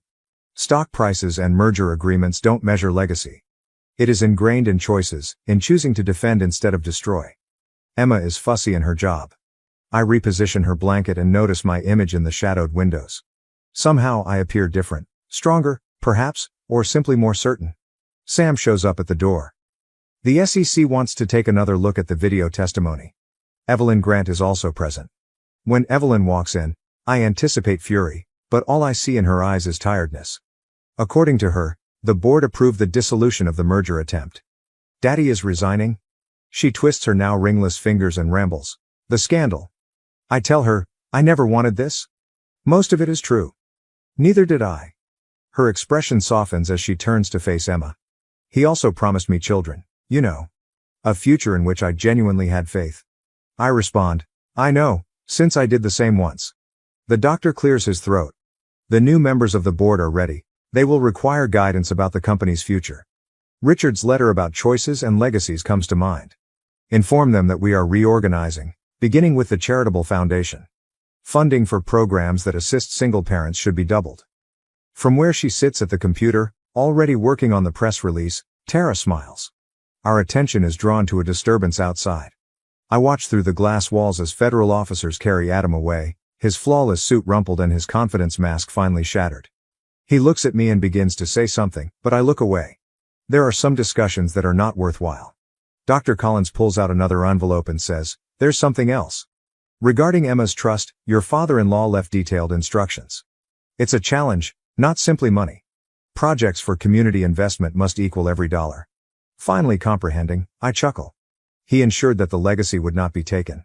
It must be earned. Speaking of income, Sam adds, corporate corruption and the price of truth. An investigative piece that recently went live, although I believe karma in the boardroom, sounded more appealing. I decide, no more karma, as I watch Emma fall asleep. No more retaliation either. Just moving forward. Dr. Collins' eyebrow goes up. And Adam? After closing Richard's portfolio, I said, we face justice through proper channels. I've had enough of his games. Evelyn gets up to go, but stops at the door.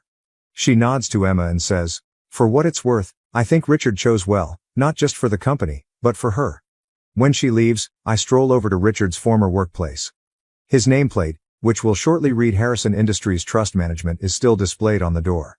His presence permeates every thoughtfully selected detail inside.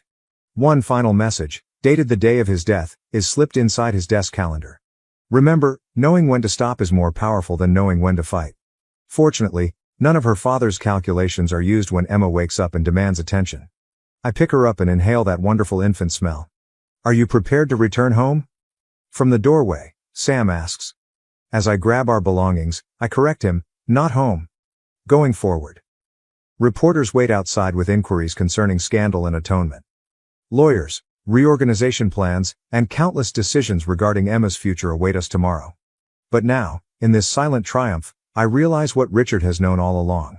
Sometimes the best form of retaliation isn't demolishing what other people have created, but rather creating something better out of the ashes they left behind.